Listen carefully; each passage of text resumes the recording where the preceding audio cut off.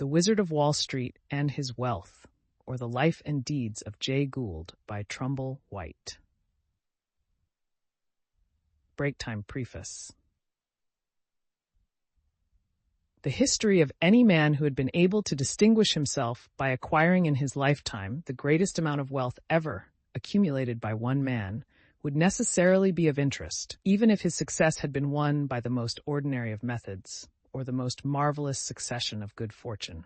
But when that man is one whose career was full of the most dramatic incidents, when he won his wealth by feats of financial daring which astounded the world, when, in short, that man is Jay Gould, the Wizard of Wall Street. 94 then, indeed, the interest is most absorbing. Jay Gould has been more prominently before the people of the country for the last few years than has any other man whose prominence depended upon the magnitude of his fortune. In his history is much to be learned, both for imitation and avoidance, by every American. This volume contains not only a complete account of the life and deeds of Jay Gould for the general reader, but also much for the student of financial affairs and Wall Street methods.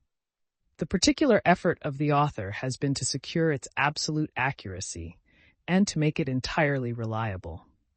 The present absorbing interest in the career of the great financier, the fact that every source of information concerning him is being sought most eagerly, makes the work particularly timely. Chapter 1. A Great Man.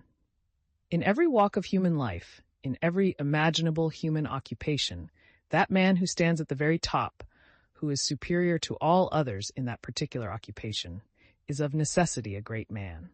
No matter how humble that occupation may be, absolute superiority in it in itself means greatness. The time once was when commercial eminence was considered to belong rather to the lower classes, and was indeed despised by those who thought themselves to be of knightlier blood than their fellows. The Crusades, the Renaissance, the discovery of America, and the impetus these gave to voyage and trade and commerce were potent factors in changing all of this. For the last few centuries, commercial ability, financial capacity, knowledge of how to manipulate men, and measures in a way to increase fortune, and so to secure more of what fortune will buy, have been more and more appreciated. Until today, aristocracy and royalty clip coupons. Families whose ancestors trace from the conqueror invest in stocks and draw dividends, and the bluest-blooded of all great families engage with avidity in the struggle for business and wealth. Since royalty and aristocracy thus deign to enter the lists of business competition, does it not become more true that that man is really great, who excels in money-making capacity every other individual in the world, who wins the prize from all his high competitors, and in his lifetime, by his own acumen and manipulation, creates a greater fortune, adds more to his wealth than has ever any other person in the world? That is what has been done by Jay Gould, the Wizard of Wall Street, 94, who has just been taken from the possession of this enormous wealth, and whose death has awakened such universal interest in his life, his history, and his personality. It is hard to realize what an enormous distinction is in the fact of being the richest man in the world. For Gould not only created his fortune, but he made it greater than is possessed by any other individual in the world. It is true that there are families, the Vanderbilts, the Astors, and the Rothschilds, whose aggregated wealth far exceeds the fortune left by Mr. Gould. But no individual of one of those families possesses an amount nearly equal to that represented by the Gould properties. Mr. Gould has been absolutely unrivaled in his position as a moneymaker. Though he has met with reverses at times and was once on the verge of actual bankruptcy, these have been due, in slight degree, to the action of his opponents in the market, but rather to some relaxation of his own energies, or some unforeseen combination of circumstances. The men who have been against him, with few exceptions, have lost while he has won. To be wealthy and to play with the gold securities, it has been necessary to follow him, not to oppose.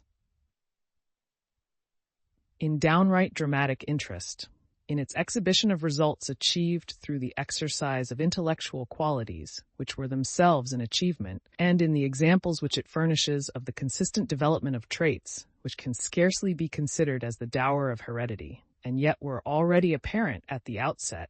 The life story of Jay Gould surpasses by far the histories of the great financiers, speculators, and railway managers with whom he was either directly or remotely associated, in a career which practically embraced the whole modern phase of financial operation. Like Drew, Vanderbilt, and Fisk, he was of humble origin and began at an early age to carve out his fortunes on lines which lay far from those to which his youthful surroundings seemed to direct him. But his first exhibitions of independent and original activity were directed toward the acquiring of an intellectual equipment of an entirely different order from that which his great rivals in Wall Street boasted. Nothing is plainer than that he was a born moneymaker, but it is easily possible that if early success in this direction had not encouraged him to bend his energies solely to the acquisition of wealth, he might have devoted himself not only successfully, but much to his own satisfaction, to higher pursuits. Though he was an absolutely tireless worker in the field of money-getting, one can scarcely study his operations, whether as a mere speculator or as the creator and developer of great industrial enterprises, without becoming convinced that the incitement to many of his colossal operations was quite as much a love for intellectual occupation as for money. Human nature is generally set down as a universal possession, and Mr. Gould was yet a young man when the scope of his financial operations was such as to give clear evidence that the material things of this world were abundantly cared for in his possessions. He had, of course, the instincts of a born speculator, yet his was not the disposition to let results depend simply on the accidental fall of the dice or the turn of a card. He loved hazard, but he loved better to compel chance to enter the channels he had dug for it. It would be folly to deny the vast value of his work in the development of the western and southwestern states, but perhaps as great a folly to attribute a philanthropic or patriotic motive to it. In a history of the life of such a man as Jay Gould, it is well that certain of his personal characteristics and certain of the chief events of his career be summarized before a complete study of his biography and character is made. It is thus possible better to understand both events and personal qualities. The education which Jay Gould acquired through his own energies as a youth found its best application in this work of development. In his purely speculative adventures, he was aided by a disposition whose traits, as has already been intimated, were formed in his youth or early manhood. It is impossible to contemplate without astonishment and even admiration the spectacle of so stable a character as one must admit Mr. Gould's to have been, fixed in boyhood and remaining unchanged all through a career which extended from a condition of the most modest kind, not to call it absolute poverty, to a position from which practically he ruled the financial world of this continent and materially affected the fortunes of the other. With untold wealth at his command, he was as simple in tastes, as unaffected in manner, as abstemious in habits, as industrious, as self-dependent and self-reliant as when he set out in boyhood to make himself a rich man. Nor did any of his less amiable characteristics undergo a less change. In some of his first business ventures can be read the same disposition for silent intrigue, the same secretiveness touching his intentions, the same subtlety and elaborateness of plan, and the same indifference to the feelings or comments of others that as marked the tremendous operations which are the climaxes of his purely speculative career, the war over Erie and the gold operations which culminated in that memorable and deplorable day which is written in history as Black Friday. There was, perhaps, never a time in Jay Gould's career when it was possible to estimate his wealth with anything approaching correctness. His secretive disposition stood in the way of a general acquaintance with the outcome of his many ventures. Long after he had gained control of the Wabash system of railways, the Manhattan Elevated and the Western Union Telegraph Company, during a little flurry in Wall Street, in which everybody thought the finger of Jay Gould was hidden, but nobody knew, a broker sagely observed, "Mr. Gould has many properties, but a brass band is not one of them." He never went forth trumpeting his affairs. Moreover, his wealth always consisted of stocks and bonds, which were subject to the fluctuations of the market, and which unquestionably derived a considerable proportion of their value from the fact that he controlled the property which they represented. Once, however, he put aside his natural secrecy and made an exhibition of his wealth in order to quiet some annoying reports that were current touching his financial condition. This was in March 1882, when he spread the contents of his strong box before his astonished visitors. Mr. Gould's secretiveness was exhibited quite as strikingly in his benefactions as his speculations. He never achieved a reputation as one in the habit of doing good to his fellow-men, and yet few rich men were more charitable than he. Only once did he forego his customary reticence, and then it was in a time of great public calamity. Yellow fever was raging in Memphis, and subscriptions were being raised in all the large cities of the country. Gould did not wait, but telegraphed to the authorities of Memphis to draw on him for all the money they needed. As a rule, like William H. Vanderbilt, he dispensed his benefactions through a trustee. This, during the last few years of his own life, was Thurlow Weed. "I am Mr. Gould's philanthropical advisor," said this remarkable man on one occasion in 1879. "Whenever a really deserving charity is brought to my attention, I explain it to Mr. Gould. He always takes my word as to when and how much to contribute. I have never known him to disregard my advice in such matters. His only condition is that there shall be no public blazonry of his benefactions. He is a constant and liberal giver, but doesn't let his right hand know what his left hand is doing. Oh, there will be a full page to his credit when the record is opened above. It should also be added to the list of his virtues that he abstained absolutely from spirituous liquors, including wine, and never used tobacco. He was, however, fond of highly spiced food, and it is said that indulgence in such viands caused the stomachic disarrangements, which forced him to devote himself in 1888 to the pursuit of health. He loved flowers exceedingly, and in his country seat at Irvington-on-the-Hudson built up one of the finest conservatories in the world. Jay Gould's career was not a colorless one, but was full of episode and variety. He was a genuine American in that he had engaged before he was out of his teens in some dozen pursuits, which number he doubled in the next few years.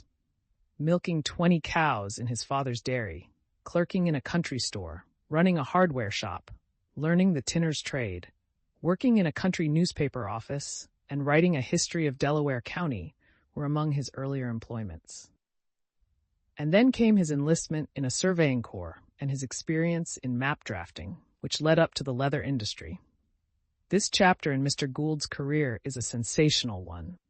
His enlargement of the tannery business in Pennsylvania, his establishment of a village named for himself, Goldsboro, and of a bank of which he was director, were the business portions of the sensation.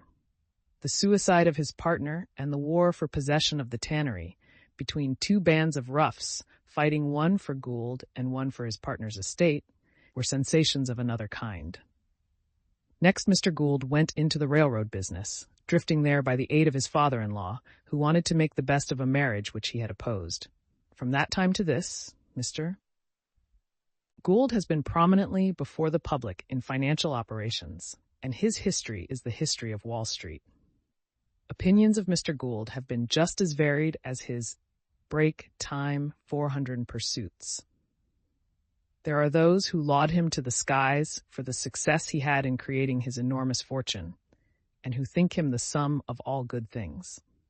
There are many others who think of him as being simply a close-fisted, unscrupulous, selfish businessman of undoubted ability, but with no thought except to add to his wealth by whatever means might be necessary at the expense of others.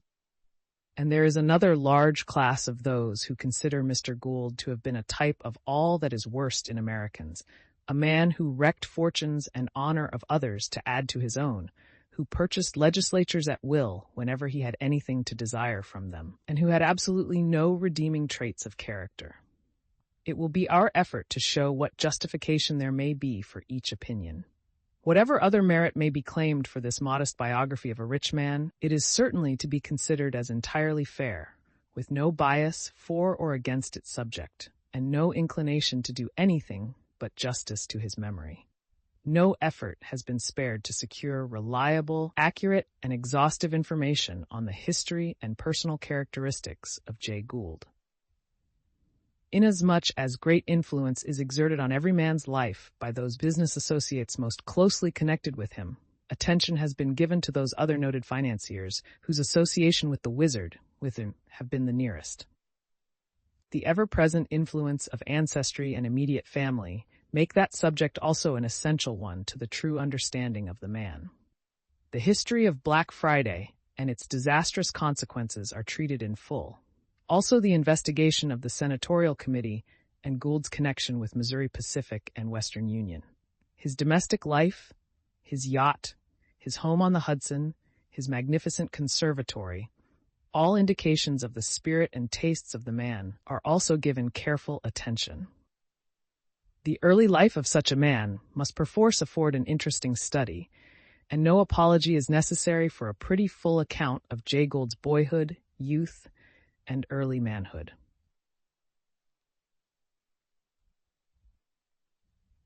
Chapter 2. Youth and Ancestry of Jay Gould. Many who knew Mr. Gould intimately are in the habit of asserting that his origin must have been Hebraic. No one pretends to say how many generations back the Jewish blood was in the family, or that Mr. Gould was aware of its existence in him. But both his names, Jason or Jay and Gould, served to strengthen this belief in those who held it. The twisted form Gould was suspected of being changed from gold, which is a common prefix in the names of inanimate and natural objects, which certain Jews in Europe were compelled to adopt as surnames in one period of their history. His habits of thought and his extraordinary intellect were both Jewish, these people assert, with how much or how little basis in the actual fact of his origin, no one can ever decide. Mr. Gould was certainly American in the character and extent of his self-creation and success. Born of poor parents on a poorer farm, he began to make money to pay his way through school, and he was a partner in business enterprises while yet a lad. But so far as Mr. Gould himself has been able to decide, he came of Puritan stock, than which none is more diametrically removed from the Hebraic. He was born on May 27, 1836, in the little post village of Roxbury, Delaware County, New York State. Nearly half a century before, while Delaware, Ulster, and Otsego counties were yet one, his grandfather came with half a dozen Puritan families from Fairfield County, Connecticut, and took up land near the land which became Jay Gould's birthplace. This grandfather was Captain Abram Gould. He had been a Revolutionary soldier and was described as a grim, earnest, honest man. To him was born in 1792 a son who was named John B. Gould, the first male child born in the new settlement. John B. grew to manhood, was 3 times married, and Jay was his son by his first wife. The boy's mother was a pious woman, a regular attendant of the Methodist services held in the Yaller Meeting House, where Jay also imbibed such religious notions as found a foothold in a nature not much given to the contemplation of spiritual things. The father was a small farmer and kept a dairy of 20 cows. Break time. Until he was 14 years old, Jay lived on the farm, picking up such a meager education as attendance from 4 to 5 years at a district school, which was closed during the greater part of the year, afforded. This school was finally closed altogether by the breaking out of the anti-rent war, as it was called, an uprising of the farmers against the efforts of persons who claimed to have bought the land from the Indians to collect an annual rental. Jay was dissatisfied with farm life, which indeed offered nothing, under the circumstances, to satisfy his boyish ambitions. The reasons of his dissatisfaction he once set forth as follows. As I was the boy of the family, I generally brought the cows in the morning and assisted my sister to milk them and drove them back and went for them again at night. I went barefooted, and I used to get thistles in my feet, and I did not like farming in that way. So I said one day to my father that I would like to go to a select school that was some 12 or 15 miles from there. He said all right, but that I was too young. I said to him that if he would give me my time, I would try my fortune.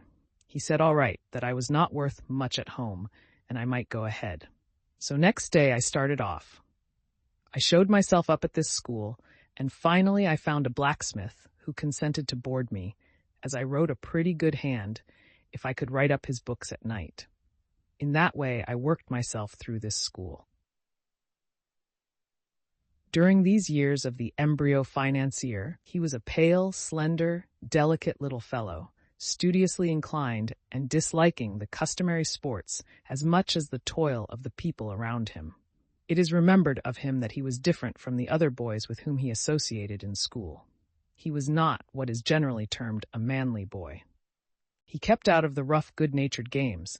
He preferred to remain indoors, and at noontime cuddled up in some remote corner of the schoolhouse, busy about nobody knew what. When approached by the others with invitations to come and join them, he would refuse. If in banter the boys attempted to force him to join them, he would make a great outcry, and breaking away from them, would sit and mope until the school was called to order. Then he would go to the master's chair and enter a tearful complaint against his enemies. The master would thrash the other fellows, and little Gould would be tickled.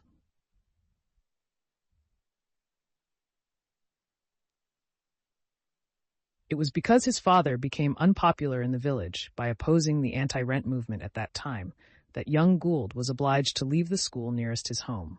He waited until he was 14 years old. Then, after pondering over his prospects, he formed a resolution, and at once put it into practice by asking his father's permission to leave home, saying that he was confident in his ability to take care of himself. His father was inclined to be amused at the boy's request, which was made with much earnestness, and thinking that it was a mere passing whim, returned a careless affirmative. The family were astounded, however, the next morning when little Jay entered the breakfast room equipped for his journey out into the world. He ate his breakfast quietly, and, arising from the table, held out his hand to his father with a hearty "Goodbye, father." His father was amazed at his determination, and his stepmother and sisters entreated him tearfully to remain at home.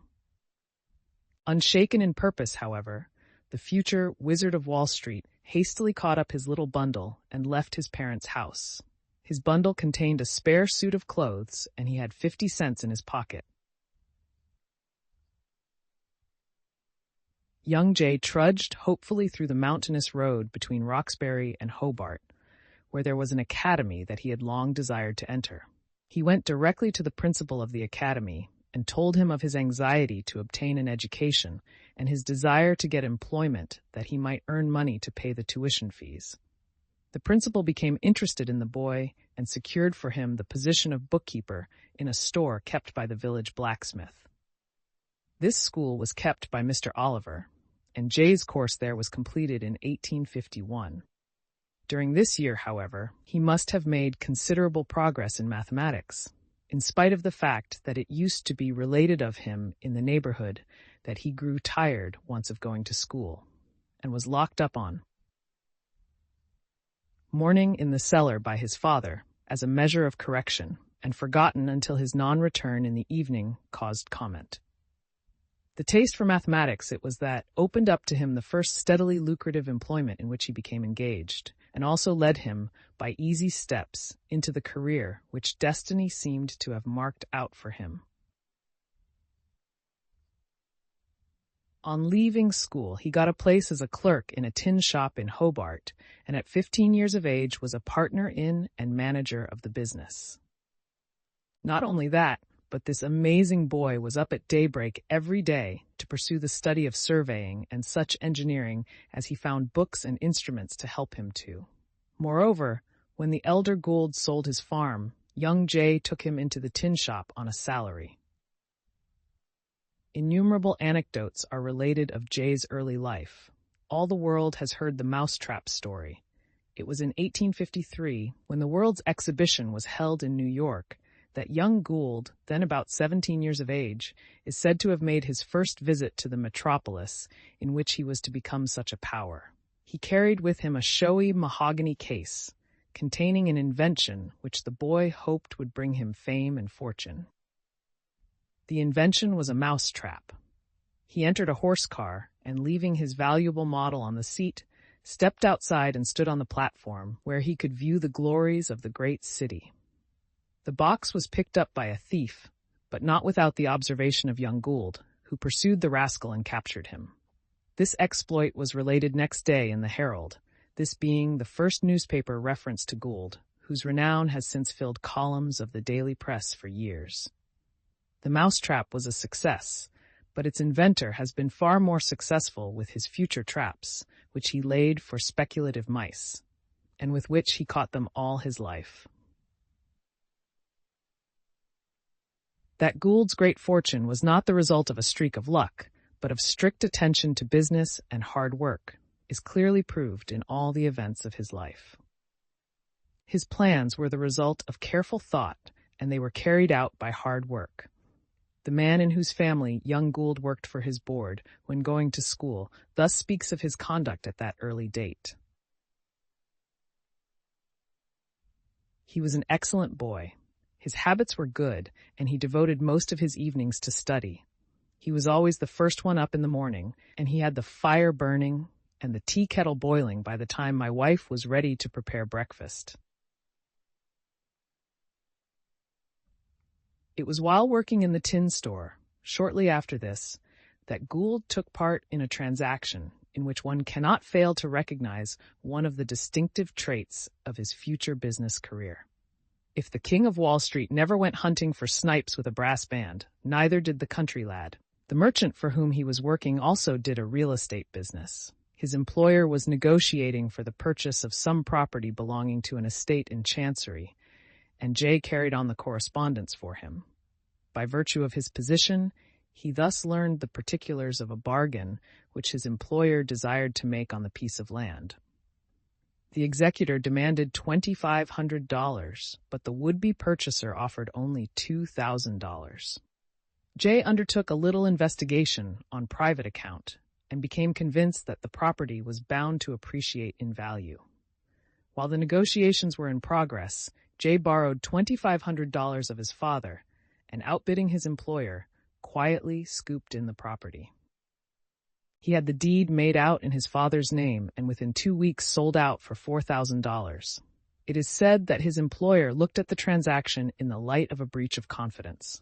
The result was that it caused a separation between the merchant and his clerk and broke up a little romance which is said to have existed between the young speculator and a young female member of his employer's family.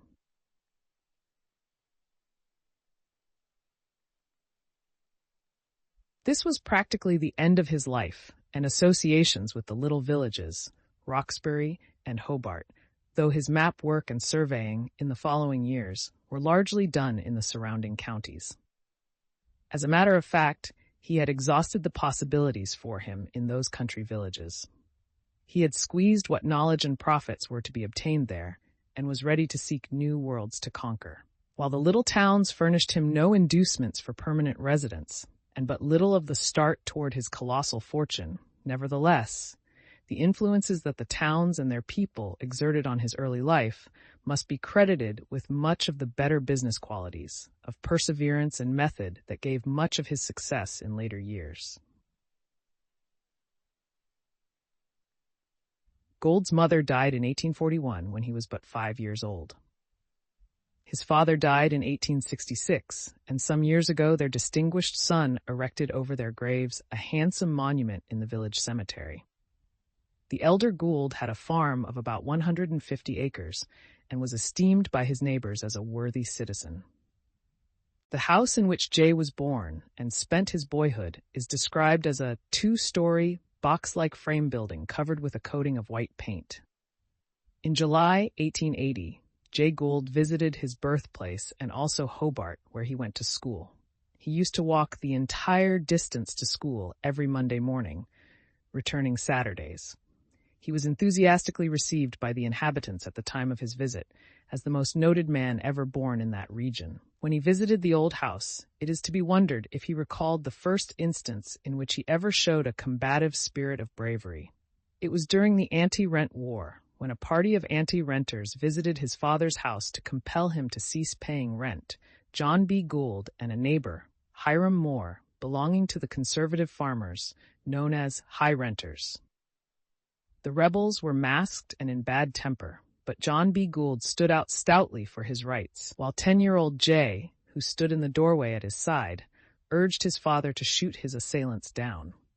John B., like the son in manhood, was small of stature and had the additional misfortune of having one leg shorter than the other, but he probably inherited some of the rugged qualities of grim Captain Abram, and these were likely to be accentuated by the struggle for existence in the rough, sterile country of their habitation.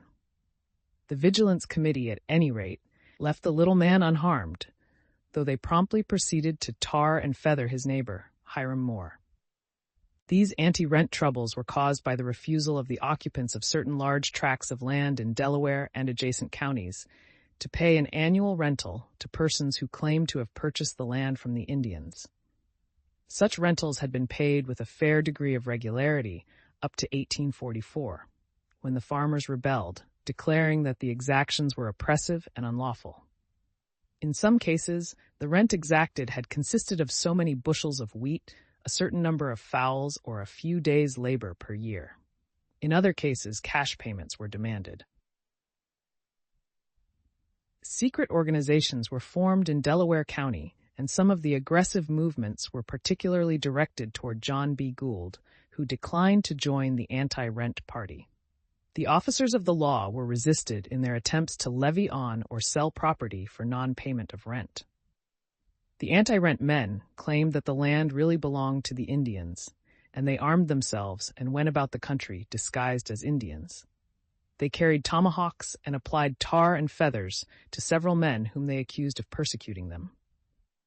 Mr. Gould had in his possession for many years one of the tomahawks that was brandished by the Roxbury Indians, and he could readily recall the events that preceded and followed the Battle of Shacksville, in which a body of armed anti-renters, in resisting a sheriff's posse, killed several men.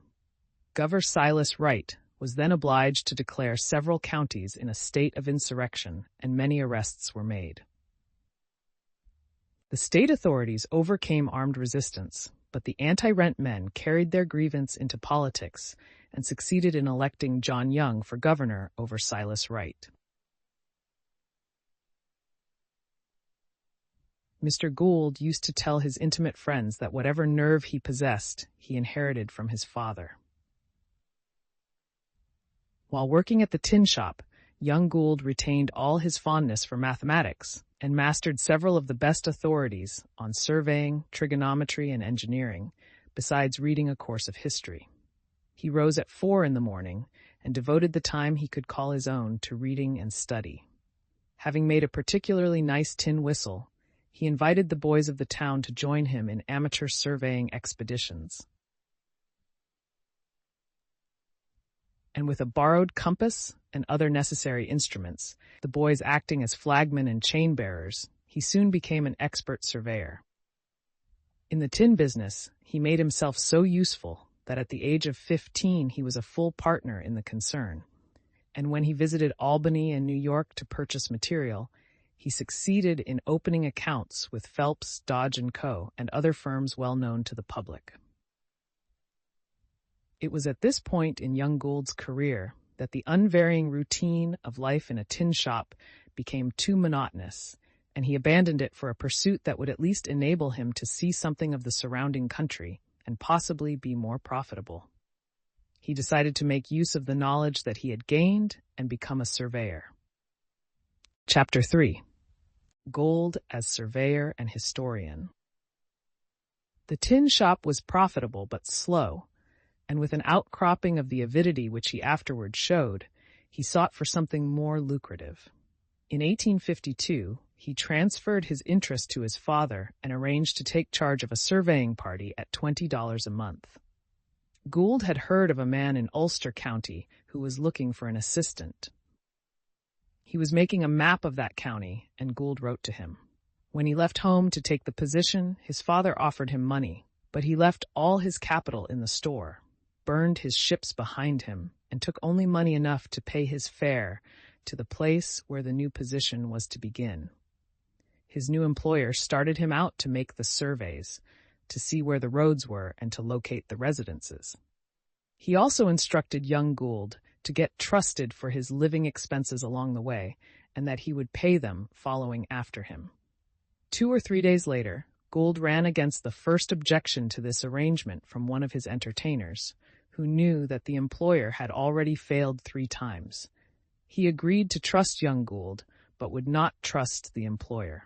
The boy wandered on after this rebuff until 3 o'clock, before making an effort to get his dinner. His wretchedness and its relief are interestingly told in a letter that Mr. Gould wrote to a friend some years later. I was out of money. That is to say, every cent I had at my command was a 10-cent piece, with which I had determined not to part. Fall was approaching, and unless our surveys were completed before winter set in, the final completion of our enterprise would be necessarily delayed until another season, subjecting us to additional expense, which I feared would prove hazardous to the enterprise. I was among entire strangers and consequently without credit. I could not spare time to go to Delaware County after funds, and I had not money to reach there. If tears had been coin, my empty coffers would soon have been amply replenished. In this emergency, a welcome expedient accidentally presented itself.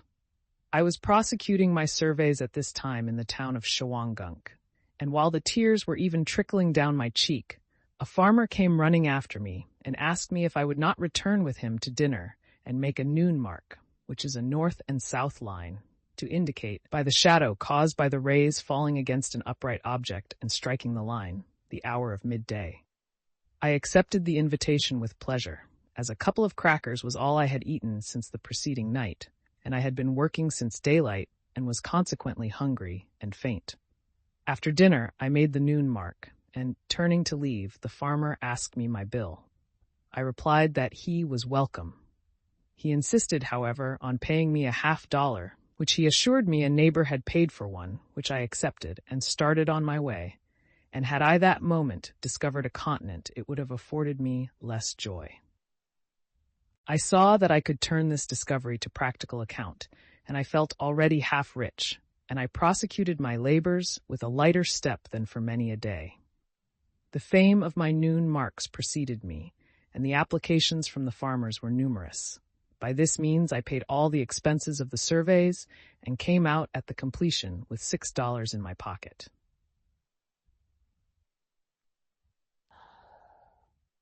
In the early part of this embarrassment, he had no overcoat and sometimes traveled 40 miles a day on foot.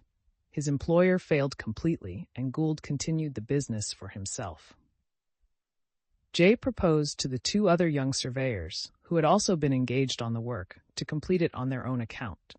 The other 2 young fellows had money, and when the map was ready for the engraver, Jay, finding his colleagues anxious to put their names on it, sold his interest to them for $500.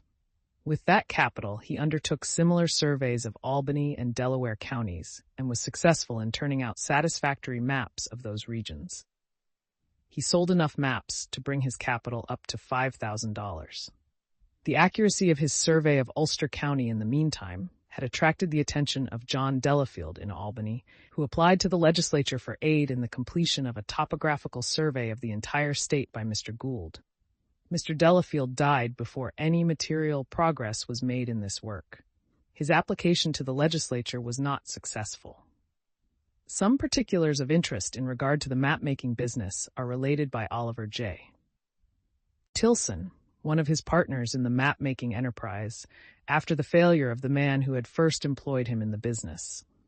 Mr. Tilson confirms Mr. Gould's account and tells of the bargain in which the latter sold out to his partners. Here is a copy of a receipt given by Gould on that occasion. December 27th, 1852. Received of Oliver J. Tilson and Peter H. Brink $90 and wheel in full of all debts and demands and dues against them and the Ulster County map. Jason Gould for John B. Gould. It will be observed that he signed his name Jason, not J.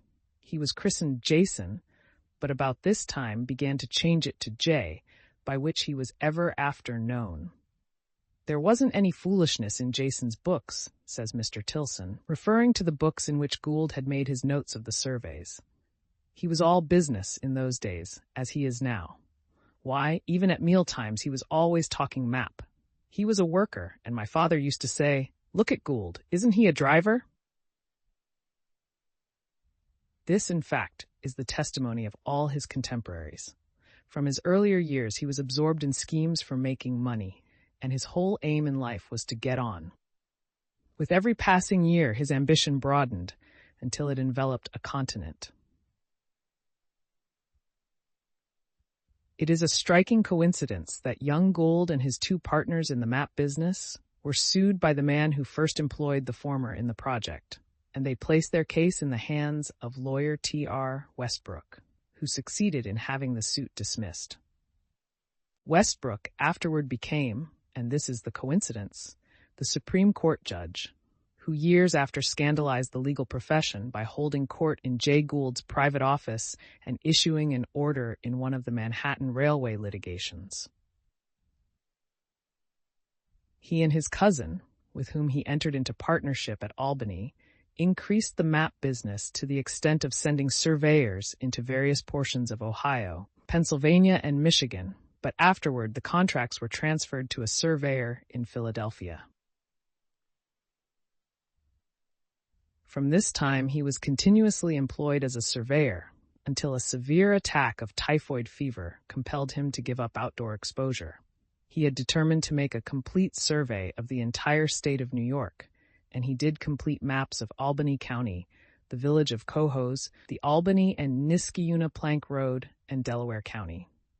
He also surveyed Lake and Geauga counties in Ohio, Oakland County in Michigan, and a proposed railroad from Newburgh to Syracuse.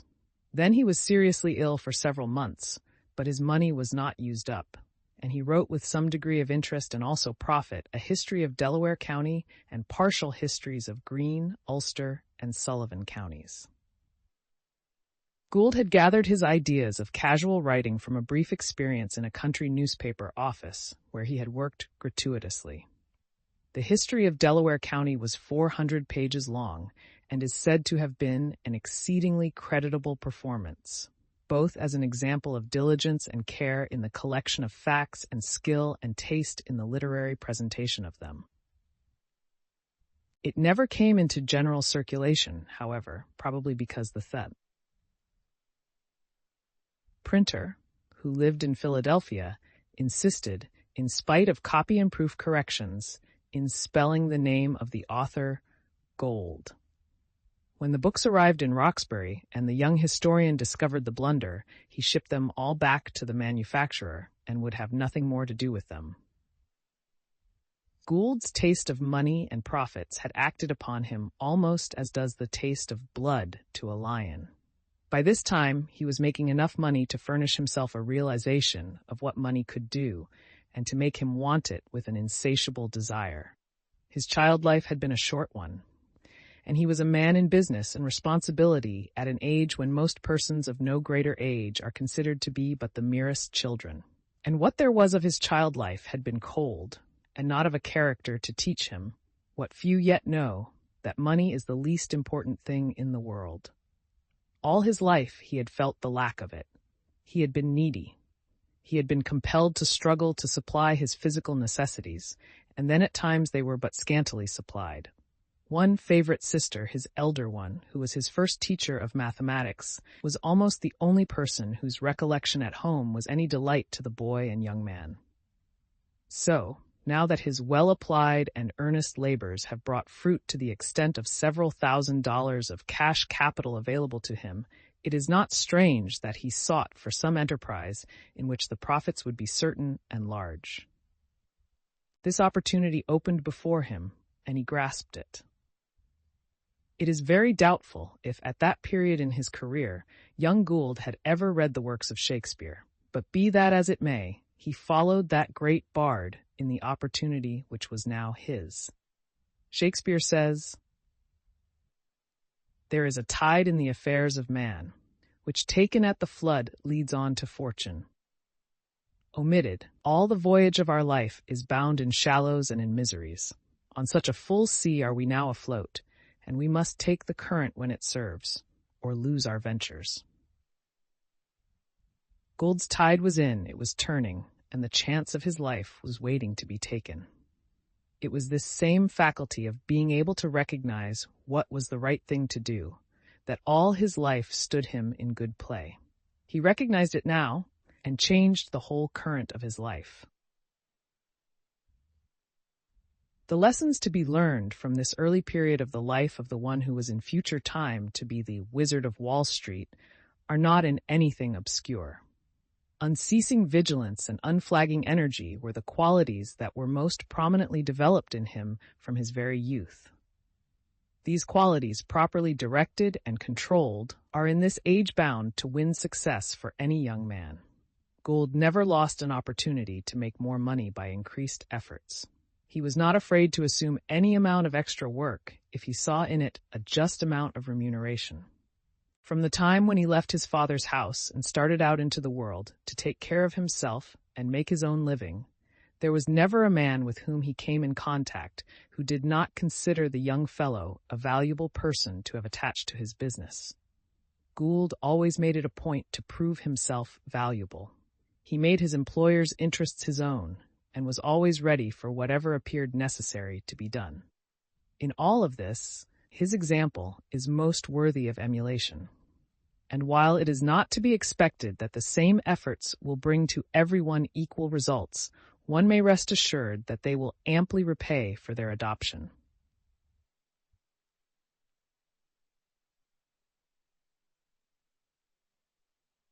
Gould and the Tannery War. From the mildly humdrum life of schoolboy, tinker, surveyor, and bookseller, Gould's career now changes to an intensely dramatic period. While pursuing his avocation as a surveyor, he made the acquaintance of Zadok Pratt, a local celebrity who lived at Prattsville, not far from Roxbury, for whom he had done some surveying. Pratt is described as an ignorant man who had amassed what at that time and in that section was considered an immense fortune. He was worth $100,000 and had the largest tannery in the country. He had also been to Congress, and, as is usual with such district nabobs, he was a very vain man. How he happened to become attached to Jay Gould does not appear. Mr. Gould himself once said, "While I was carrying on these surveys, I met a gentleman who seemed to take a fancy to me." Zadok Pratt was a famous man in his days. He was not only the biggest tanner in the country, but he was also a power in the politics in the state. During his 10 years' service in Congress, at least one of his speeches attracted widespread attention. He was one of the earliest advocates of cheap postage, and he moved the establishment of the Bureau of Statistics, which has since developed into the Department of the Interior. He also moved the first survey of the Pacific Railroad line. When he ceased his Prattsville tannery in 1845, he estimated that in 20 years he had used 150,000 cords of bark and wood, had employed 30,000 men, had cleared 12,000 acres of land, and tanned over 1 million sides of sole leather. He was, however, nearly 70 years old when he interested himself in Gould. The latter was fortunate in obtaining the confidence of this man. The history of his association with Pratt, and later with Loop, is not contained in legislative and law reports, as are other portions of Gould's career. But there are several very circumstantial accounts extant based on the testimony of eyewitnesses, some of whom may still be living. One story has it that the young historian had artfully flattered Pratt in his History of Delaware County, and so won his good opinion. However this may be, certain it is that Pratt asked the young man who had surveyed his place in Prattsville to embark with him in the business of tanning leather. Gould agreed and immediately demonstrated his capacity for managing the new venture by going over the Delaware and Lackawanna Railway then recently completed, into Pennsylvania, on a search for a site of the proposed new tannery. He found a large tract of land growing hemlock in Lackawanna County and reported the fact to Mr. Pratt. Soon after, he started for the hemlock woods again, and this time he made contracts of purchase with their owners. In his next expedition into Pennsylvania, he took 50 or 60 men with him to build the tannery. The site chosen was in the midst of the forest, 15 miles away from the nearest village.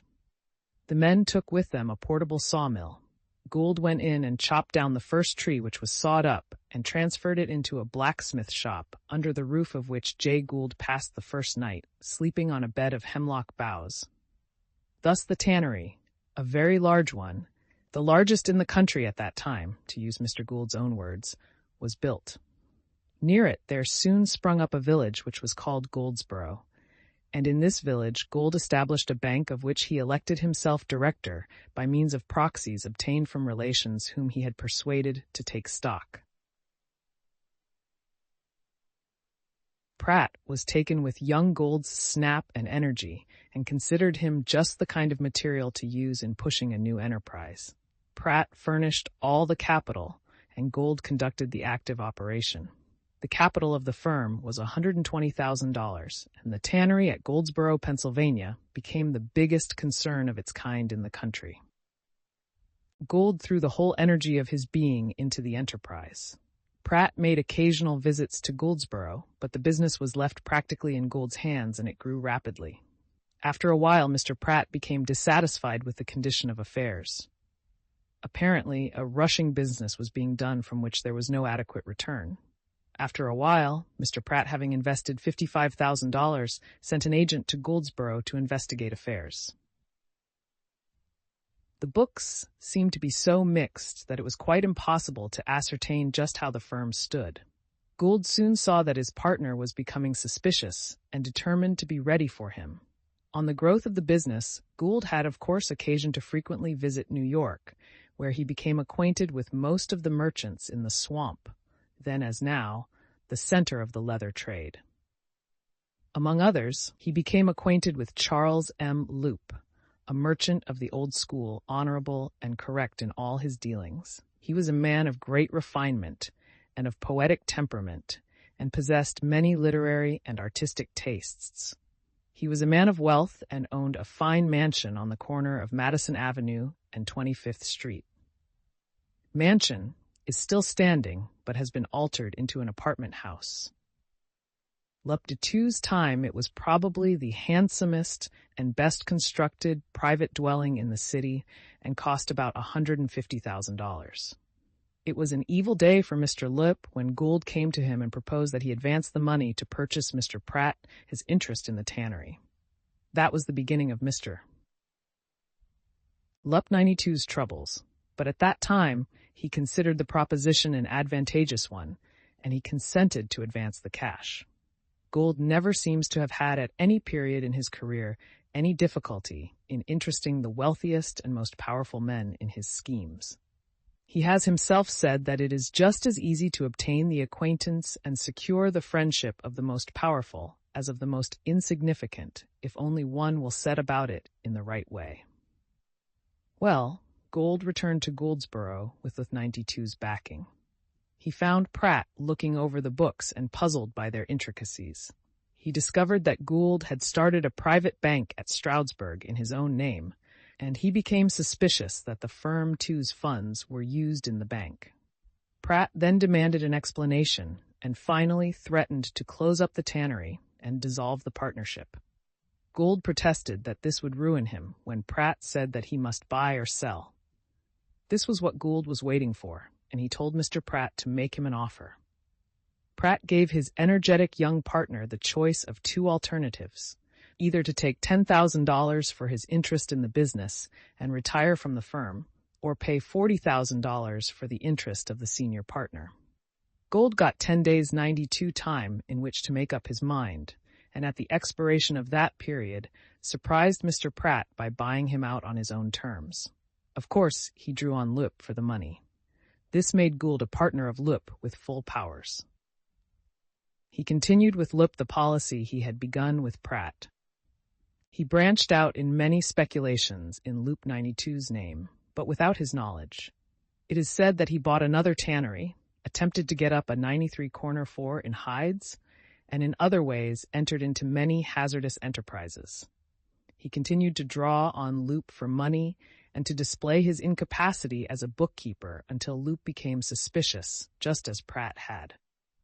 Meanwhile, the Panic of 1857 had swept over the country and unsettled all business operations. And when Loop discovered the extent in which he had been involved in Gould's speculations, he thought that he was ruined. He went to his magnificent home one night and, in a fit of despondency, shot himself dead. It is not certain but that Gould's schemes would have turned out all right, and to Loop 92's, as well as to Gould & Two's advantage, but it is a fact that Loop 2's partners and heirs have always felt very bitter against Gould, and could not help believing that he was indirectly the cause of sad and untimely end.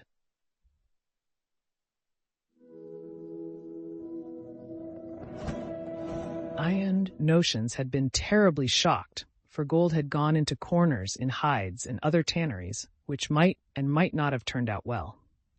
When he found that his partner had bought not only all the hides then in the market, but all that were to arrive in the ensuing 6 months, he literally lost his reason, and his suicide occurred after a stormy interview with Gould, who remained imperturbably cool and simply turned on his heel and left the office. It is related that in the excitement and passion of Black Friday, when a mob surged through Wall Street, a voice was heard above the tumult shouting the awful question, "Who killed Lipe?" And the answer is said to have come from 100 throats. J. Gould. Prior to the fatal shot, Gould had arranged with Congressman Alley of Massachusetts to take the works and thus relieve Lepp and Lee, who was also a partner. But the suicide of the senior partner stopped the final consummation of this plan, and Gould always insisted, stopped the way to a profitable continuance of the works. Mr. Gould then negotiated with Loop 2's daughters for the control of the tannery. It is stated that they demanded $60,000, the amount Loop had originally advanced. Gould agreed to this, but proposed a plan by which the payments should extend over a term of years, $10,000 cash and a like amount every year, until the entire indebtedness had been liquidated. When the papers were drawn up, it was found Gould had made no provision for paying interest. Negotiations were broken off, and Mr. Lee, a relative and partner of Loop, hastened to Goldsboro and took possession of the tannery in the name of Loop 92's heirs, taking the precaution to hire a lot of men to help him barricade and guard it. Gould arrived a day or two later and determined to capture the tannery at all hazards. Goldsboro was a village of about 300 inhabitants, situated some distance from the railway station, and besides the tannery, the most important building was the hotel. Mr. Lee, who, like Mr. Loop, is described as an honorable, warm-hearted man, but with more courage and grit, had the tannery guarded by about 30 or 40 men whom he had hired at Scranton. Gould, as soon as he arrived, began active operations. He interested nearly the entire population of the place in his behalf. They knew him, and Lee was a comparative stranger. Gould told everyone he met that he owned the tannery, that Lee and his cutthroats were endeavoring to get the property away from him, and that if they succeeded, the business would go to wreck and ruin, and the place would suffer a big loss. He had soon an armed gang of about 150 men around him, prepared to fight for him. They were a tough-looking set of men. He took them to the hotel, where he gave them an oyster supper, and then mounting an empty box addressed his forces, telling them to use no unnecessary olents, but to 93 be sure and get the tannery. 94. This was probably the first and only speech Gould ever made in all his life. Filled with oysters and whiskey, the men made a determined charge on the tannery, Gould directing everything, but prudently keeping in the background, for he heard that Lee had a loaded musket ready for him. The battle was fierce but short. The barricaded doors were battered in, and Lee's men were driven from the tannery. 2 men were badly wounded. One of Lee's party was shot through the breast. Warrants were issued for the arrest of all concerned. Many of the men fled from the place never to return. Those arrested were afterward released on bail. Gould was left in possession of the property, but it did him little good. Lee began legal proceedings against him, and Gould brought countersuits, and this litigation was continued until the business was destroyed and the tannery abandoned. In the New York Herald of March 16, 1860, is given the following account of the battle in Pennsylvania. Battle between the forces of the Swamp Leather dealers, the Lip and Lee Tannery, attacked and defended, sides of leather used for breastworks, insurged strong, the tannery, take of the defenders, wounded 4. About 10:30 o 92 clock on Tuesday morning, the lock was wrenched from the stable, the men having been concentrated into the tannery, and the stable being unguarded. A little past 12, the tannery itself was attacked by a mob variously estimated at from 180 to 250 men, armed with axes, muskets, rifles, and other weapons. Without a demand of possession or summons to surrender, the doors were beaten in, and but a few blows had been struck by the assailants before they began to fire ball and buckshot through the building, raking it in every direction. As vigorous a defense was made, by a force of 15 men in the story attacked, with tannery sticks, stones, and 4 revolvers, as was possible against such overwhelming odds. The tannery was finally carried on all sides, and those who did not escape were violently flung from the windows and doors, while the assailants rushed through the buildings, yelling like Indians, pursuing the fugitives with their guns in every direction. In the action, many contusions were received and 4 gunshot wounds, and had it not been for the large number of sides of leather hung up the lofts, very few of the defending party would have escaped without wounds. Mr. J. Gould, in his version of the affair, in which he endeavors to exculpate himself, says, "I quietly selected 50 men, commanding the reserve to keep aloof, divided them into 2 companies, one of which I dispatched to the upper end of the building, directing them to take off the boards, while I headed the other to open a large front door. I burst open the door and sprang in. I was immediately saluted with a shower of balls, forcing my men to retire, and I brought them up a second and third time and pressed them into the building. And by this time the company at the upper end of the tannery had succeeded in effecting an entrance, and the firing now became general on all sides, and the bullets were whistling in every direction. After a hard contested struggle on both sides, we became the victors, and our opponents went flying from the tannery, some of them making fearful leaps from the second story." After this depreciation of value in the tannery property, Gould's ready resources were so exhausted that it is related that he had to borrow the money to pay his railroad fare to New York. It is probable that no man in this or any other country has ever been a party to so many lawsuits as Gould. From the time of the contest over the map business, there was scarcely a day during his whole life that he did not have some litigation on his hands. This ends the early chapters of Gould's life. He now entered upon that career in the metropolis which has made his name familiar around the globe. It is doubtful if many young men, before the age of 24 years, have passed through as many and as varied experiences as these of Jay Gould. All his training now, for several years, had been in the line.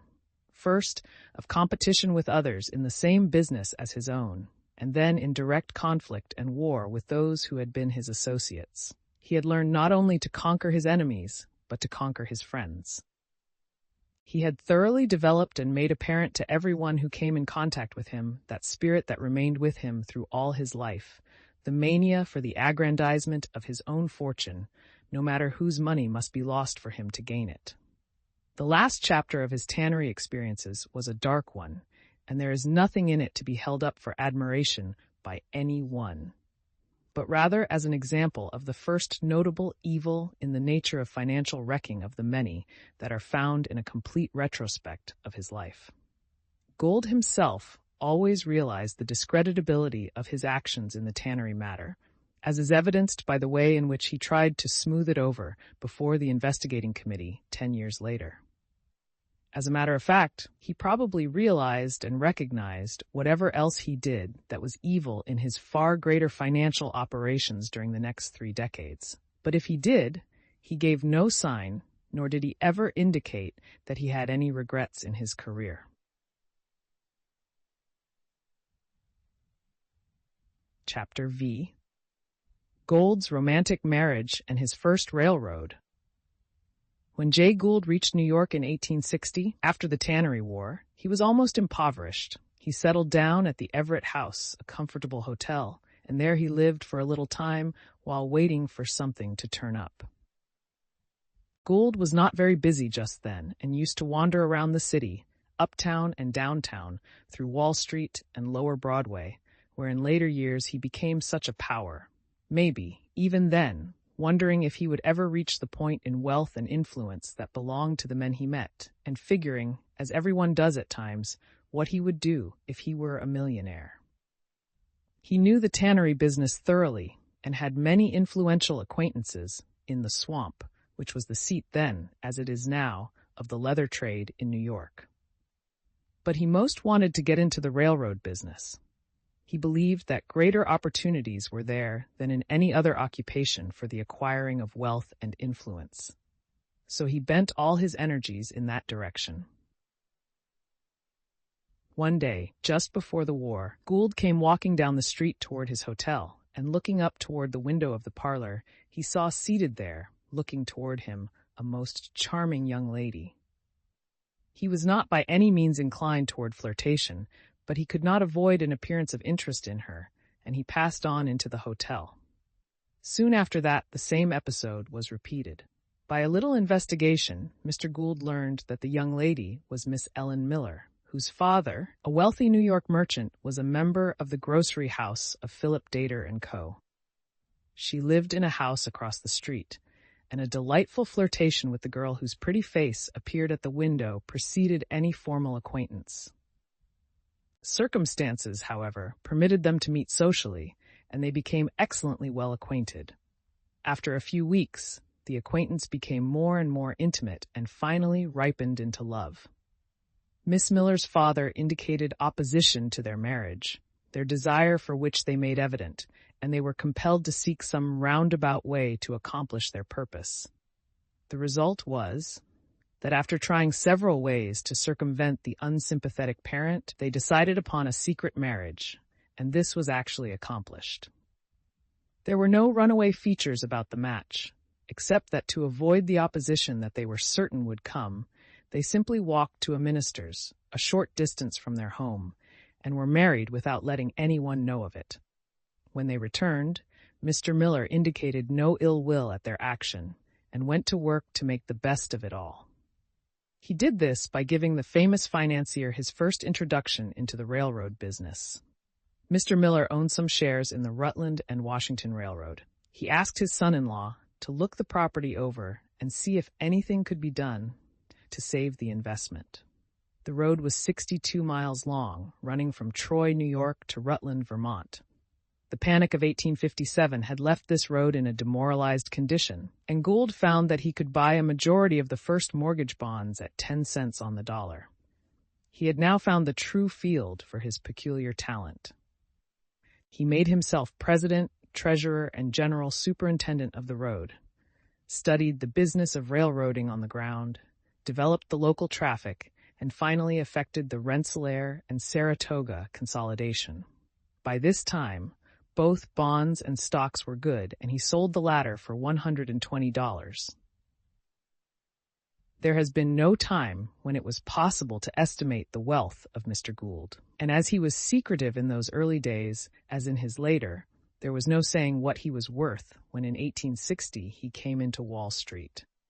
One statement has it that when the firm of Smith, Gould & Martin was organized, Mr. Gould's possessions amounted to $30,000 in cash. Another is that when he sold out his holdings in the Rensselaer and Saratoga consolidation, he was worth $750,000.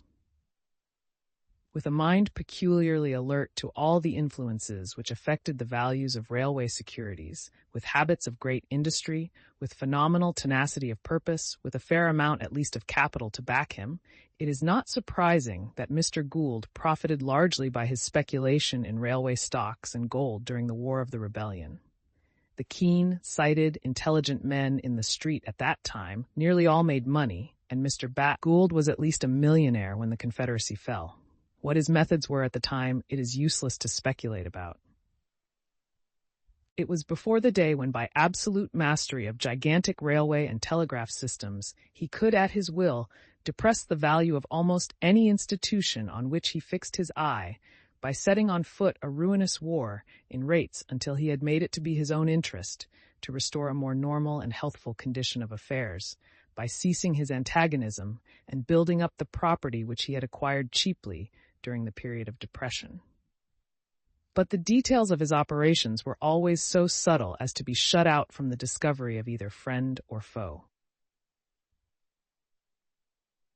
Gould was now fairly on the way toward his colossal fortune.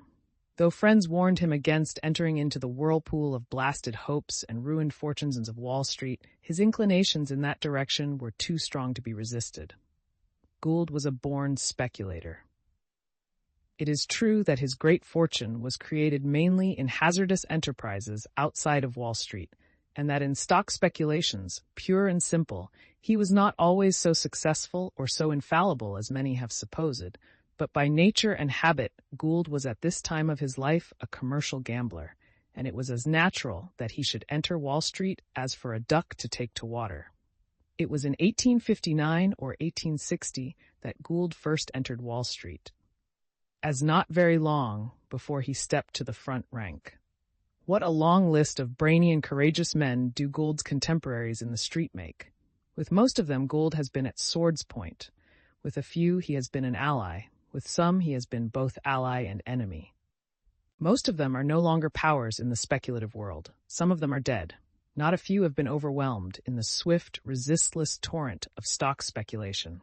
3 or 4 yet remain with power in their hands and millions in their vaults. The Vanderbilts, the Commodore, his son and grandsons, Daniel Drew, James Fisk, Jr., the Beldens, Commodore Garrison, Henry N. Smith, James R. Keene, William Heath, George Wasini, Jen Thomas, Calvin S. Bryce, D.O. Mills, Horace F. Clark, Alfred Sully, Addison Kamek, C.F. Warishoff, the Rockefellers, S.M. Neeland, C.J. Osborne, D.P. Morgan, H.S. Ives, C.P. Huntington, Russell Sage, Cyrus W. Field, John W. Garrett, Robert Garrett, J.P. Morgan, the Seligmans, Brown Bras, J. Cook, Hugh J. Jewett, Lathrop, Little and Austin Corbin, Henry Clues, Washington E. Connor Burnham, Jen E. F. Winslow, Edward S. Stokes, S. V. White, William Dowd, Solon Humphreys, William R. Travers, Rufus Hatch, Samuel Sloan.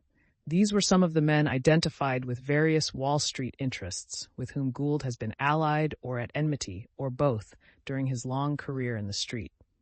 That he has been able among all these financial giants to make himself the leader is the highest evidence that can be given of his genius in speculation and railroad financiering.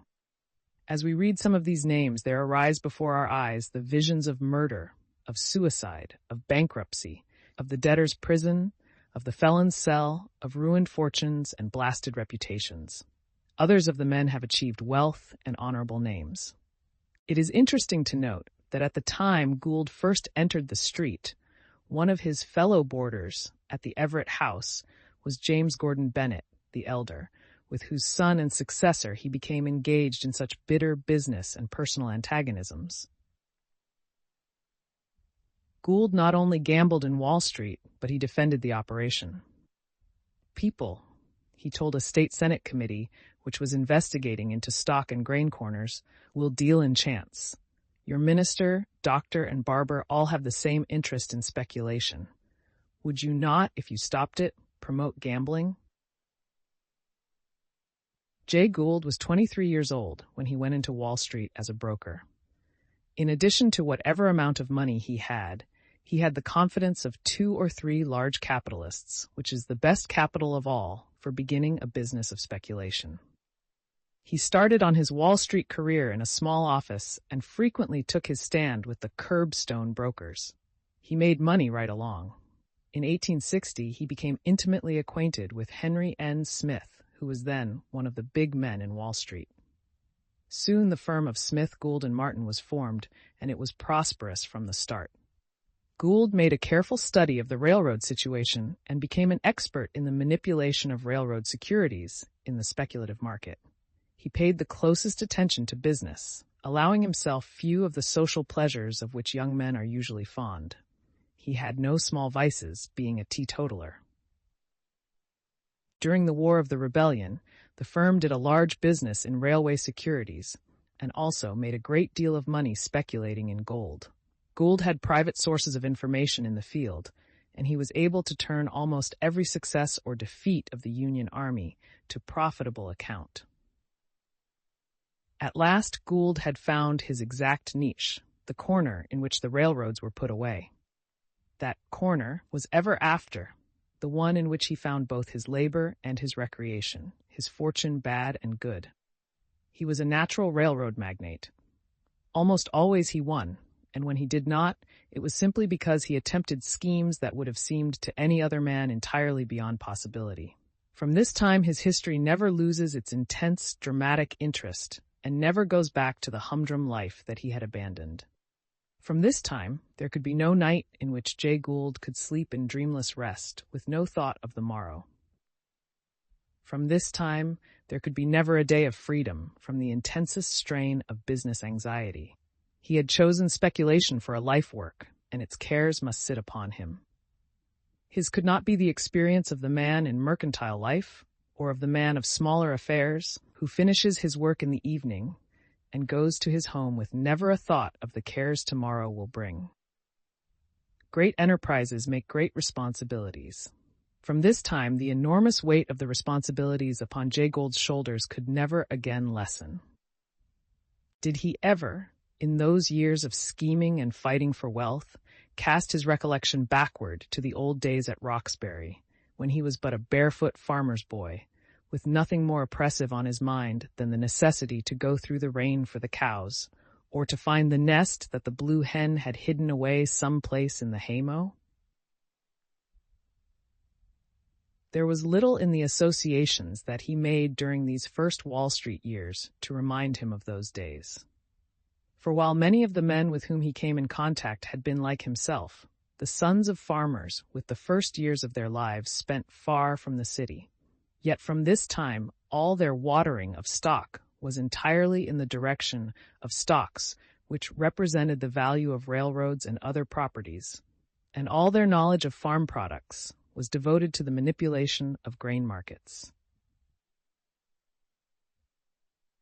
As Gould's acquaintance grew larger and his success in ordinary small ventures became assured, his disposition began to demand something of greater magnitude, something with more satisfaction in it for that appetite that was already becoming insatiable.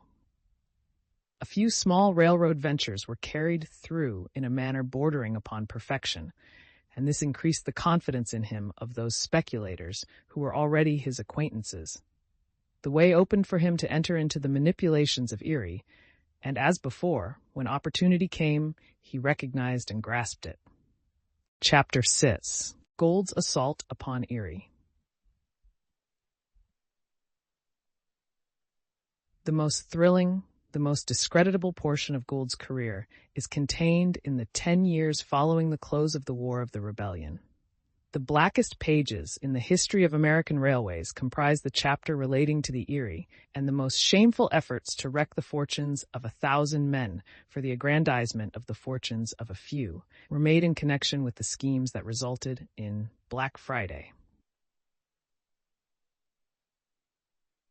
Nothing in the credit mobilier and the history of the rise of the Pacific Railroads equals in downright violation of sacred trusts, in absolute plunder of vast properties, and in wholesale bribery and corruption, the record of Erie.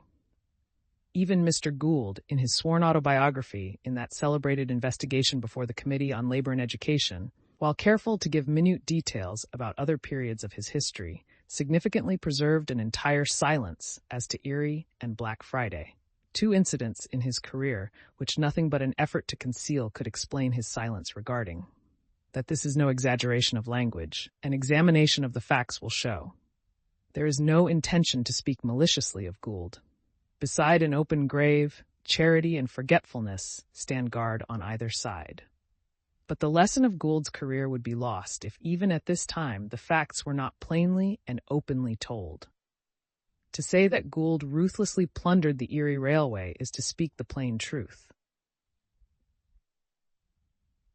Fortunately, the record of Erie, notwithstanding Mr. Gould's silence, can be told from authoritative testimony. In his famous chapter of Erie, published in the North American Review in 1869, Charles Francis Adams gives a thrilling account of Erie, from the time Daniel Drew engaged in his famous war with Commodore Vanderbilt, to the time when that unfortunate road was in complete control of Jay Gould and James Fisk, Jr. Mr. Adams' history stopped short in the middle of the story, but the record of Erie, from 1869 till Mr. Gould was driven from power in 1872, is given in the report of the Legislative Inquiry in 1873 and of the Hepburn Investigation of 1879.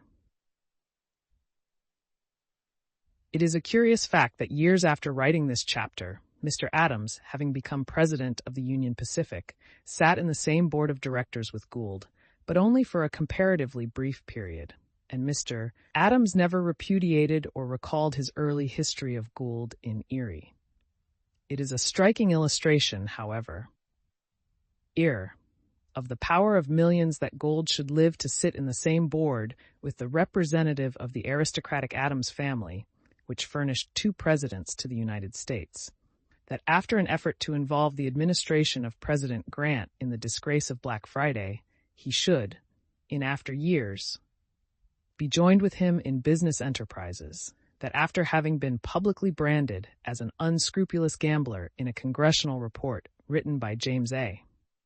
Garfield, he should be sought for to render aid to secure Garfield's election as president, and that, though not seeking to join the social circles in which the Astors are leaders, he was able to induce John Jacob Astor to sit with him in the Western Union Board of Directors.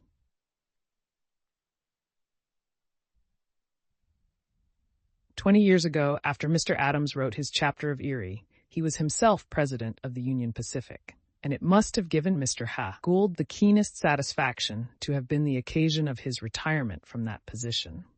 The railway was in a bad way financially, had a big floating debt, and Mr. Gould and his friends stepped in, gained control of the property the second time, retired Mr. Adams from the presidency, and secured an adjustment of the floating debt. It was suggested to Mr. Gould at this time that he might write a chapter of Union Pacific, covering the history of the Adams administration. But whatever there may have been lacking in administrative vigor in Mr. Adams' presidency, he retired without any blot on the family escutcheon. When Gould entered Wall Street, Erie was one of the most active stocks on the list of the stock exchange. It was natural that he should drift into its speculation, and his connection with the Cleveland and Pittsburgh led him naturally into Erie. His old acquaintances were surprised to hear one day that he had become a director and a controlling spirit of this great road. This was in 1867. But now let us quote a little plain language from Charles Francis Adams in order to get into the atmosphere of Erie at this time. "Yet freebooters are not extinct," he wrote. "They have only transferred their operations to the land and have conducted them in more or less accordance with the forms of law, until at last so great a proficiency have they attained that the commerce of the world is more equally but far more heavily taxed in their behalf than would ever have entered into their wildest hopes, while outside the law they simply make all comers stand and deliver. Gambling is a business now, where formerly it was a disreputable excitement. Cheating at cards was always disgraceful. Transactions of a similar character under the euphemistic names of operating, cornering, and the like are not so regarded. No better illustration of the fantastic disguises which the worst and most familiar evils of history assume as they meet us in the actual movement of our own day could be afforded than was seen in the events attending what are known as the Erie Wars of the year 1868. In these wars, Gould was an active spirit, and if Mr. Adams had written in 1873 instead of 1869, he would have made his language still stronger. Before his entrance into Erie, Gould had become acquainted with James Fisk, Jr., and the former, with that unerring judgment of men which was always one of the elements of his success, soon perceived in Fisk the qualities which supplied his own deficiencies. Fisk was the son of a Vermont peddler and followed the calling himself for some time, and in it learned the great art of driving a hard and shrewd bargain. Wholly uneducated, his natural ability in the line of making money was very great. Gould was timid and shrank from publicity. Fisk was bold and loved notoriety. Gould had many refinements of mind and was of a domestic nature. Fisk was coarse, sensual, and fond of display. He became the colonel of a militia regiment, and with great delight used to put on his uniform and ride in front of his command. He used to create a sensation by riding in a carriage with 6 horses in questionable female company. He considered it one of the choicest prerogatives of his position of vice president and comptroller of Erie to direct the theater that adjoined the railway offices in the Grand Opera House. While Gould did not have the inclination or courage to do these things, he did not hesitate to use Fisk in every available way and to hide his own personality behind that of his partner. In those days, Fisk seemed to play the more prominent part, and Gould, in public estimation, was a secondary character. When anything was done, it was Fisk that bore the brunt of popular criticism and indignation. Yet the facts as they are now known show that Gould's was the mastermind. Fisk was simply his right arm. With Gould to plan and Fisk to act, said General Francis Barlow in 1872, they were a strong team. At the time Gould and Fisk entered into Erie, Daniel Drew was the master of that great trunk line. Drew was one of the most extraordinary characters in Wall Street history. Both pious and unscrupulous, he founded a theological seminary and wrecked a railroad with equal fervor. He was a director and treasurer of Erie, and used these positions simply for speculative purposes. He was known in his day as the Great Speculative Director. His biggest piece of financiering was to get himself apparently cornered in Erie stock and then to appear in the street with a block of stock which had been converted from bonds issued with an obscure provision entitling the holders to convert them into stock. Gould later on repeated this trick with success, both in Erie and Jersey Central. Soon after Gould and Fisk entered Erie, Drew became engaged in his celebrated contest with Commodore Vanderbilt, and in this contest he had their able assistance. The first and great Vanderbilt was cast in a larger mold than Drew. The latter was simply a speculator. Vanderbilt was a creator of property. He was the first of the line of railroad kings. Laying the foundations of his great wealth in the steamboat and steamship business, he soon drifted into railroad operations, clearly seeing that in the development in the great inland commerce of America, there were larger and quicker profits to be obtained than in the export trade. Vanderbilt had obtained control of the Harlem and Hudson River roads. He now aimed at the ownership of Erie.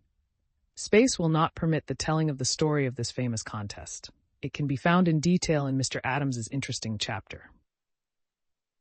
It is a story of extraordinary stock operations, of millions lost and won, of securities issued by the bushel and with little or no regard for law or equity, of large and intricate litigation, of judges bought, legislators bribed, of directors defying injunctions and fleeing to another state to escape arrest. Vanderbilt, having been defeated in other efforts to get his fingers on the Erie Road, resolved, if possible, to buy a controlling interest, and his brokers were set at work on this difficult job. Drew resolved to let Vanderbilt have as much stock as he wanted, but entered into a bargain with Gould and Fisk by which the railroad king should be defeated by issuing and marketing an unlimited number of new securities. So Drew sold and Vanderbilt bought. The latter, having in remembrance Drew's famous convertible stock trick, resorted to the courts to prevent him from issuing any more stock. Injunctions were issued enjoining Drew and all the directors of the road from issuing any stock. Counter-injunctions were obtained by the Drew-Gould party. One judge would issue an order commanding certain things to be done which another judge simultaneously commanded should not be done. Judges in New York, Brooklyn, Albany, and Binghamton issued contradictory injunctions. Such a legal pandemonium has never been seen before or since. The courts ran riot, and law became another name for plunder. In this scene, the blackest in the history of American jurisprudence, the notorious Judge Barnard loomed up conspicuously, and a little later Judge Cardoza, shrewd, learned, crafty, and venal, the modern Lord Bacon, appeared on the scene. At first, Barnard was Vanderbilt's judge. Later, when Vanderbilt had no further use for him, he became Gould's judge. His other master was Tweed. In the meantime, regardless of injunctions, Drew and his aides calmly proceeded to carry out their carefully matured plans to issue new stock. It was agreed that 50,000 shares of new stock should be delivered to the Wall Street firms, of which Gould and Fisk were members. Without going into the details of the intrigue, it is sufficient to say that it was, at least for the time being, successful. When the 50,000 shares were thrown on the market, the price of Erie fell from 83 to 71. Vanderbilt found that he had bought at high figures a lot of Erie stock, but that he was no nearer control than ever. Drew raked in about $7 million of Vanderbilt's money, and Gould and Fisk shared in the profits. Then orders were issued to arrest the Drew directors for contempt of court. Receiving intelligence of this, they hastily packed up their papers and securities, and thrusting them into their pockets and valises, they beat a hasty retreat to Jersey City. Over $6 million in securities were carried in one coach. Among this precious company, of course, were Gould and Fisk. In Jersey, they were safe from the operation of New York law. They calmly proceeded to have the Erie incorporated as a New Jersey institution, at the same time laboring to get the New York legislature to pass a bill to legalize the issue of 50,000 shares of stock, a transaction which someone at that time likened to an attempt to legalize counterfeit money. It was not conscientious scruples which caused the legislature to hesitate to pass this bill. It was simply a question of cash. Vanderbilt was still in the fight to protect his interests, and it was a question of who had the biggest purse. Meanwhile, Peter B. Sweeney, the brains of the Tweed ring, had been made, temporarily, receiver of the road, and though he never actually did anything in that position, Judge Barnard ordered that he be paid $150,000 for his services. Poor Erie had to foot the bill. The Erie people needed a first-class representative at Albany to watch their interests before the legislature. Gould was selected as the fittest man to act in the capacity of a lobbyist. First giving out that he was going to Ohio, Gould quietly slipped up to Albany with $500,000 of Erie cash in his pocket. Here in a day or two he was arrested, but released on $500 bail to appear in a New York court on Saturday. He appeared on that day, but his attorneys secured a postponement, and he was allowed to return to Albany in charge of an undersheriff. Arriving in Albany, Mr. Gould was conveniently taken sick and unable to return to New York to attend the court proceedings, though he drove to the Capitol in a snowstorm. The officer reported him to the court as a runaway, but the matter was afterward settled, and, in the language of Mr. Adams, he assiduously cultivated a thorough understanding between himself and the legislature. In this, he was materially aided by the cash with which his pockets were so liberally filled. Corruption ran high. One senator was recorded to have accepted $75,000 from one side and $100,000 from the other. One man was paid $5,000 by Gould, just, as Mr. Gould remarked, to smooth him over. The corruption at this session was investigated by a legislative committee in 1869. Gould was a witness, but he endeavored to conceal the facts as much as possible. In the famous Erie investigation of 1873, however, Mr. Gould testified as follows. Break time 400 millisecond. I was first elected president of the Erie Railroad in 1868, and I was president in 1869, 1870, and 1871. I do not remember whether I approved payment to William M. Tweed of money for legal services while he was senator. I do not know whether he is a lawyer. He was a director of Erie and a member of its executive committee. I would not have allowed pecuniary transactions with Mr. Tweed to be put in the shape of legal services if my attention had been called to them. The name of William M. Tweed is in my handwriting. The words in my handwriting are William M. Tweed, legal disbursements as per order, J.G. $35,000, April 25, 1871. The approval of voucher, April 5, 1869. He was senator in 1869, also in 1871 and 1872. The legal account was of an India rubber character. I gave large amounts in 1869, 1870, 1871, and 1872 in the senatorial and assembly districts. It was what they said would be necessary to carry the day in addition to the amount forwarded by the committee, and contributed more or less to all the districts along the line of the road. We had to look after 4 states, New York, New Jersey, Pennsylvania, and Ohio. It was the custom when men received nominations to come to me for contributions, and I made them and considered them good-paying investments for the company. In a Republican district, I was a strong Republican. In a Democratic district, I was a Democrat, and in a doubtful district, I was doubtful. In politics, I was an Erie Railroad man all the time. We had friends on both sides, friends in a business way. The amounts contributed for the elections were large, but I could not give any definite estimate. No names occur to me at the moment. I am a poor hand to remember names. I had relations in several states. I did not keep separate what I paid out in New Jersey from what I paid out in New York. We had the same ground to go over there, and there has been so much of it. It has been so extensive that I have no details now to refresh my mind. You might as well go back and ask me how many cars of freight were moved on a particular day. This confession, so charmingly frank, relates to payments before elections, but there is every reason to believe that the payments were continued after election. The state of things unearthed by this investigation was officially described in the report of the Legislative Committee as follows. It is further in evidence that it has been the custom of the managers of the Erie Railway, from year to year in the past, to spend large sums to control elections and to influence legislation. In the year 1868, more than $1,001,000 was disbursed from the Treasury for extra and legal services. Mr. Gould, when last on the stand and examined in relation to various vouchers shown him, admitted the payment during the 3 years prior to 1872 of large sums to Barber, Tweed, and others, and to influence legislation or elections. These amounts were charged in the India rubber account. The memory of this witness was very defective as to details, and he could only remember large transactions, but could distinctly recall that he had been in the habit of sending money into the numerous districts all over the state, either to control nominations or elections for senators and members of assembly.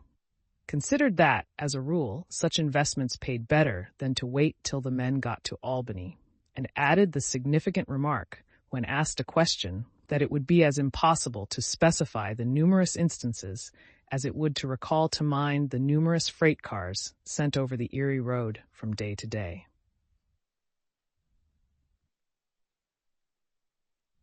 The report of the committee concludes as follows.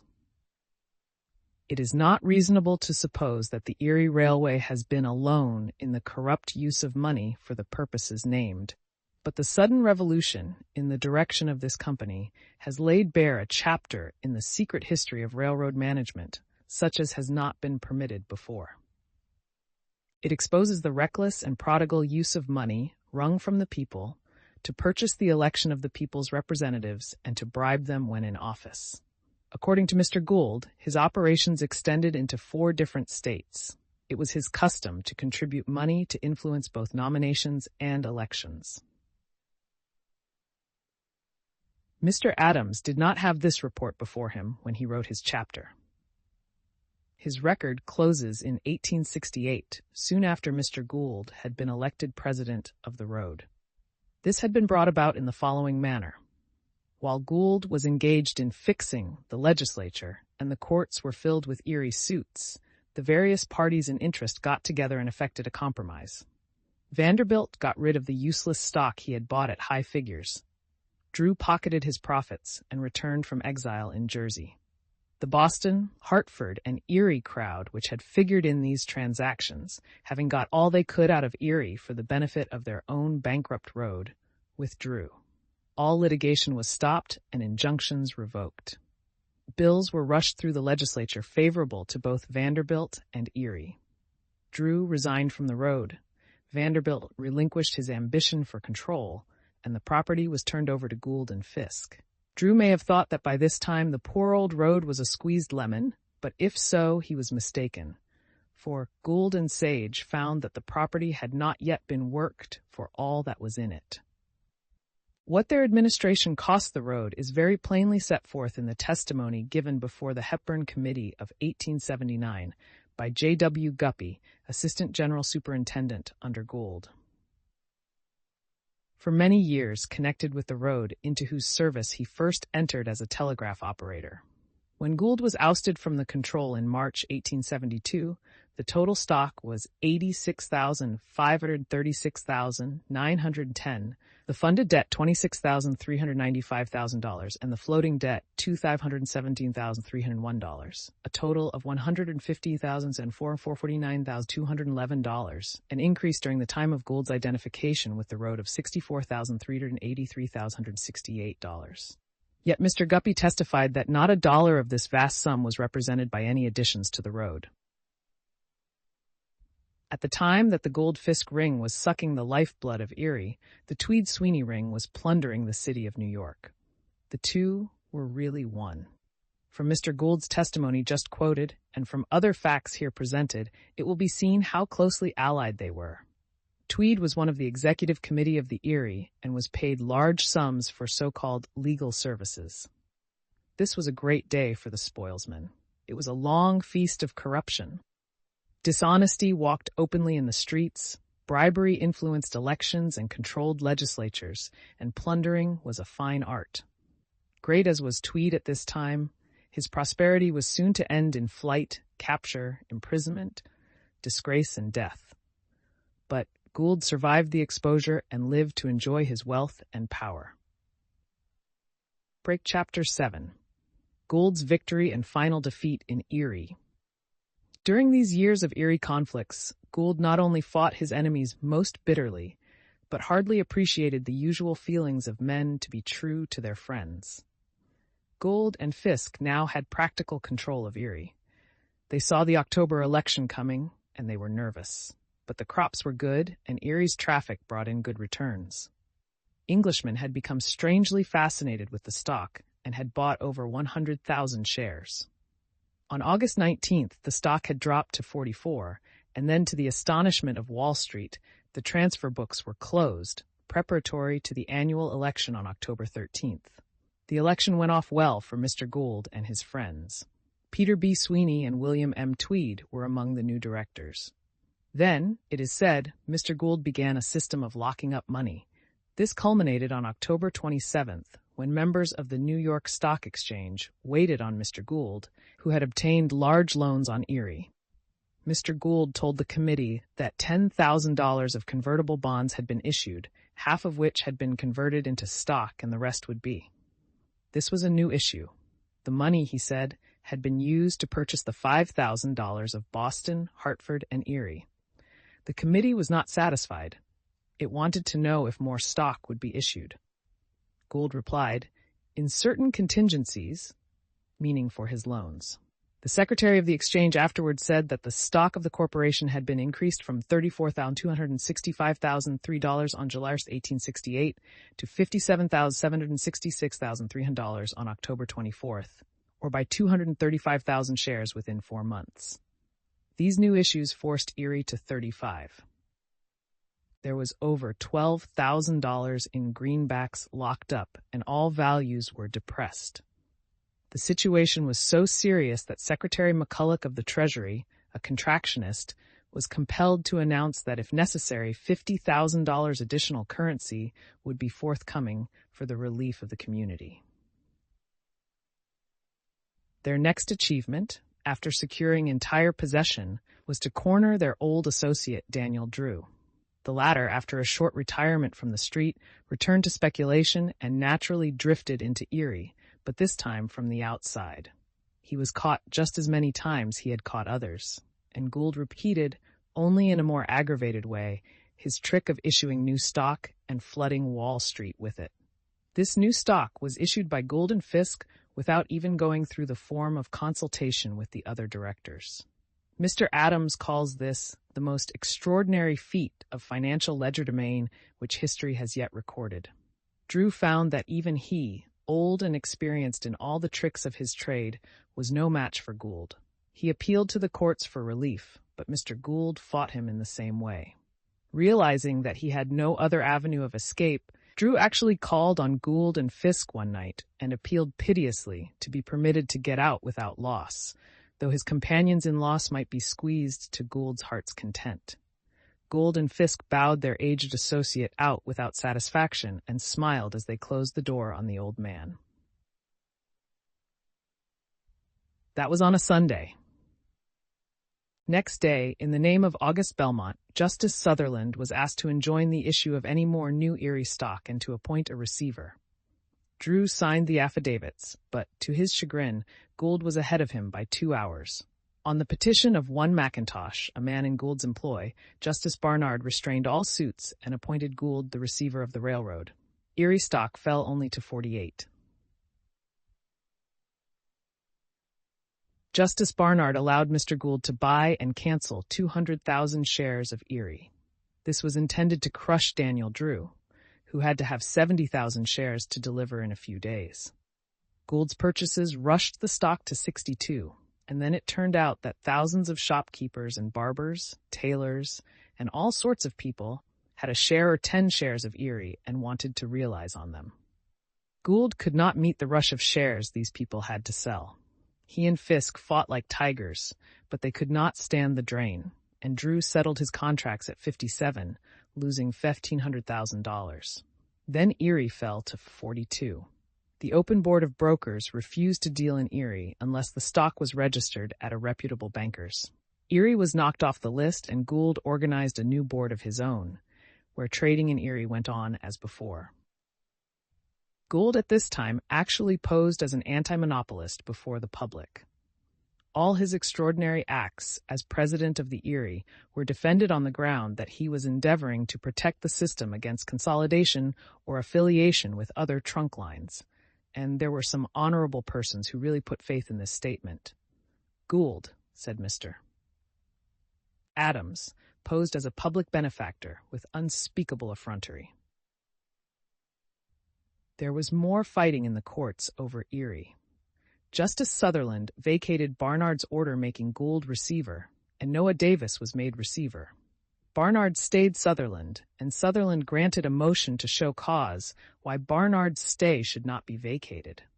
Gould and Fisk sued August Belmont for $1,000 damages, and Frank Work and Richard Schell for $429,250, paid to them at the time of the settlement with Vanderbilt.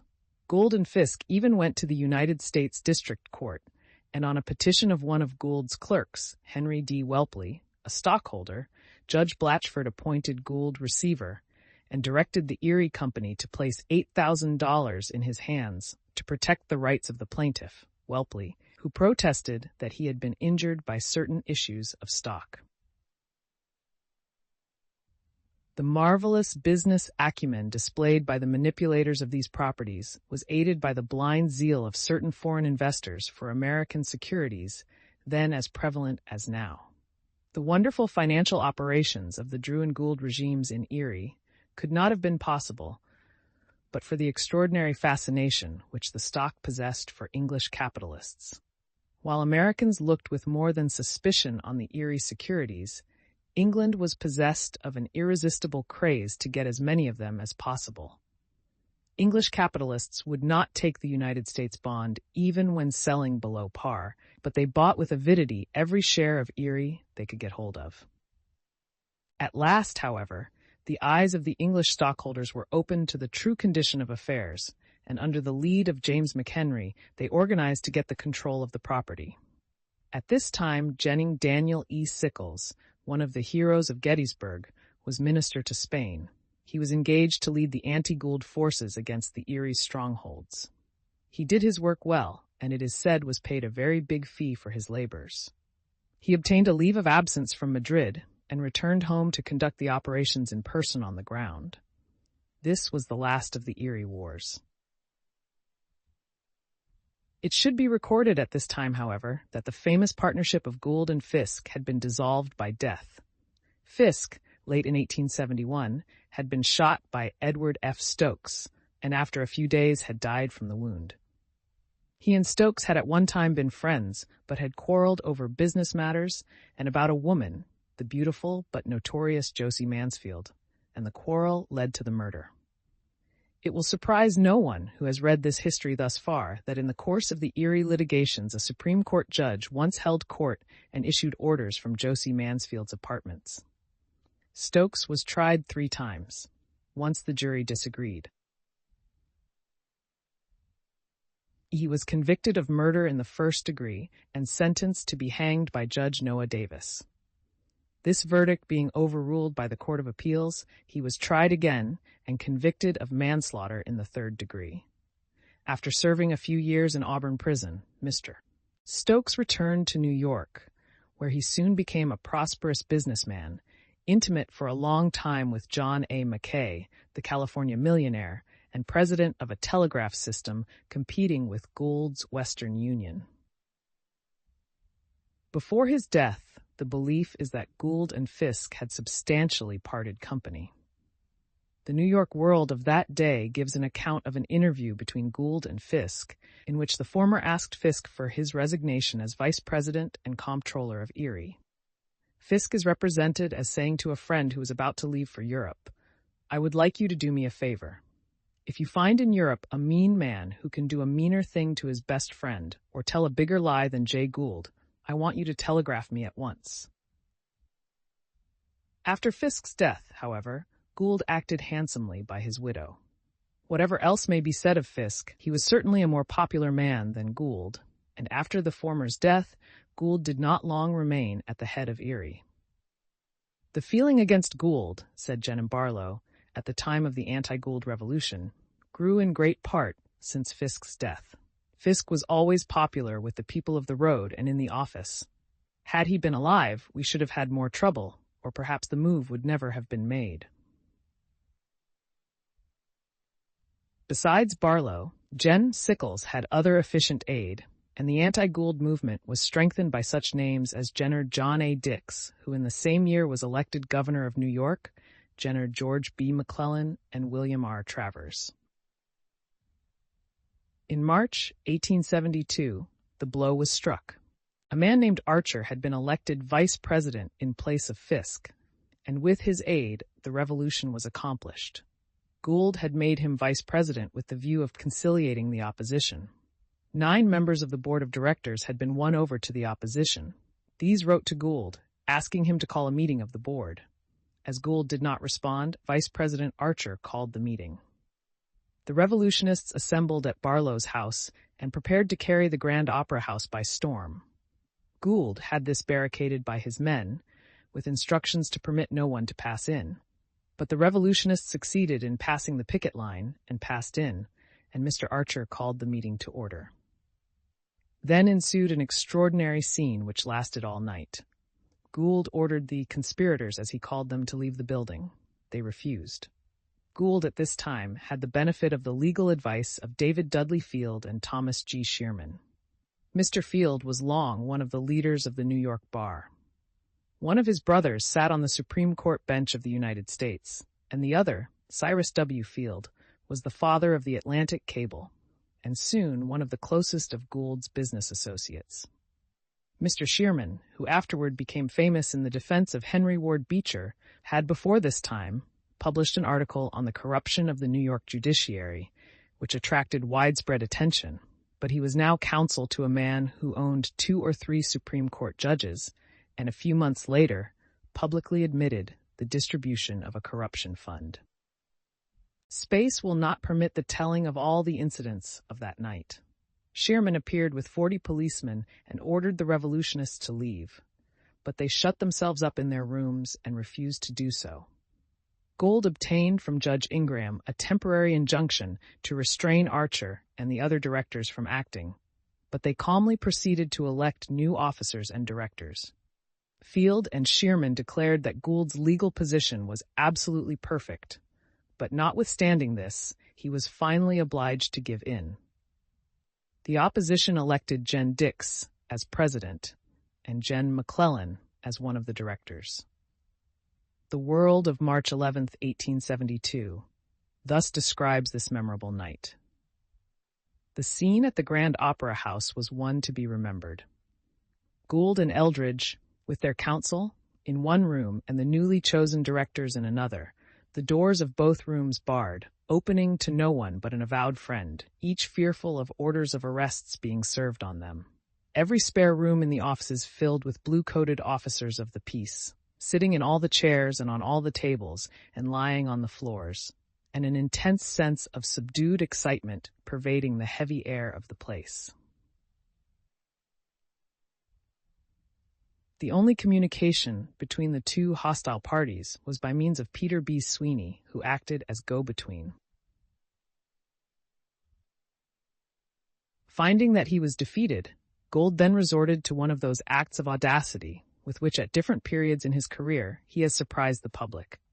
In a public letter, he offered to leave all the questions in dispute to arbitration by Horace Greeley.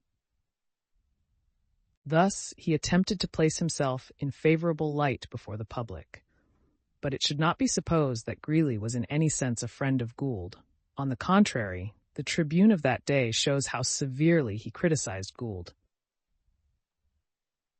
The battle lasted one night, and then Gould surrendered. He remained as a director for a time, but his power was gone, and Erie passed out of his hands forever. The property has never fully recovered from the condition into which it was thrown by the Drew Gould regime. Though one of the most important systems in the country and enjoying an immense business, it is crippled with its enormous stock and bond liabilities, and not until 1891 did it pay a dividend. For many years, it remained in the hands of a receiver. The testimony of J.W. Guppy before the Hepburn Committee, already referred to, gives some interesting details of Gould's management of the Erie. Among the roads which Erie leased were the Chemung Railroad and the Canandaigua and Elmira. These leases were very profitable to Erie, but Gould, as an individual, after quietly purchasing a majority of their capital stocks, as president of Erie, refused to pay the rentals, thus abrogating the leases. Then he sold the roads to the northern central of Pennsylvania at a big profit. Gould and Fisk organized a number of auxiliary companies whose plant was usually paid for by Erie, but whose stock went into the pockets of Gould, Fisk, and their associates. Among these companies was the National Stock Yard Company. The land was purchased and the improvements made by Erie, but the stock was divided as so much spoils, 800 shares finding their way into the pockets of Judge Barnard. The Erie Emigrant Company, the Jefferson Railroad Company, the Blackford Company, and the Greenwood Coal Company were the names of some of the companies practically saddled upon Erie, but whose stock was issued to Gould and Fisk without consideration. August Stein, who made an examination into the records, told the Hepburn Committee that the amount of Gould's wrongdoing in Erie was about $12,000. By this was meant the amount which he wrongfully appropriated.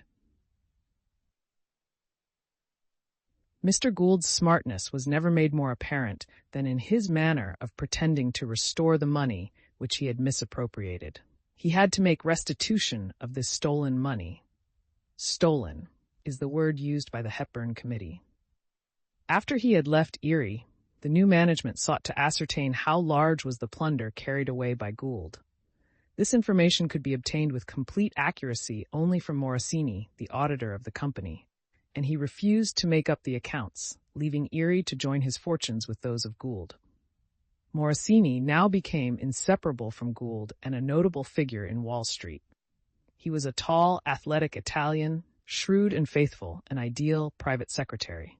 He had served with Garibaldi in the wars for Italian liberty and was proud of his service under the great Italian patriot. He had been a sailor too, and had a wide experience with the world, which, while not making him over-scrupulous in his methods, made him invaluable to a man like Gould. When the firm of W. E. Connor & Co., of which Gould was a special partner, was founded, Morosini became partner, and when the firm dissolved and Morosini retired from business, Gould said that his private secretary was worth $2,000 or $3,000. A way was opened, however, by which the new Erie management gained some proof of Gould's wrongdoing. Gould, in company with Horace F. Clarke, had engineered a corner in Northwestern stock, one of the most famous and successful corners in Wall Street history. In after years, Gould gave a unique account of this corner to a legislative committee which was investigating corners. "I was interested," said Mr. Gould, with that charming frankness which he sometimes assumed, in the Chicago and Northwestern corner. The stock was selling at 70 to 80. I considered it very cheap, so he bought. He soon had bought a great deal more than there really was to deliver, and the shorts were cornered. The price went up to $250. "I was induced," said Mr. Gould with most exquisite humor, "to part with some at that price." Among the shorts caught in this famous corner was Henry N. Smith, who only a short time before had been Gould's partner in the firm of Smith, Gould, and Martin, and who had supported Gould in his great conspiracy to corner Gould. Smith is another noted Wall Street character whose life is linked in that of Gould. He was something of an exquisite and had the reputation of wearing corsets, but he was for many years remarkably successful in Wall Street. After renewing his relations with Gould, he became chiefly distinguished as one of the bear leaders and was thus continually in antagonism with Gould. Wirlschaffer, Camac, and Smith were a trio that once nearly drove Gould to the wall, but the latter lived to see one dead, the second his associate in certain speculations, and the third involved in irretrievable bankruptcy. It was not in the northwest corner that Smith was ruined, but in it he lost a very large sum, which found its way into Gould's pockets. Smith was not slow in getting his revenge. The books of the late firm of Smith, Gould, and Martin were in his possession, and he handed them over to Mr. Barlow of the Erie, who quickly discovered in them the evidence on which to obtain an order of arrest for Gould and to establish a suit for the recovery of $12,803,059, the proceeds of bonds converted into stock to the extent of 407,347 shares, which were sold by Mr. Gould's firm, and the proceeds transferred to his pocket. That was the charge, and Gould was arrested and placed under very heavy bonds, which he furnished. Here Mr. Gould's genius displayed itself.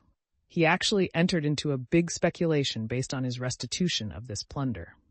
Jen Dix, it should be recorded, remained as president of Erie for only a few months and was succeeded by President Watson, a man who owed his position mainly to Horace F.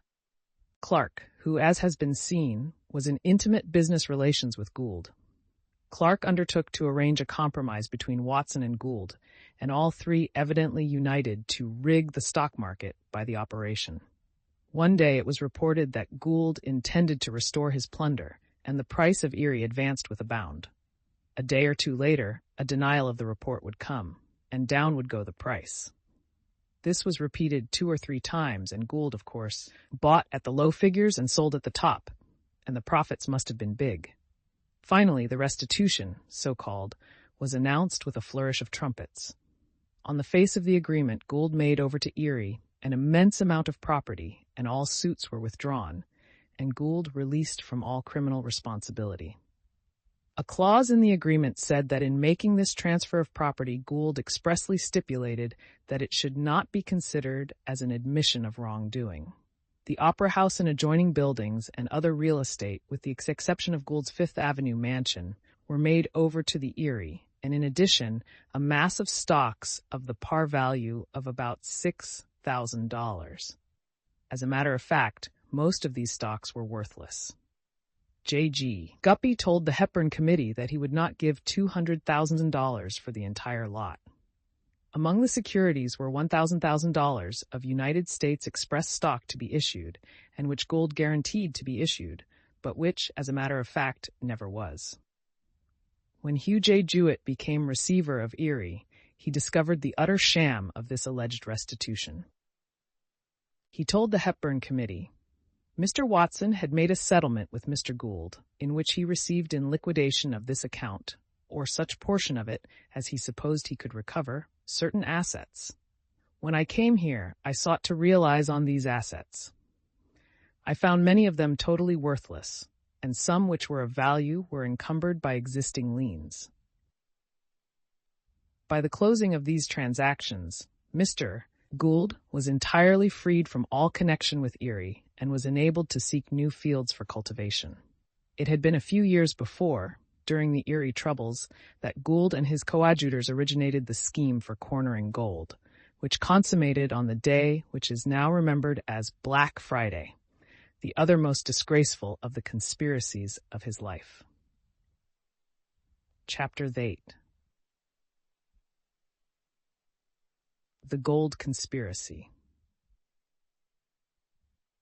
Black Friday, that darkest day in the financial history of America, was not the creation of sudden circumstance, but the culmination of a plan conceived by Gould and his associates, with all its details arranged for weeks before. Whether the whole truth has ever been written about Mr. Gould's gold operations is open to doubt. The explanation given by Henry Clews in his noted work, 28 Years in Wall Street, seems a trifle naive to those who are not so deeply initiated in Wall Street methods. He says, in the year 1869, this country was blessed with abundant crops far in excess of our needs, and it was apparent that great good would result from any method that could be devised to stimulate exports of a part, at least, of the surplus. Letters poured into Washington by the thousand from leading bankers, merchants, and businessmen, urging that the Treasury Department abstain from selling gold, as had been the practice for some time, so that the premium might, as it otherwise would not, advance to a figure that would send our products out of the country as the cheapest exportable material in place of coin, which at its then artificially depressed price was the cheapest of our products, and at the same time the only one undesirable to part with. So the government decided to suspend gold sales indefinitely. Jay Gould and others, being satisfied that this was to be the policy of the administration, commenced at once buying large amounts of gold, actuated, doubtless, by the purest of patriotic motives, namely, to stimulate cotton and cereal exports.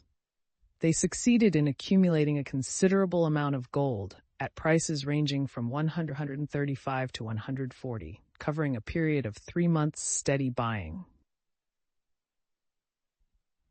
This was the honest foundation on which the great Black Friday speculative deal was erected. The eruption on Black Friday was really caused by the erratic conduct of James Fisk, Jr., who actively joined the movement on Thursday, the day before, and became wild with enthusiasm on the subject of high gold. The Black Friday scheme was the most gigantic one that Wall Street had ever seen. This gold conspiracy was investigated in 1870 by a committee of Congress, of which James A. Garfield, afterward president, was chairman, and S.S. Cox, a member. The investigation undertaken went far enough to show how zealously the conspirators labored to get Grant within their toils and implicated persons near to him. Unfortunately, too, the president had innocently enough permitted himself to be put in a suspicious position, and it was long before he was completely purged of the scandal. The report of the committee, with the accompanying testimony, is absorbingly interesting. Gould, the guilty plotter of all these criminal proceedings, is the language of James A. Garfield, the author of this report. Gould, some years before, had formed a co-partnership with H.N. Smith and others under the name of Smith, Gould, Martin & Co. He was a broker, says Henry Adams in his History of the Gold Conspiracy, and a broker is almost by nature a gambler, perhaps the very last profession suitable for a railway manager. In character, he was strongly marked by his disposition for silent intrigue. He preferred, as a rule, to operate on his own account without admitting other persons into his confidence, and he seemed never to be satisfied except when deceiving everyone as to his intentions. There was a reminiscence of the spider in his nature. He spun huge webs in corners and in the dark, which were seldom strong enough to resist a serious strain at the critical moment. His disposition to this subtlety and elaboration of intrigue was irresistible. It is scarcely necessary to say that he had not a conception of a moral principle. In speaking of this class of men, it must be fairly assumed at the outset, why do not and cannot understand how there can be a distinction between right and wrong in matters of speculation, so long as the daily settlements are punctually effected. In this respect, Mr. Gould was probably as honest as the mass of his fellows, according to the moral standard of the street. But without entering upon technical questions of roguery, it is enough to say that he was an uncommonly fine and unscrupulous intriguer, skilled in all the processes of stock gambling, and indifferent to the praise or censure of society. It was one of Mr. Gould's peculiarities that he rarely entered into any large speculation without furnishing the public with a plausible reason for assisting him in his operations. This was certainly the case in the Gould conspiracy. The plausible reason was in this case suggested to Mr. Gould by James McHenry, who was then training with Mr. Gould in Erie. The latter spared no pains to dress the reason up in the best shape and give it to the public.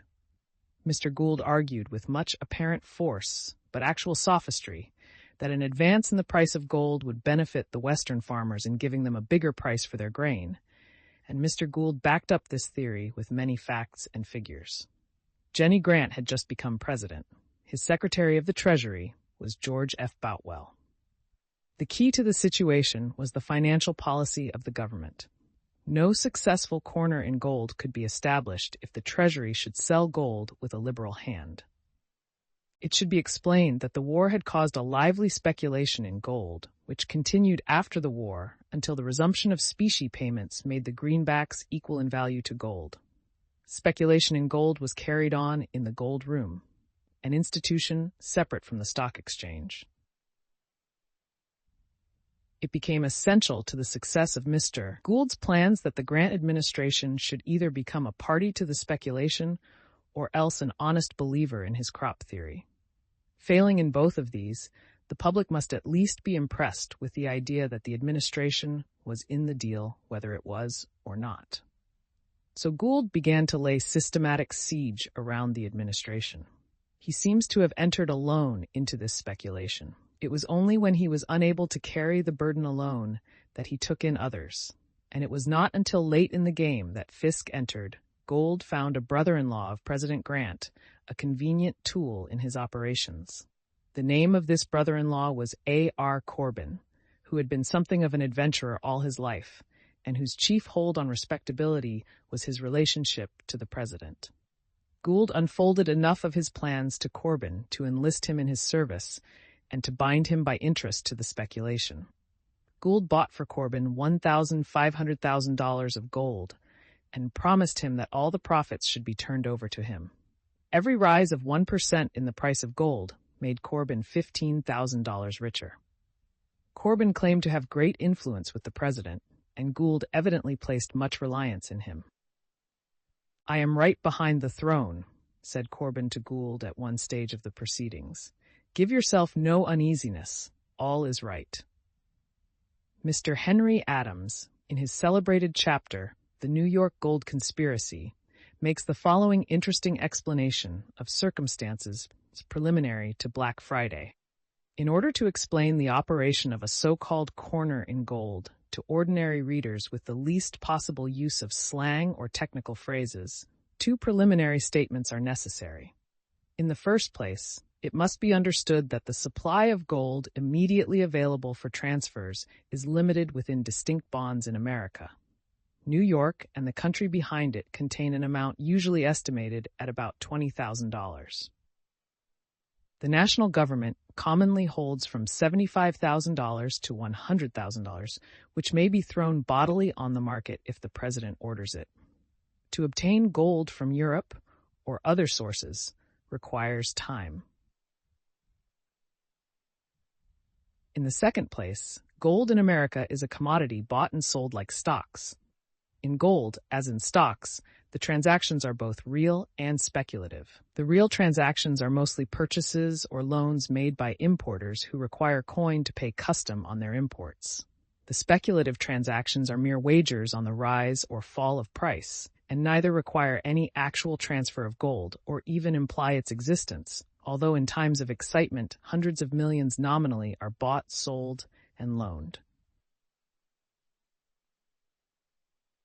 Under the late administration, McCulloch, then Secretary of the Treasury, had thought it his duty at least to guarantee a stable currency, although Congress forbade him to restore the gold standard. During 4 years, gold had fluctuated little and principally from natural causes, and the danger of attempting to create an artificial scarcity in it had prevented the operators from trying an experiment which would have been sure to irritate the government. The financial policy of the new administration was not so definitely fixed, and the success of the speculation would depend on the action of Mr. Boutwell, the new secretary, whose direction was understood to have begun by a marked censure on the course pursued by his predecessor. Of all financial operations, cornering gold is the most brilliant and the most dangerous, and possibly the very hazard and splendor of the attempt were the reasons of its fascination to Mr. Jay Gould's fancy. He dwelt upon it for months and played with it like a pet toy. His fertile mind even went so far as to discover that it would prove a blessing to the community, and on this ingenious theory, half honest and half fraudulent, he stretched the widely extended fabric of the web in which all mankind was to be caught. This theory was in itself partially sound, starting from the principle that the price of grain in New York is regulated by the price in London and is not affected by currency fluctuations.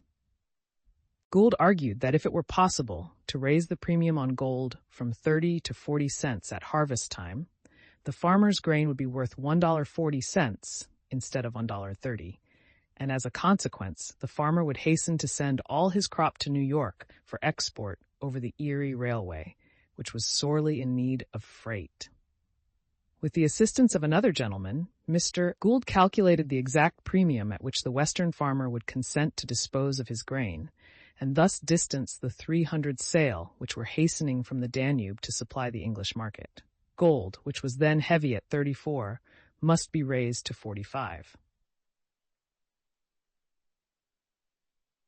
This clever idea, like all the other ideas of these gentlemen of Erie, seems to have had the single fault of requiring that someone somewhere should be swindled. The scheme was probably feasible, but sooner or later the reaction from such an artificial stimulant must have come, and whenever it came, someone must suffer. Nevertheless, Mr. Gould probably argued that so long as the farmer got his money, the Erie Railway its freights, and he himself his small profits on the gold he bought, it was of little consequence who else might be injured. And indeed, by the time the reaction came and gold was ready to fall as he expected, Mr. Gould would probably have been ready to assist the process by speculative sales in order to enable the Western farmer to buy his spring goods cheap, as he had sold his autumn crops dear. He himself was equally ready to buy gold cheap and sell it dear on his private account, and as he proposed to bleed New York merchants for the benefit of the Western farmer, so he was willing to bleed Broad Street for his own.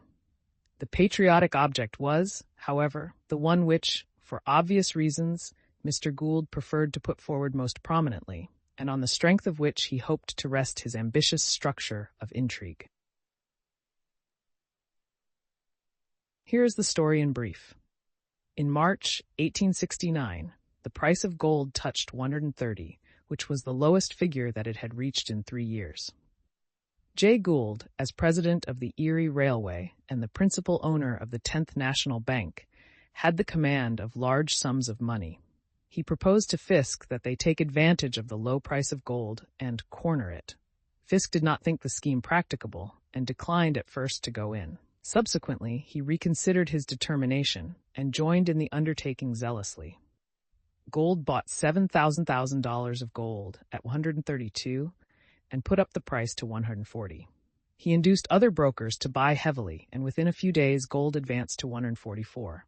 It soon dropped back to 136. The element of uncertainty in Mr. Gould's plan was the policy of the government with reference to gold sales. Should the government at any time release some of the millions stored in the sub-treasury here, no corner could be successful. The first step in the conspiracy after the bribing of Corbin and the purchase of a large quantity of gold was to secure the appointment of the right sort of man as assistant treasurer at New York. Though nominally a subordinate officer and having no original authority, the assistant treasurer draws the salary of a cabinet officer, and his influence is large. Corbin undertook this part of the scheme and secured the appointment of Jen Butterworth, who seemed to give great satisfaction to Gould.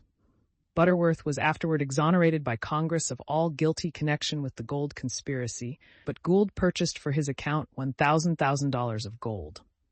But then Gould also had the effrontery at one stage of the negotiations to buy $500,000 of gold for Jen Porter, the president's private secretary, which that gentleman promptly declined. It was said also that $500,000 was purchased in the name of Mrs. Grant, but she never received any of the profits and had no connection with the conspiracy. Butterworth secured, it was necessary to make an impression on the president, says Mr. Adams. On the 15th of June, 1869, the president came to New York and was there the guest of Mr. Corbin, who urged Mr. Gould to call and pay his respects to the chief magistrate. Mr. Gould had probably aimed at precisely this result. He called, and the President of the United States not only listened to the President of Erie, but accepted an invitation to Mr. Fisk's theater, sat in Mr. Fisk's private box, and the next evening became the guest of these two gentlemen on their magnificent Newport steamer. The President was to be sounded in regard to his financial policy on the occasion of this memorable trip to Boston, and when the selected guests sat down at 9 o'clock to supper, the conversation was directed to the subject of finance. Someone, says Mr. Gould, asked the President what his view was. The someone in question was, of course, Mr. Fisk, who alone had the impudence to put such an inquiry. The President bluntly replied that there was a certain amount of fictitiousness about the prosperity of the country, and that the bubble might as well be tapped in one way as another. The remark was fatal to Mr. Gould's plans, and he felt it, in his own words, as a wet blanket.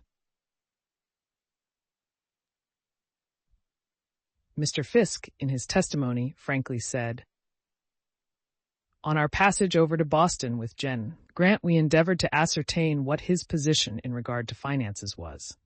We went down to dinner about 9 o'clock, intending, while we were there, to have this thing pretty thoroughly talked up, and if possible, to relieve him from any idea of putting the price of gold down." Mr. Gould in his testimony said of the President, "He was our guest. At this supper the question came up about the state of the country, the crops, and the prospects ahead. The President was a listener. The other gentlemen were discussing. Some were in favor of Boutwell's selling gold, and some were opposed to it. After they had all interchanged their views, someone asked the President what his view was. He remarked that he thought there was a certain amount of fictitiousness about the prosperity of the country, and that the bubble might as well be tapped in one way as another. That was about the substance of his remark. He then asked me what I thought about it. I remarked that I thought if that policy was carried out, it would produce great distress and almost lead to civil war. However, Gould was already in, and he was not a man to back out as long as he saw any chance for success, and he finally succeeded in really impressing on the President's mind that in order to move the crops, it was necessary that gold should sell at 145. Gould's first purchases had been made as low as 130.5, which was about the normal price. But it should be said at the outset that there is not a particle of evidence that Jen Grant was ever personally concerned in the speculation, or that he winked at members of his official household being so. On the contrary, the evidence is all the other way. Grant never seemed to like Gould. When the latter succeeded in getting his first interview with the President, General Grant reprimanded his servant for allowing him so easy an access to his person, and at a later day the president remarked to his secretary that he did not like to have that man, referring to Gould, around so much. "He is always trying to get something out of me," was the president's remark. After the party returned to New York, General Grant, Mr. Gould, and Mr. Corbin had private interviews on the gold question at Mr. Corbin's house. As a result of these interviews, according to Mr. Gould's testimony, the president remarked that the government would do nothing during the fall months to put down the price of gold or to make money tight. Just after those interviews, Mr. Gould purchased $2 million in government bonds for Mr. Corbin's account. The next interview with President Grant on this great subject was at Newport, where James Fisk, Jr. followed him. Fisk testified that Corbin told him that Mrs. Grant had an interest in the gold speculations, that 500,000 of gold had been taken by Mr. Gould at 131 and 132, which had been sold at 137, that Mr. Corbin held for himself about 2 million of gold, 500,000 of which was for Mrs. Grant and 500,000 for Porter. The story of the conspiracy, as Mr. Cluse tells it, is interesting as well and has certain points of difference from the others. He says, although the policy of stopping the sale of gold had been agreed upon in deference to the views of the best financiers of the country, yet Mr. Gould and his fellow strategists thought it was best to make assurance doubly sure on this point, in order that nothing might stand in the way of the great speculative intrigue to get a corner in gold. President Grant was conservative on the subject. The conspirators, therefore, conceived the design of arranging things so that Secretary Boutwell could not depart from this policy, no matter what emergency might arise. This bold and wicked strategy could only be successful by first getting President Grant convinced that the theory of stopping the gold sales was the only commercial salvation for the country, in the then condition of business stagnation and the possible panic threatened. The theory was then to impress him with the necessity of giving Secretary Boutwell an absolute order not to sell gold, and afterward to fix things so that it would be impossible for the president to revoke that order until the brilliant speculative purposes of the clique in cornering gold should be accomplished. The scheme was but little short of treason, regarded from a patriotic point of view, and it is very questionable if the perpetrators would have stopped short of this dastardly act had they not been convinced that their purpose was fully compassed by a method less villainous and shocking. It was considered indispensable by the conspirators for the consummation of their plans that Grant should be got out of the way by some means or other. Fortunately for him and for the honor of the nation, the plan succeeded without the necessity of offering him any violence.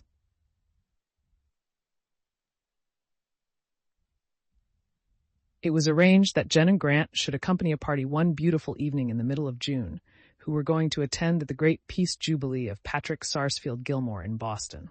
Jim Fisk did the executive work in the arrangement. There was a fine champagne supper on board the Boston boat, and several gentlemen were present who were thoroughly conversant with financial questions and could talk glibly on the state of the country.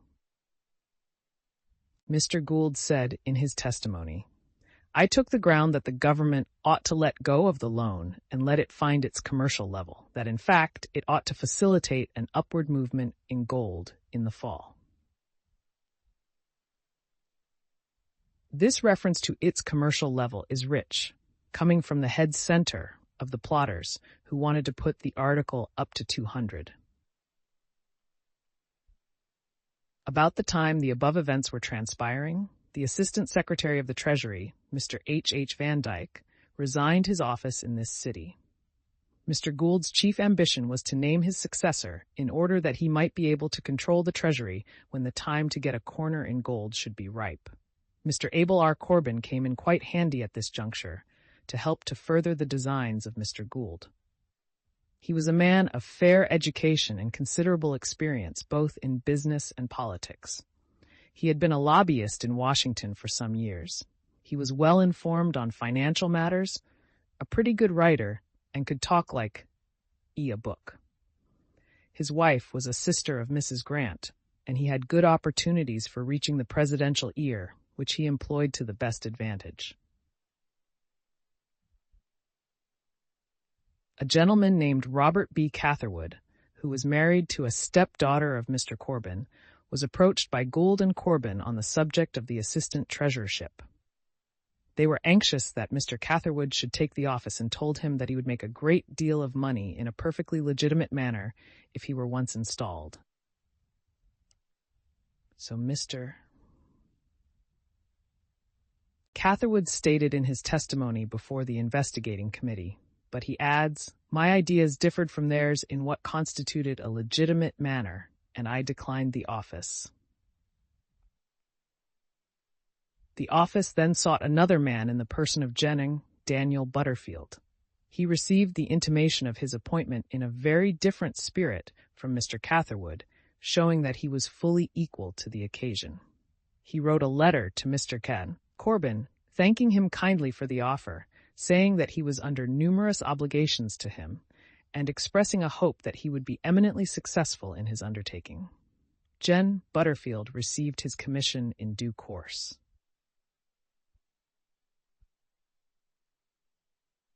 Corbin talked with Grant until he received a positive assurance that Boutwell was not to sell any more gold.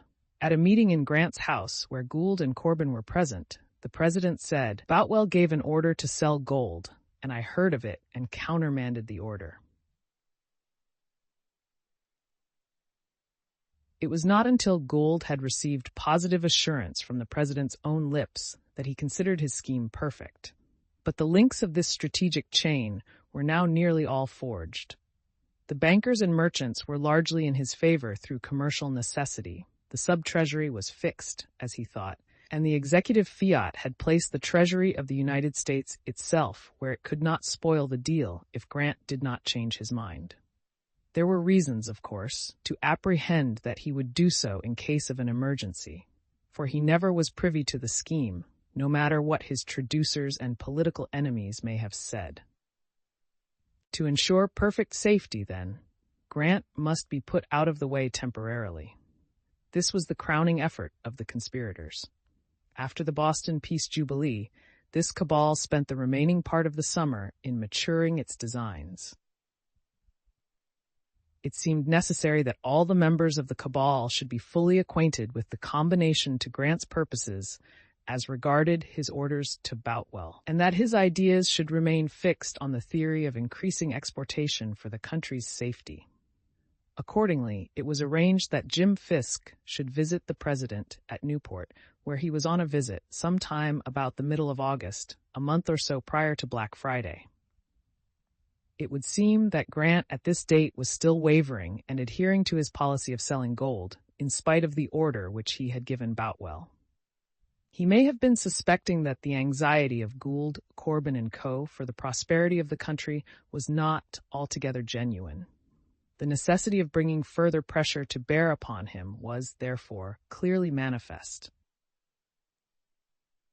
Referring to the interview at Newport, Fisk said, "I think it was sometime in August that General Grant started to go to Newport. I then went down to see him.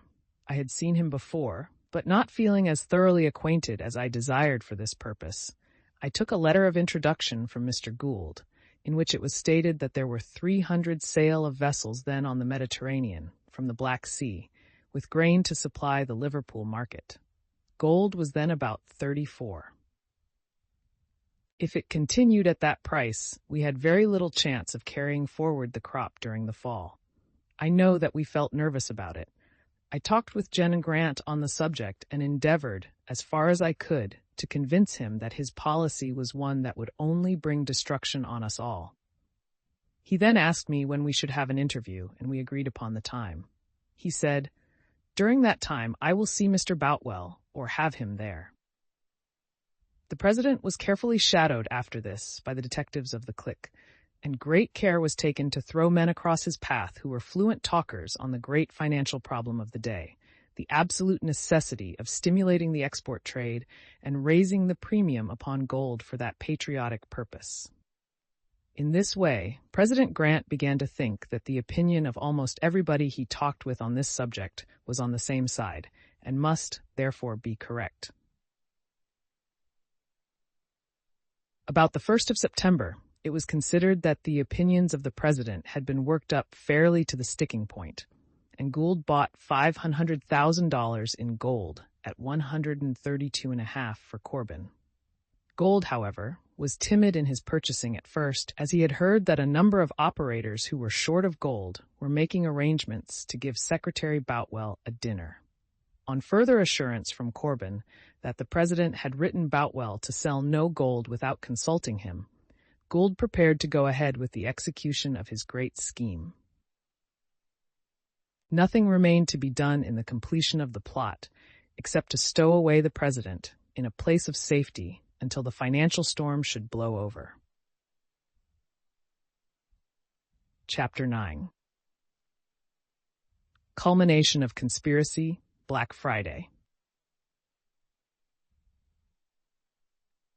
September is the memorable month of the gold conspiracy in Wall Street. Between the 20th of August and the 1st of September, Gould, in company with Woodward and Kimber, two large speculators, made a pool to raise the premium on gold, and some 10 or 15 millions were bought, but with very little effect on the price. An event now took place which would have seemed to justify the implicit belief of an Erie treasurer in the corruptibility of all mankind. The unsuspicious president again passed through New York and came to breakfast at Mr. Corbin's house on the 2nd of September. He saw no one but Mr. Corbin while there, and the same evening at 10 o'clock departed for Saratoga.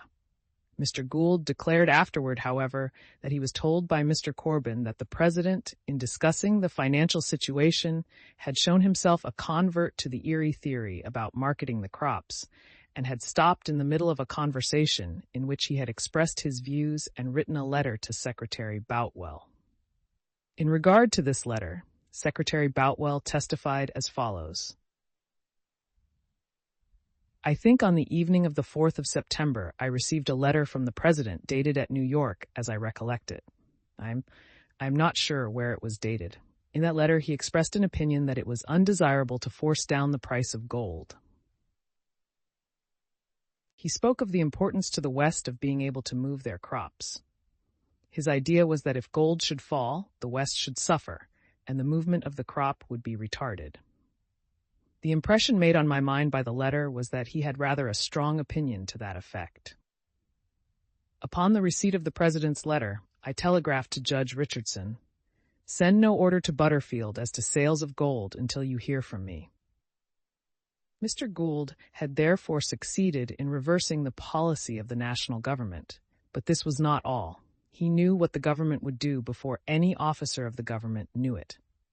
Mr. Gould was at Corbin's house on the 2nd of September, and it seems certain that he saw Corbin privately, unknown to the president, within an hour or two after this letter to Mr. Boutwell was written, and that it was at this interview, while the president was still in the house, that Mr. Corbin gave him the information about the letter, perhaps showed him the letter itself. It was immediately at this time that Gould bought $1,500,000 worth of gold for Corbin. No time was lost, and from this day, Gould bought largely of gold. He did everything to give the public the impression that the government was behind the deal. An article written by Corbin was published as an editorial in the Times and attracted attention, as the editor, John Bigelow, had just had a conversation with the president and was supposed to speak with authority.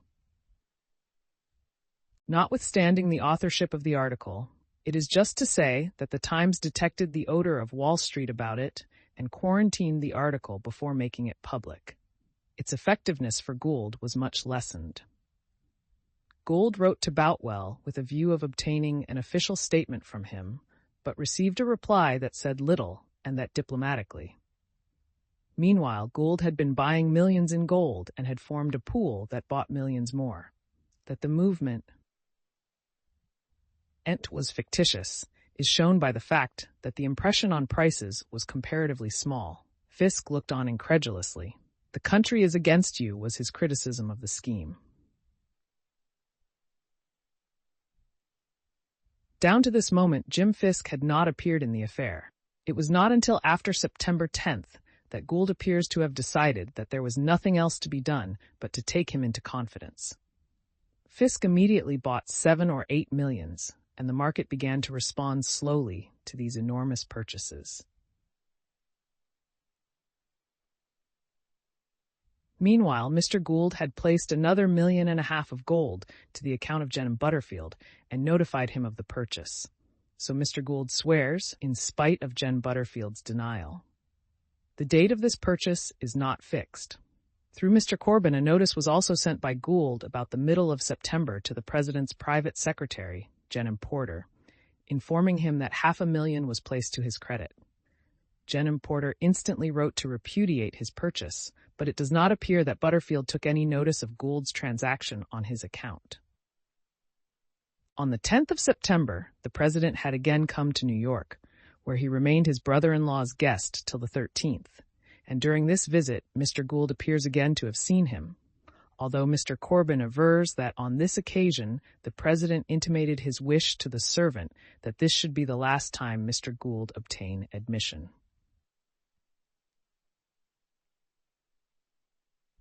Things were now so managed that the President was placed in a position that his honor was seriously in danger of being compromised.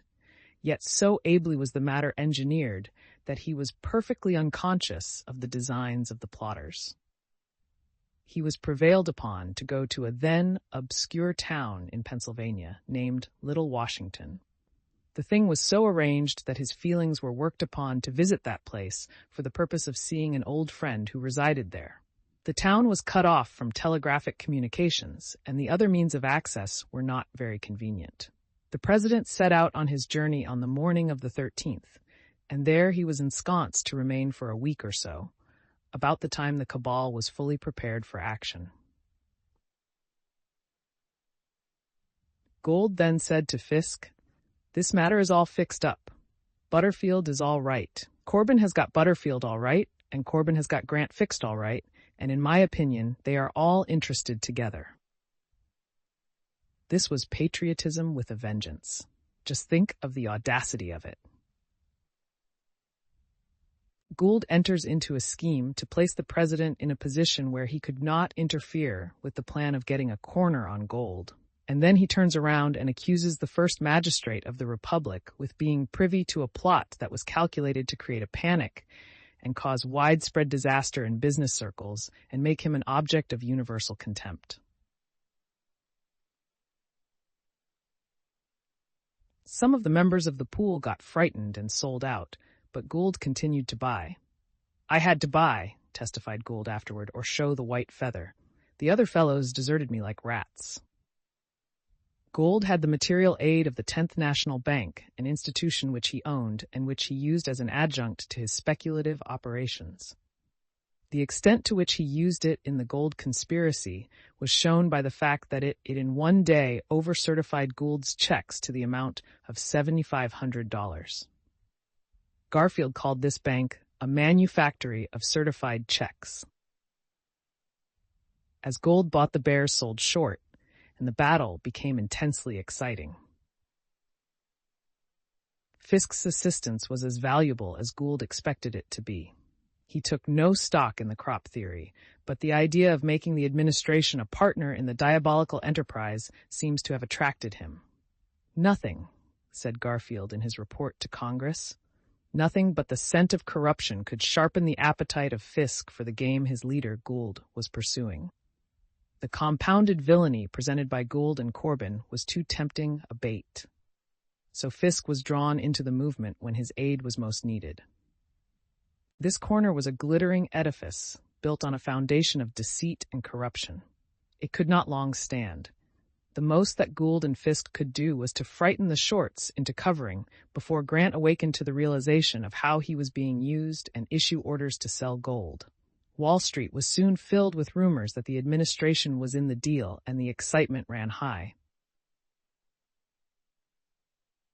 The malign influence, says the congressional report already quoted, which Catiline wielded over the reckless and abandoned youth of Rome, finds a fitting parallel in the power which Fisk held in Wall Street when, followed by the thugs of Erie and the debauchees of the opera, he swept into the Gould Room and defied both the street and the treasury. The magnitude of the conspiracy is shown by the fact that before Black Friday, Gould had employed 50 to 60 brokers to make his purchases, and $50,000 to $60,000 of gold had been bought by William Heath & Co., Woodward, H.K. Enos, E.K. Willard, and others of the brokers. He required all this to advance the price of gold from 135.5 to 140.5.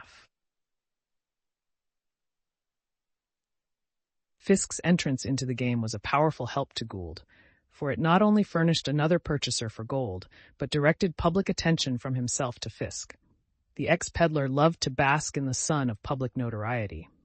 Gould was timid, but Fisk had the brazen courage of a courtesan. Gould and Fisk now became exceedingly nervous over the firmness of the president's policy. He induced Mr. Corbin to write a letter directly to the president himself. This letter, written on the 17th under the influence of Gould's anxiety, was instantly sent away by a special messenger of Fisk's, who rode 28 miles on horseback from Pittsburgh and delivered it in person to the president. He read the letter and had his suspicions at once aroused. He said laconically to the messenger, "It is satisfactory. There is no answer." He began to see through the game, and at once desired Mrs. Grant to write to Mrs. Corbin requesting her husband to have nothing more to do with the Gould-Fisk gang.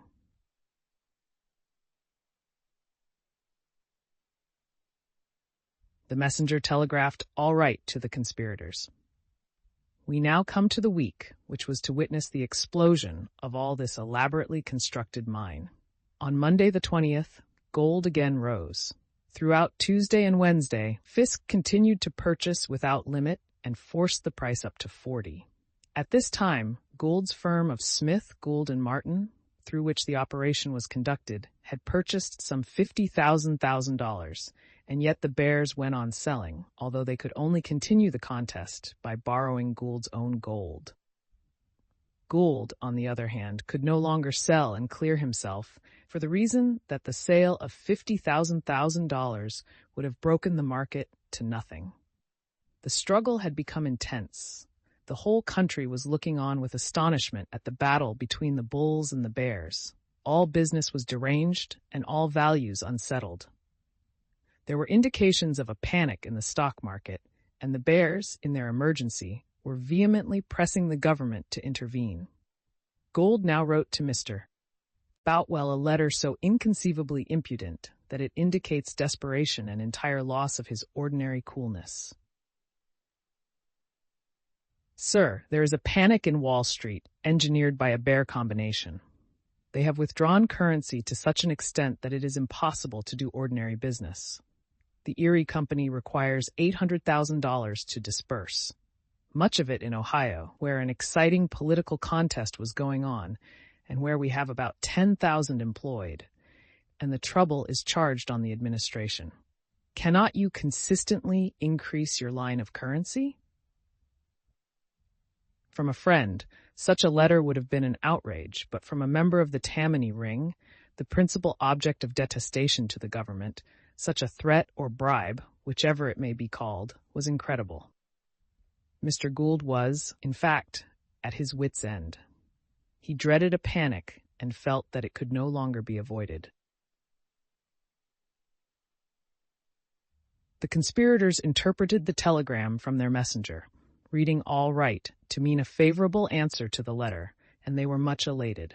But the president, supposing that the messenger was only a clerk from the post office, had said, all right, merely to indicate that he had received the letter and required his presence no longer. His suspicions were aroused after the messenger had left, when he ascertained that he had brought the letter at post-haste all the way from New York. That night, Mrs. Grant wrote to Mrs. Corbin a note stating that the president had heard that Mr. Corbin was engaged.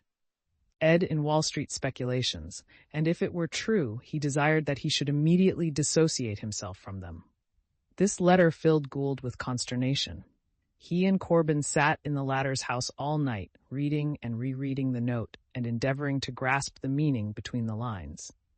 "If you show that note," said Gould finally, "I am a ruined man." Corbin said he must obey orders and leave the street, but he insisted Gould should first take up the gold held in Corbin's name and pay him the profits.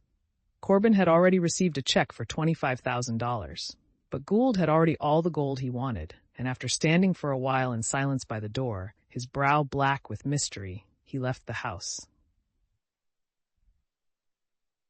The game was up. One stroke of a woman's pen had punctured the dazzling bubble. A word from the president was sufficient to collapse the biggest corner on record. How to save himself? That was the question which, with knit brow and lips compressed with hidden excitement, Gould debated as he returned home that night. No thought for others who were deep in the game with himself. No thought for Fisk, his friend and associate. His mind labored for himself alone. He soon reached a conclusion. While there was yet time, he would dump his heavy load of gold on the market and let others take what he could not carry. His only capital now was the early information he possessed of the president's aroused suspicions, of his change of purpose. He did not tell even Fisk of Mrs. Grant's letter to Mrs. Corbin, but let Fisk continue his purchases in ignorance of the real situation. He only remarked to Fisk that Corbin was getting weary and wanted his profits, or something to that purpose. Thursday, the day preceding Black Friday, Gould began his dumping process. "I sold that day," he testified afterward, "and only bought enough to make the street think I was still a bull." Here is Mr. Clue's story of days immediately preceding the fatal Friday. On Wednesday, the 22nd of September, 2 days preceding Black Friday, the clique, it is believed, owned several millions more gold than there was in the city, outside the vaults of the sub-treasury. Belden bought about 8 millions of gold on that day, while Smith, Gould, Martin, and Co. were also heavy purchasers. The clique held a caucus in the office of W. M. Heath & Co. in Broad Street, and concluded that it had gold enough to put the price to 200 if it could carry the gold without lending and compel the shorts to purchase. But the idea of finding a market for over 30 millions of gold was also a gigantic problem, and they felt the risk of being ground between the upper and the nether millstones of their scheme. On the morning of Thursday, another council of war was held in the office of Belden & Co. on Broadway. At this meeting, Gould, Fisk, Henry N. Smith, and William Belden were present. The proceedings of this meeting were kept a profound secret, but one result of it was that Belden gave his clerk the famous order to put gold to 144 and keep it there. On that day, Belden purchased about 20 millions of gold, the price opening at 141.5 and closing at 143.5. The chiefs of the cabal had another private meeting uptown that evening. The great question of closing up the transactions on the following day was the chief topic of discussion. These operators held contracts for over $100,000 in gold. Gould said that the short interest was $250,000. The total amount of gold in the city did not exceed $25,000, and the difference between this and the aggregate amount of the contracts of the clique was the enormous amount that would have to be settled in the event of a corner. Fisk proposed that the clique show its hand, publish the state of affairs, and offer to settle with the shorts at 150. His plan was rejected by his brother conspirators. And now opens that remarkable day in September 1869, known as Black Friday. Wall Street has passed through other days of excitement and calamity, but even the panic days of 1873 and 1884 pale before the awful passion and fury of Black Friday. The New York World of September 25, 1869, thus describes the day. The scene during the conflict almost beggars description and exceeds anything ever before witnessed in Wall Street. It was a tussle of enormous magnitude, fierce and desperate. It was a day long to be remembered and not easily forgotten by those who witnessed it or were caught in the maelstrom that carried everything before it.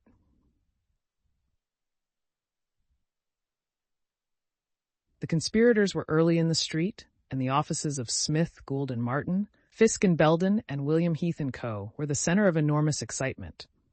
William Belden, who was Fisk's partner, played a conspicuous part in this day's history. He was a man cool and daring, the fit companion of such men as Gould and Fisk. The day, however, left a stain on his record that could never be obliterated, and when, in 1888, Belden formed a co-partnership with a member of the stock exchange, the governing committee of the institution stated that unless the member severed his partnership with Belden, he must leave the exchange.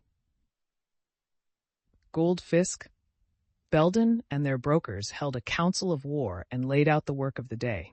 Heath was to look after this, Willard was to attend to that, Belden was to direct this, and Fisk was to direct that, while Gould, the language of the congressional report is now quoted, Gould, the guilty plotter of all these criminal proceedings, determined to betray his own associates, and silent and imperturbable, by nods and whispers directed all. I determined, said Mr. Gould afterward, not to open my mouth that day, and I did not. What a study for a dramatic painter Gould would have made that day. There was undoubtedly some secret understanding between Fisk and Belden, to which Gould was a party, by which all the orders given that day could be repudiated if the market went against them.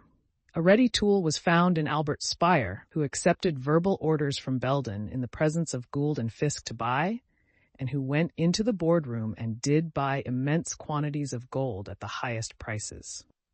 The street was filled with the wildest rumors. Prices rapidly advanced to 165. The shorts trembled before the rising tide that seemed about to sweep over them. Many were frightened into covering their contracts. Gould continued to sell, Fisk and Belden continued to buy. The excitement rose point by point to the wildest pitch. Old operators lost their heads. Men rushed hatless and half-crazy through the streets, their eyes bloodshot, their faces pale with anxiety, their brains on fire.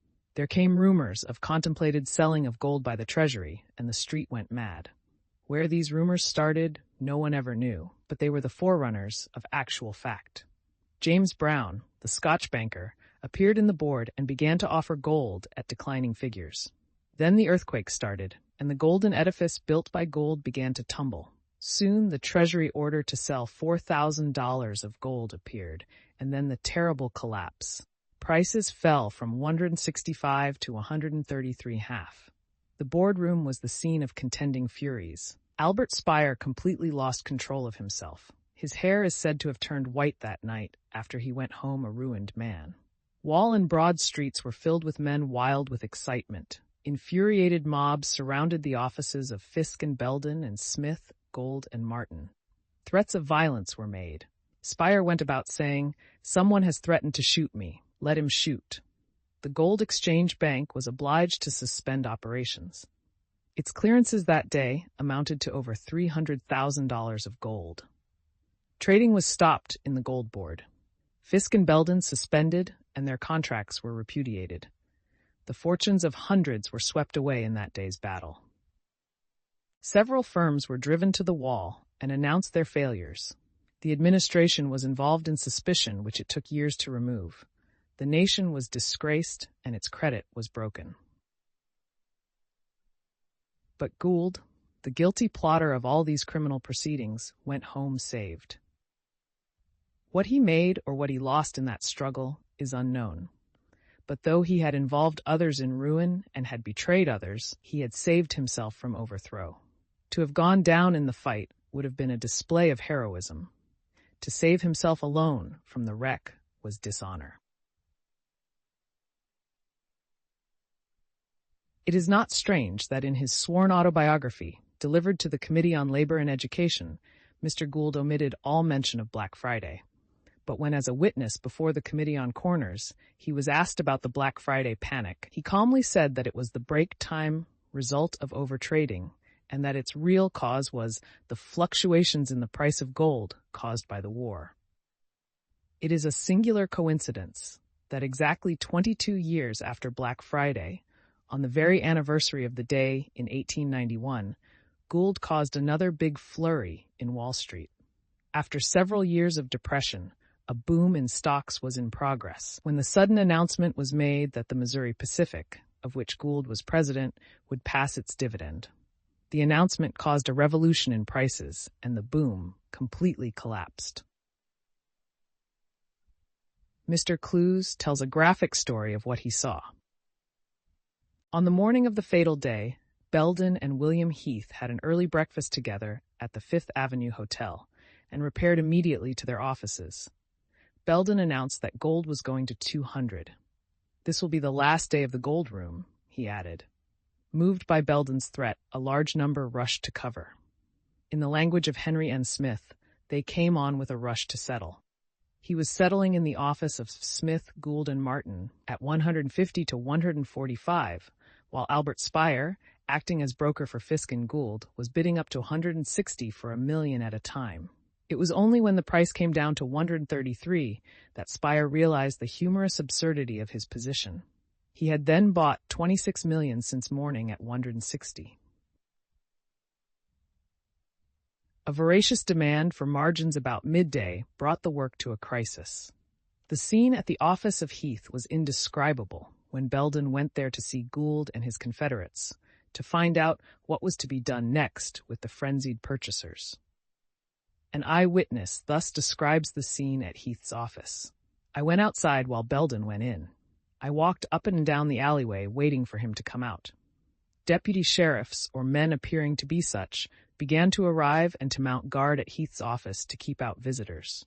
After waiting a prodigious long time, as it seemed to me, Jay Gould came creeping out of the back door and, looking round sharply to see if he was watched, slunk off through a private rear passage behind the buildings. Presently came Fisk, steaming hot and shouting. He took the wrong direction at first, nearly ran into Broad Street, but soon discovered his error and followed Gould through the rear passage. Then came Belden, with hair disordered and red eyes as if he had been crying.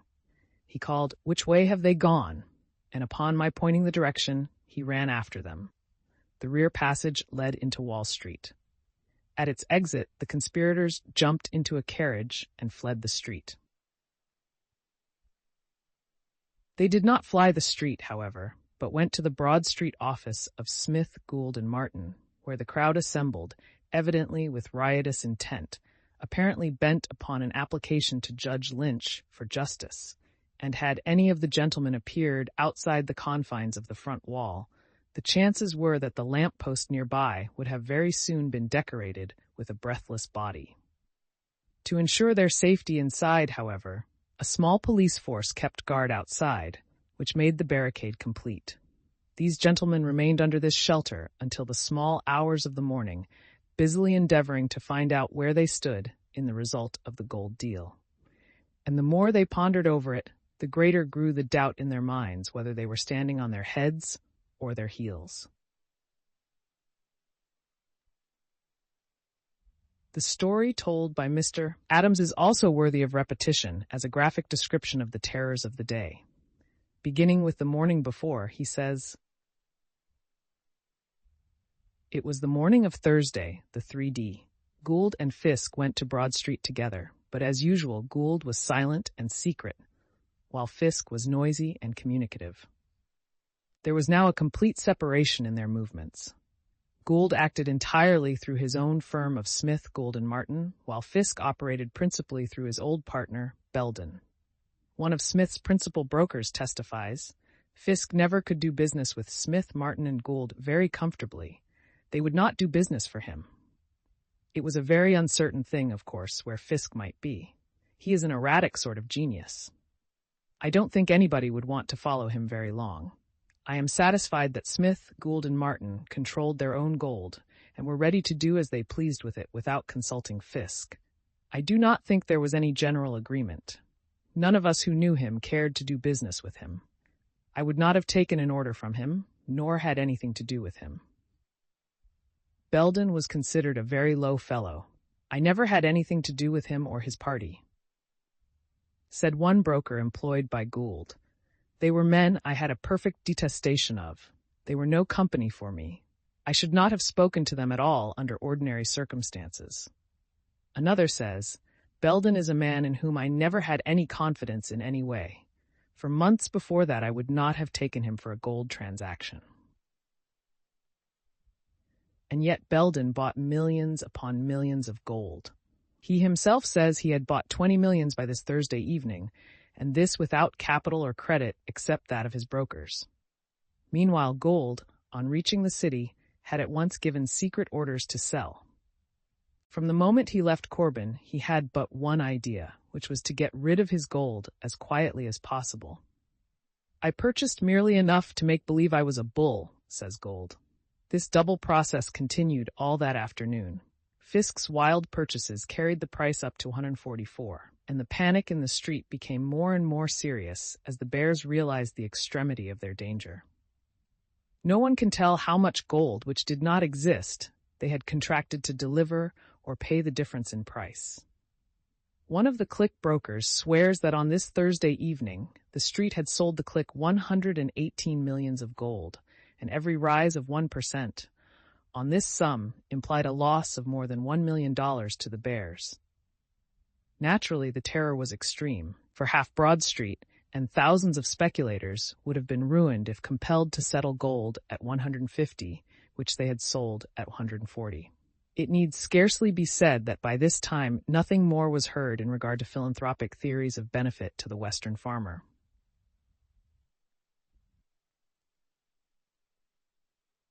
Mr. Gould's feelings can easily be imagined.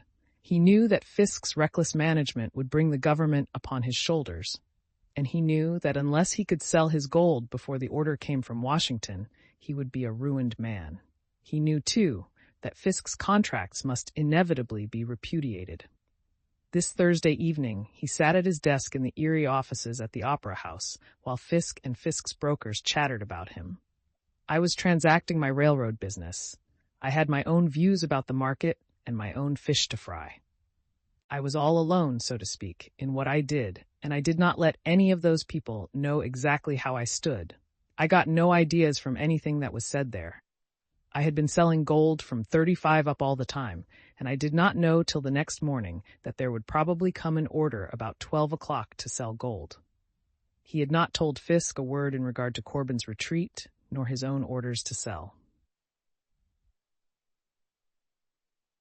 When the next day came, Gould and Fisk went together to Broad Street and took possession of the private back office of a principal broker, without asking the privilege of doing so, as the broker observes in his evidence. The first news brought to Gould was a disaster. The government had sent 3 men from Washington to examine the bank which Gould owned, and the bank sent word to Mr. Gould that it feared to certify for him as usual, and was itself in danger of a panic, caused by the presence of officers, which created distrust of the bank. It barely managed to save itself. Gould took the information silently, and his firm redoubled sales of gold. His partner, Smith, gave the orders to one broker after another, "Sell 10 millions." The order was given as quick as a flash, and away he went, says one of these men. "I sold only 8 millions. "Sell, sell, sell. Do nothing but sell, only don't sell to Fisk's brokers," were the orders which Smith himself acknowledges. In the gold room, Fisk's brokers were shouting their rising bids, and the packed crowd grew frantic with rage and terror as each successive rise showed their increasing losses. The wide streets outside were thronged with excited people. The telegraph offices were overwhelmed with messages ordering sales or purchases of gold or stocks, and the whole nation was watching eagerly to see what the result of this convulsion was to be.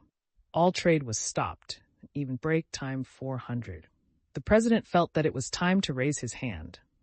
No one who has not seen the New York Gold Room can understand the spectacle it presented, now a perfect pandemonium, now silent as the grave.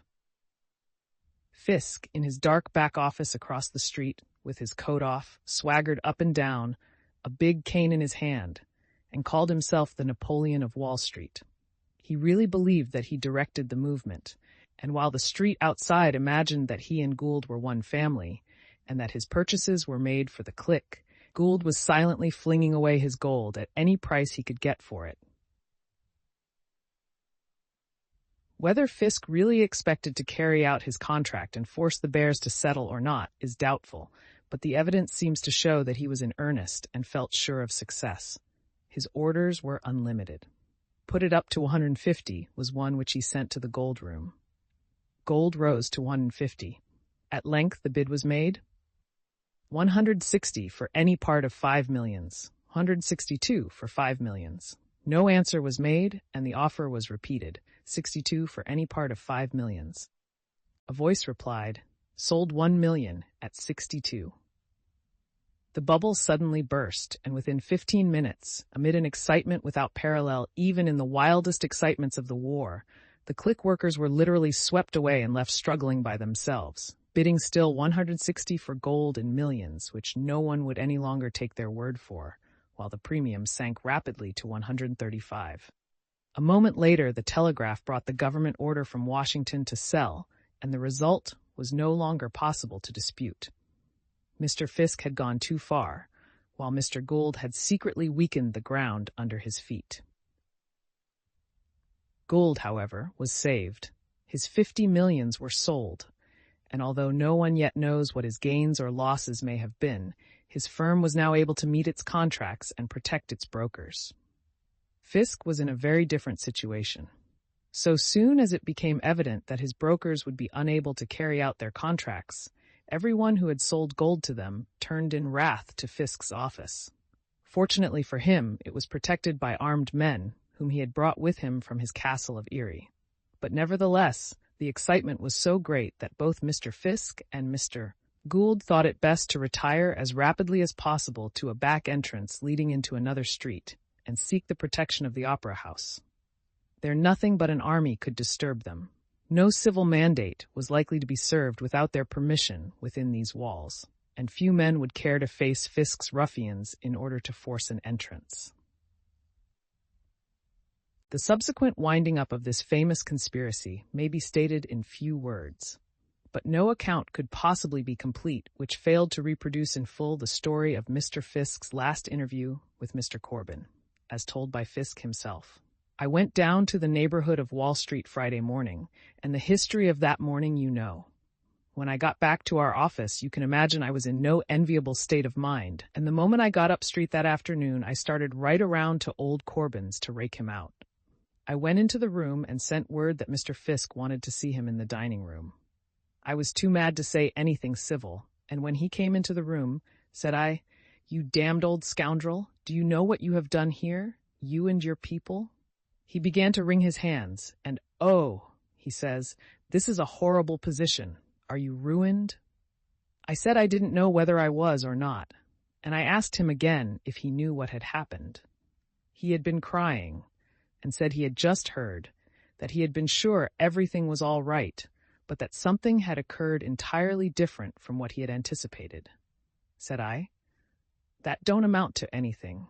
We know that gold ought not to be at 31, and that it would not be but for such performances as you have had this last week. You know damned well it would not if you had not failed." I knew that somebody had run a saw right into us, and said I, "This whole damned thing has turned out just as I told you it would." I considered the whole party a pack of cowards, and I expected that when we came to clear our hands they would sock it right into us. I said to him, "I don't know whether you have lied or not, and I don't know what ought to be done with you."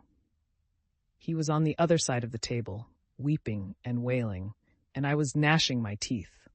"Now," he says, "you must quiet yourself." I told him I didn't want to be quiet. I had no desire to ever be quiet again, and probably never should be quiet again. He says, "But, my dear sir, you will lose your reason." Says I, "Spires," a broker employed by him that day, "has already lost his reason. Reason has gone out of everybody but me." I continued, "Now what are you going to do? You have got us into this thing, and what are you going to do to get out of it?" He says, "I don't know. I will go and get my wife." I said, "Get her down here." The soft talk was all over. He went upstairs and they returned, toddling into the room, looking older than Stephen Hopkins. His wife and he both looked like death. He was toddling just like that. illustrated by a trembling movement of the body. I have never seen him from that day to this. This is sworn evidence before a committee of Congress, and its humor is perhaps the more conspicuous because there is every reason to believe that there is not a word of truth in the story from beginning to end. No such interview ever occurred, except in the unconfined apartments of Mr. Fisk's imagination. His own previous statements make it certain that he was not at Corbin's house at all that day, and that Corbin did come to the Erie offices that evening and again the next morning. Corbin himself denies the truth of the account without limitation, and adds that when he entered the Erie offices the next morning, Fisk was there. I asked him how Mr. Gould felt after the great calamity of the day before. He remarked, "Oh, he has no courage at all. He has sunk right down. There is nothing left of him but a heap of clothes and a pair of eyes." The internal evidence of truth in this anecdote would support Mr. Corbin against the world. In regard to Mr. Gould, Fisk's graphic description was probably again inaccurate. Undoubtedly, the noise and scandal of the moment were extremely unpleasant to this silent and impenetrable intriguer. The city was in a ferment, and the whole country pointing at him with wrath. The machinery of the gold exchange had broken down, and he alone could extricate the business community from the pressing danger of a general panic. He had saved himself, it is true, but in a manner which could not have been to his taste. Yet his course from this point must have been almost self-evident to his mind, and there is no reason to suppose that he hesitated. His own contracts were all fulfilled. Fisk's contracts, all except one, in respect to which the broker was able to compel a settlement, were repudiated. Gould probably suggested to Fisk that it was better to let Belden fail and to settle a handsome fortune on him than to sacrifice something more than $5,000 in sustaining him. Fisk, therefore, threw Belden over and swore that he had acted only under Belden's order. One of the first acts of the Erie gentlemen after the crisis was to summon their lawyers and set in action their judicial powers. The object was to prevent the panic-stricken brokers from using legal process to force settlements and to render the entanglement inextricable. Messrs. Field and Shearman came and instantly prepared a considerable number of injunctions, which were sent to their judges, signed at once, and immediately served. Gould then was able to dictate the terms of settlement, and after a week of complete paralysis, Broad Street began at last to show signs of returning life. The fate of the conspirators was not severe. Mr. Corbin went to Washington, where he was snubbed by the president, and at once disappeared from public view, only coming to light again before the Congressional Committee.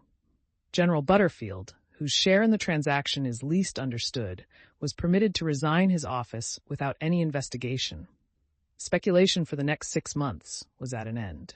Every person involved in the affair seemed to have lost money, and dozens of brokers were swept from the street. But Mr. J. Gould and Mr. James Fisk, Jr. continued to reign over Erie, and no one can say that their power or their credit was sensibly diminished by a shock which, for the time, prostrated all the interests of the tundra country.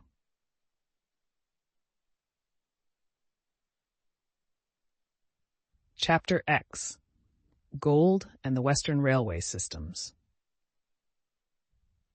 After Mr. Gould was ousted from Erie, he entered into that career of acquisition which made him the master of several of the most important railroads in the United States, of the Yale system of telegraph, and of the chief line of transportation in New York City.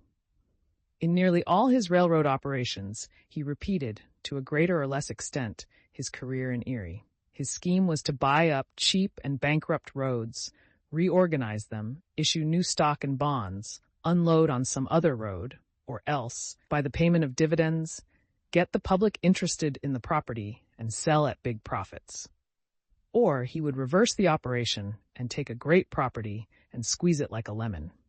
His career in Union Pacific comes naturally first in order.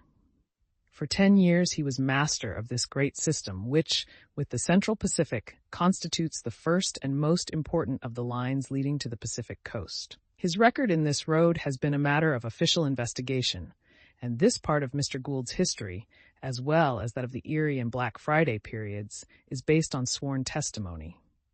But first, it is but fair that Mr. Gould's own account of his connection with Union Pacific, as stated in his testimony before the Senate Committee on Labor and Education, should be given. Having omitted all mention of Erie, Mr. Gould said, "I then went into the Union Pacific Road.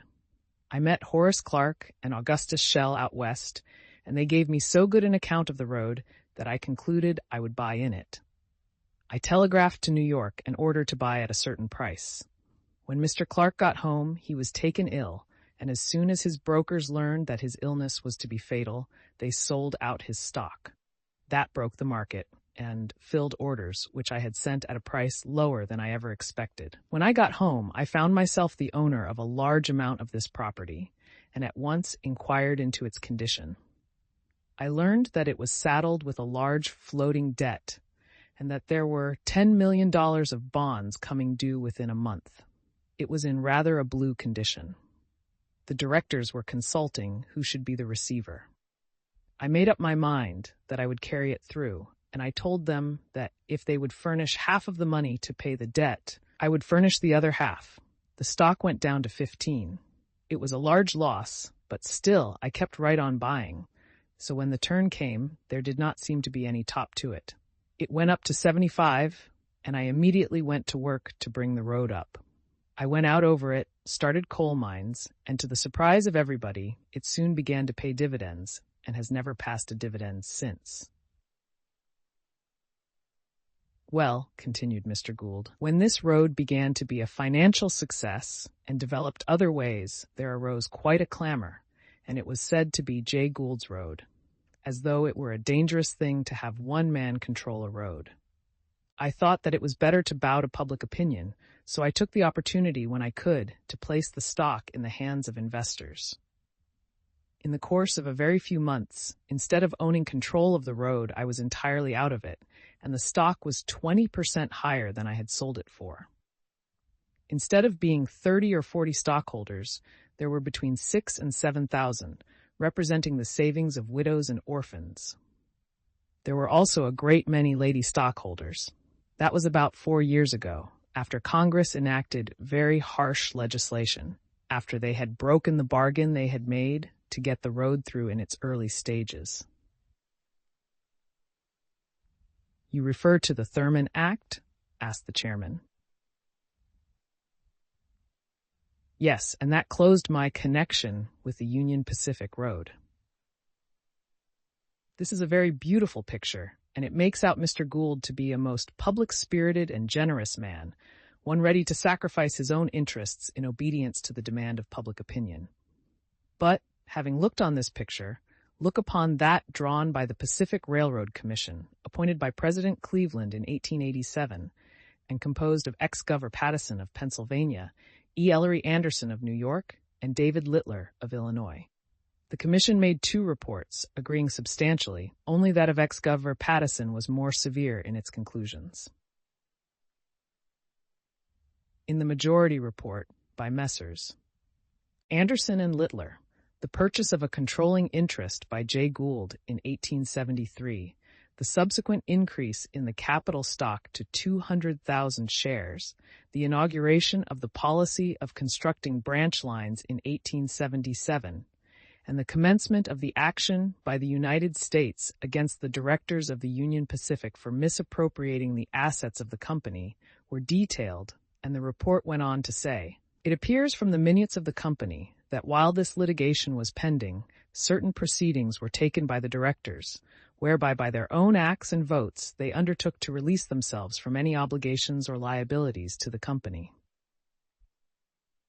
The Kansas Pacific's financial operations from 1864 to 1880 were also taken up, and the circumstances leading up to its consolidation in the Union Pacific system were detailed at great length.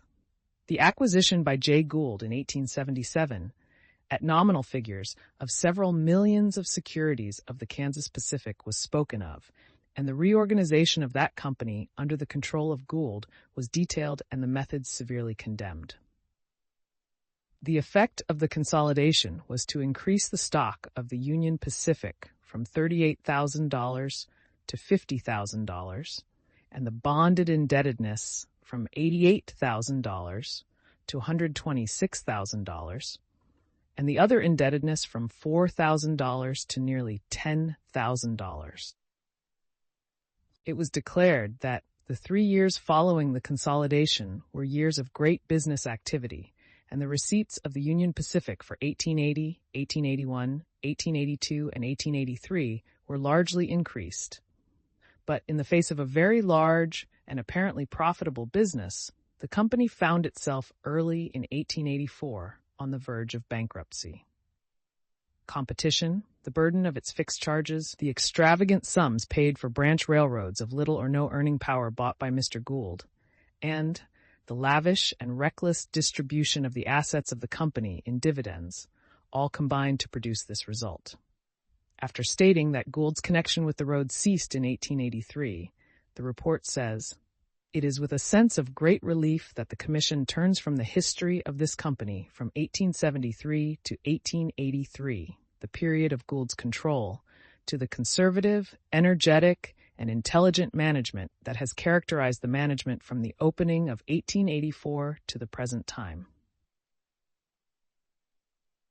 Ex-Gov. Pattison, in his report, said,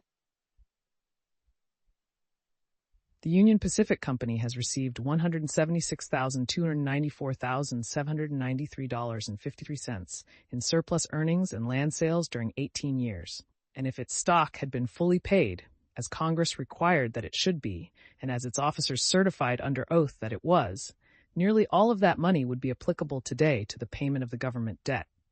The company has paid out $28,650,707 in dividends and $82,742,850 in interest on bonds, nearly all of which were distributed to shareholders without consideration. It has sunk over $10,000 in Denver, South Park, and Pacific.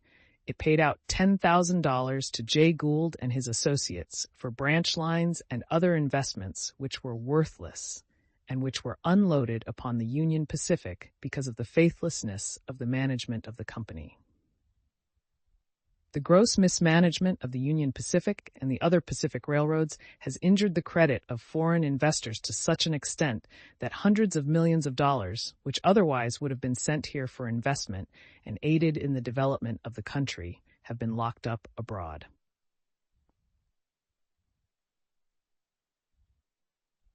Every line of this indictment is directed at Gould. Yet Charles Francis Adams, the author of A Chapter in Erie, and who became president of the Union Pacific about the time Gould retired, told the Commission that he believed from careful scrutiny that Mr. Gould had always been more than fair to the company. But the Commission, with all the facts before it, rejected his view of the case. When Mr. Gould secured possession of the Union Pacific, Sidney Dillon was president of it, and they, with other large stockholders, agreed upon a plan to fund the floating debt in bonds, of which Mr. Gould took $1,000. Mr. Gould remained in practical control of the property until about 1880, when public opinion clamored for a change, and as Mr. Gould said to one of the numerous investigating committees before which he was called upon during his busy life to testify,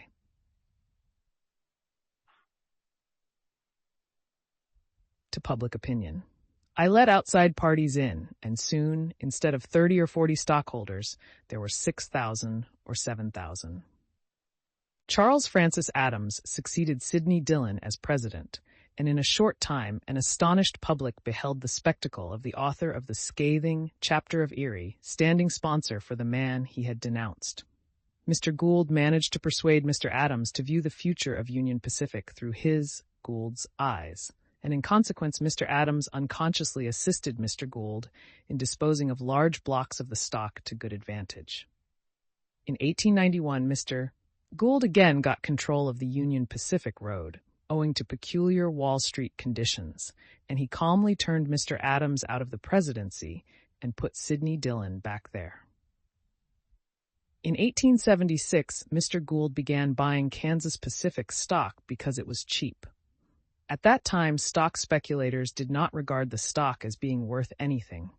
Mr. Gould, however, was looking away ahead, and he bought largely of Denver Pacific securities and stock and bonds of the St. Joe and Western, the Kansas Central and Central Branch roads.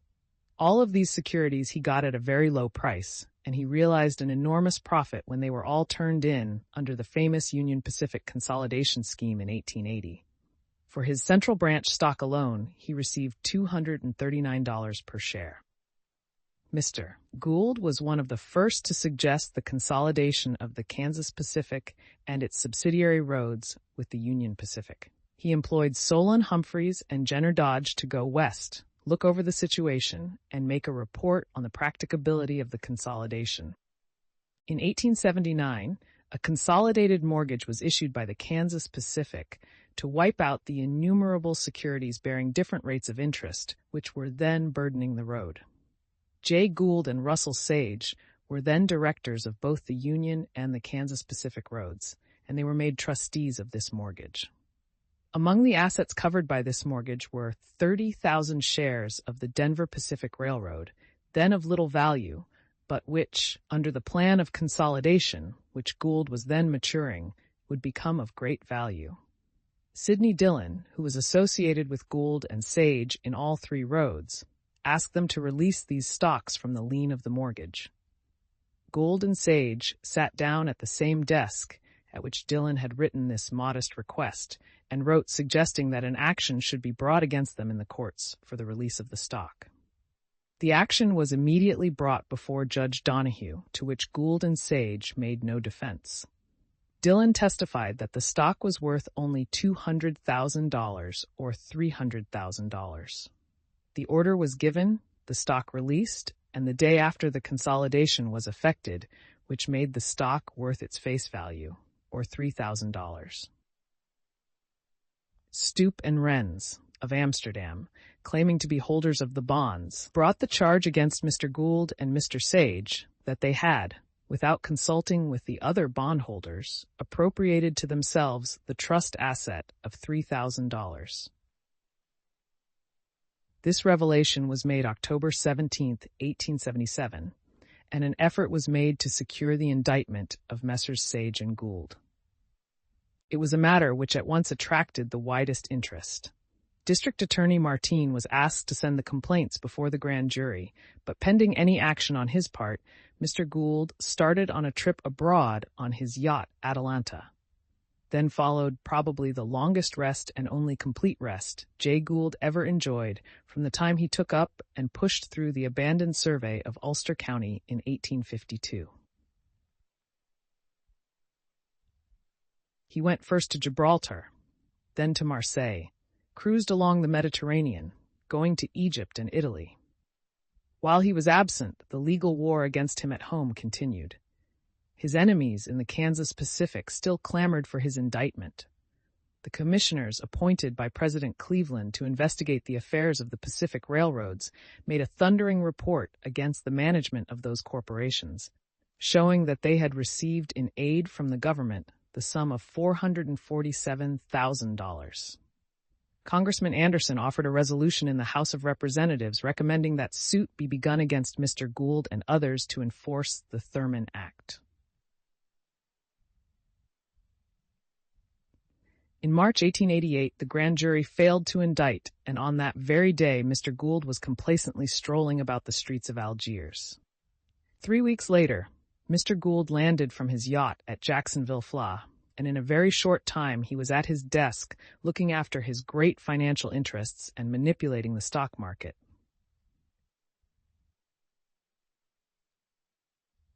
On his return, he attacked his prosecutors with a virulence which he had never displayed before, and filled the columns of the newspapers with interviews. In one of these, he declared that the attack upon him was the result of a conspiracy and blackmail, and that the powers behind the criminal proceedings were a newspaper, meaning the Herald, a cable company, referring to the Mackey Bennett Company, and a woman. The latter was understood to be the wife of an officer of one of Mr. Gould's railroads who had brought suit for divorce. This bringing of a woman into the case created a great sensation. A A few days later, Gould made a bitter personal attack on James Gordon Bennett of the Herald, calling in question his personal and social character and reciting incidents unfit for publication. This was the first time in his life that Gould appeared to be thoroughly rattled, the first time that he let down the curtain of mystery with which he had so long covered himself, and the first time that he broke that silence, which was his best weapon. This is a good place to quote from Gould's testimony before the Pacific Railroad Commission, as it gives an insight into his theory of railroad operations. "I consider," he said, "the past a good thing to judge a road by, but the future more. I have been all my life dealing in railroads, that is, since before I came of age. I always bought on the future. That's how I made my money. The bonds on the first road I bought were down to 10 cents. I built up the road and sold them for $125. That's the reason I went into the Kansas Pacific and the Union Pacific. But I saw the Kansas Pacific was going to develop faster than the Union Pacific."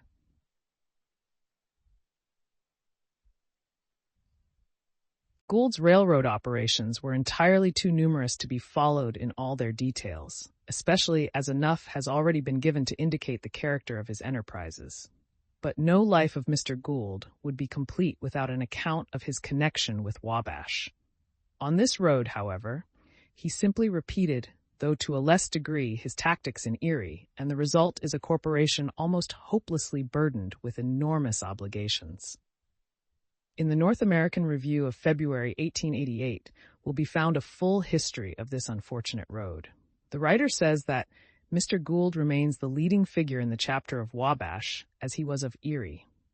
There is, he says, a relative disappearance of the special forms of judicial usurpation and misconduct which lent such a lurid aspect to Mr. Adams' story, and in their place will be noted one sweeping judicial act, followed by 2 or 3 supplementary acts, which accomplished the designs of the actors with complete effectiveness.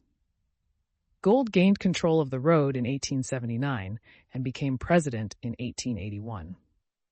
The writer of the review article sums up the history of Wabash as follows. The Wabash system arose from the absorption and consolidation of 68 separate original corporations.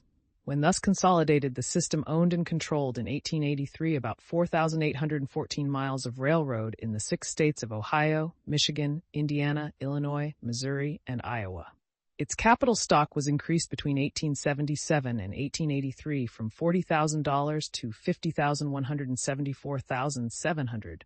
Its funded or mortgaged debt was increased during the same period from $20,311,576 to $76,394,075. 3 quarterly dividends were paid on the entire preferred stock in 1881, the year after the issue of the general mortgage in 1880, amounting to $1,036,529. Within 2 years and a half after these dividends, the company made default on the interest of all its mortgage debt. In May 1884, the entire property was, on the application of the debtor company alone, secretly placed in the hands of Humphreys and Tutt, 2 of its former directors and officers, men without any special qualifications for railroad management, and who had been part of the directorate which had brought the system to bankruptcy. Immediately after the appointment of Humphreys and Tutt, the Circuit Court of the Eastern District of Missouri directed the issue of $2,300,000 of receivers' obligations to protect the endorsements of Wabash notes by Gould, Dillon, Sage, and Humphreys. The same court, 6 days later, directed the further issue of $2,000 of receivers' certificates, made a first lien on all the Wabash property, to pay so-called Wabash indebtedness, which by the terms of its lease to the Iron Mountain, which had been in turn leased to the Missouri Pacific, was the indebtedness of the Missouri Pacific. As the result of 2 years and a half of this receivership, there was paid out of the receiver's earnings on account of liabilities incurred prior to the receivership, $3,206,590.23, leaving $500,000 still due. As the grand result of the receivership of Humphreys and Tutt, interest has accrued to the amount of $4,390,000, all due and unpaid, and of receivers' obligations, $3,200,000, a total during 2 years and a half of $7,590,000, with $290,000 of cash in hand. The property being sold to a purchasing committee, of which the chairman, Joy, was a former Wabash director, and another member, Ashley, was the secretary of the receivers. A demand was made of the prior mortgage bondholders to fund into new Wabash bonds their past due interest and to reduce the interest on their bonds for the future from 6% and 7% to 5%. Upon application of prior mortgage bondholders, the United States Circuit Court at Chicago removed Humphreys and Tutt for misconduct as receivers and appointed a new and separate receiver for the Wabash lines east of the Mississippi River. This removal was upon order of Judge Gresham, who has made such a high reputation as a judge who can be depended upon not to be easily influenced in favor of corporations. This order was called at the time one of the bravest acts in the history of justice. On rendering decision, he spoke in terms of great severity of the managers and the Gould receivers, and appointed in place of the latter Judge Cooley, who was afterward made railroad commissioner by President Cleveland. In commenting on this decision, Gould defended himself by attacking Gresham, who he declared was suffering from a severe attack of the presidential fever.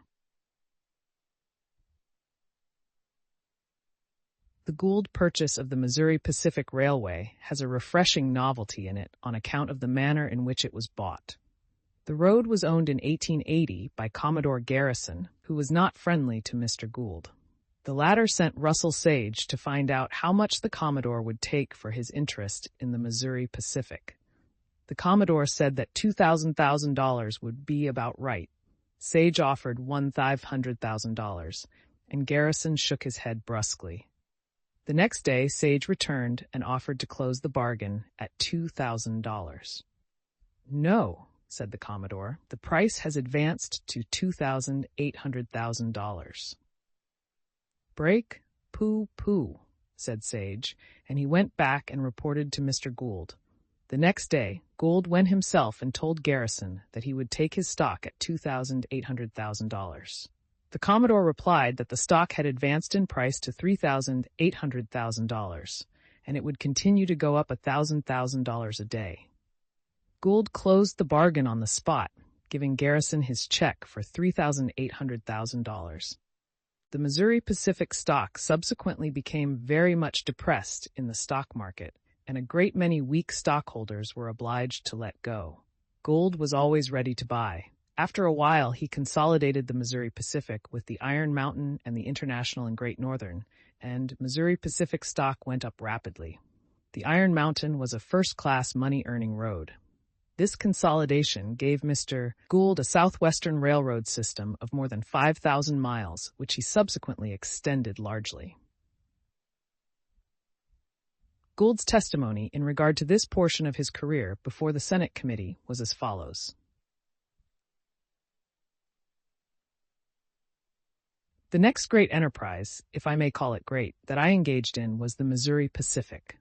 I bought it one day of Commodore Garrison, or rather the control of it.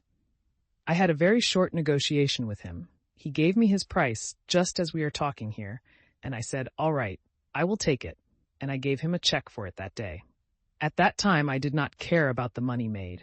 It was a mere plaything to see what I could do. I had passed the point where I cared about the mere making of money. It was more to show that I could make a combination and make it a success. I took this road and began developing it, bringing in other lines which should be tributary to it. I developed new parts of the country, opened up coal mines, etc., and continued until I think we have now 10,000 miles of road. When I took the property, it was earning $70,000 a week. I have just got the gross earnings for the last month, and they amount to $5,100,000. And we have accomplished that result by developing the country. And while we have been doing this, we have made the country rich, developing coal mines and cattle raising, as well as the production of cotton. We have created this earning power by developing the system. All this 10,000 miles is fully built. The roads pass through the states of Ohio, Illinois, Michigan, Iowa, Missouri, Kansas, Nebraska, Arkansas, Texas, Louisiana, and the Indian Territory, and we go into Mexico. Are there other railroad enterprises that you are connected with? I am director in various roads, but I put my whole strength into this system. I don't like to scatter around. What you do well, or try to. I certainly try to do all things well. What other business enterprises of the country have you now or formerly had connection with? I am a director in the Chicago and Northwestern Road, Chicago and Rock Island, Delaware, Lackawanna and Western, New York and New England, and a good many other small roads. Mr. Gould's Southwestern system, of which he speaks in terms so glowing, was composed of the Missouri Pacific, that was the main stem, and grafted onto it was the Wabash, of which an account has already been given, the Missouri, Kansas, and Texas, the St. Louis and Iron Mountain, and the Texas Pacific. The directors of all the roads were substantially the same, Mr. Gould being the president, and his son, George Russell Sage, A.L. Hopkins, and others of his intimate associates being the directors. The most striking feature about the management of these roads is that while all the others were driven into bankruptcy, or to the verge of it, the Missouri Pacific was made a big dividend-paying property. Mr. Gould attributed this to the comparatively small indebtedness of the Missouri Pacific, making it, in his own language, the snuggest property on the continent. But his enemies attributed the fact to another reason, namely, Mr. Gould's own management, by which he was alleged to have starved the other properties to feed the Missouri Pacific. His holdings of the latter's stock were immense, while his pecuniary interest in the others was comparatively small. Indeed, he held but a few hundred shares of Missouri, Kansas, and Texas, though its president. His purpose was evidently to swell the earnings of the Missouri Pacific to such an extent that he could declare big dividends and sell his stock at high figures. He succeeded in pushing the price up to $112 in May 1887, but it subsequently fell to $700 a forward in March 1888. The lack of public confidence in Gould's railroad methods is strikingly exhibited in the fact that though Missouri Pacific paid 6 to 7% annual dividends, Gould found it almost impossible to keep the price at par, except by the pegging process, while other equal dividend payers brought from 110 to 130 in the market without manipulation. The same fact was also strikingly exhibited in Western Union, which paid dividends but sold at from 70 to 80.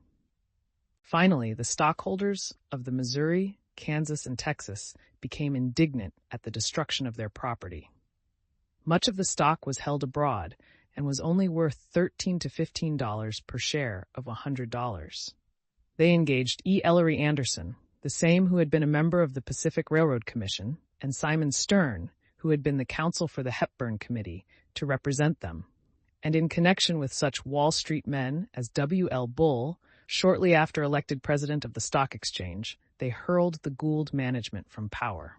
They publicly charged Mr. Gould with having used the road simply as a feeder to the Missouri Pacific.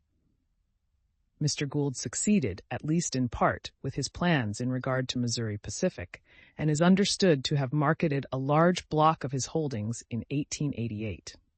Shortly after that, the road reduced its dividend and had to borrow money to pay it. One of the most memorable events connected with Gould's management of the Missouri Pacific was the Great Knights of Labor strike in 1885, which disabled the road for a long time. An interesting feature of the strike was a Sunday conference at Mr. Gould's house between him and General Master Workman Powderly, at which negotiations for a settlement were entered into. The foremost representatives of capital and labor thus met to settle vital questions at issue affecting the wealth of the capitalists and the livelihood of the workingmen. Mr. Gould said to the Senate Committee on Labor and Education, "I have been all my life a laborer or an employer of laborers. Strikes come from various causes, but are principally brought about by the poorest and, therefore, the dissatisfied element. The best workers generally look forward to advancement in the ranks or save money enough to go into business on their own account. Though there may be few advanced positions to be filled, There is a large number of men trying to get them. They get better pay here than in any other country, and that is why they come here. My idea is that if capital and labor are let alone, they will mutually regulate each other. People who think they can regulate all mankind and get wrong ideas which they believe to be panaceas for every ill cause much trouble to both employers and employees by their interference. To the Congressional Committee, which investigated the Missouri Pacific strike, he said, "I am in favor of arbitration as an easy way of settling differences between corporations and their employees."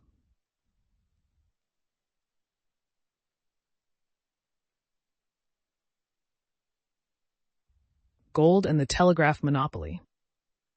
The manipulation of values and the methods of running the railroad and telegraph systems of the United States affect more nearly the personal interests of every individual than do any of the other great enterprises of the country.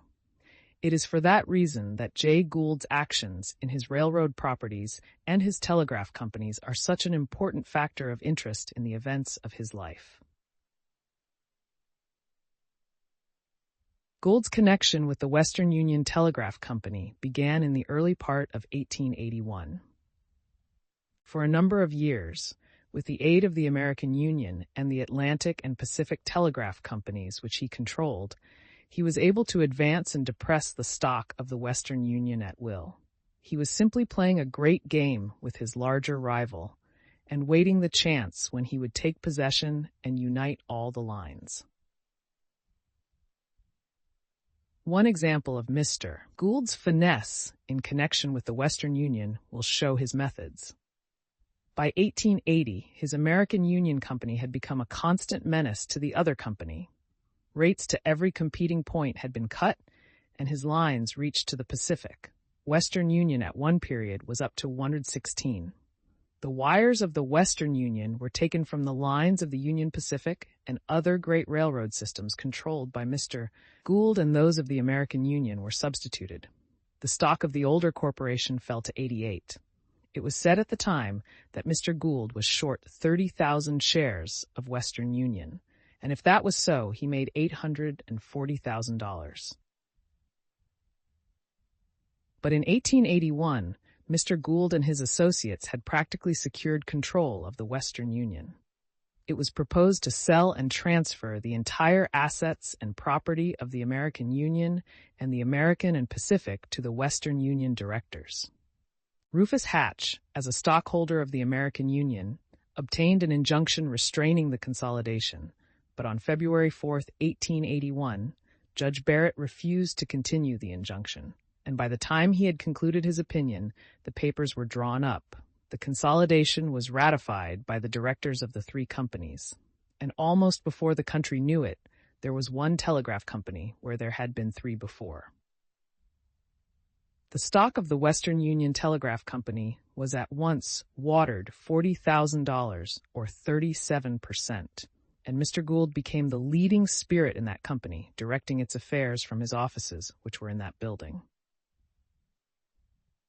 Nothing Mr. Gould ever did in his life so arrayed public sentiment against him as this creation of the telegraphic monopoly. Eventually, the Western Union acquired the Baltimore and Ohio Telegraph, which Robert Garrett was glad to sell in order to get money to help the Baltimore and Ohio Railroad out of the difficulties into which it had fallen. Repeated efforts were made by the stockholders of the American Union to secure the interference of the attorney generals of various states, but the consolidation stood. In May 1882, the Western Union secured control of all the European cables, and no little comment was aroused soon thereafter when it was charged that Mr. Gould was making an effort to secure control of the New York Associated Press, or at least of the news which it sent out. He was reputed to control at that time 3 of the 7 newspapers constituting the corporation, and something of a sensation was caused by the charge. The Western Union's control of the cables became so absolute that the Mackay-Bennett cables were laid and gave a competing service to Europe, which was afterward largely extended to other parts of the world.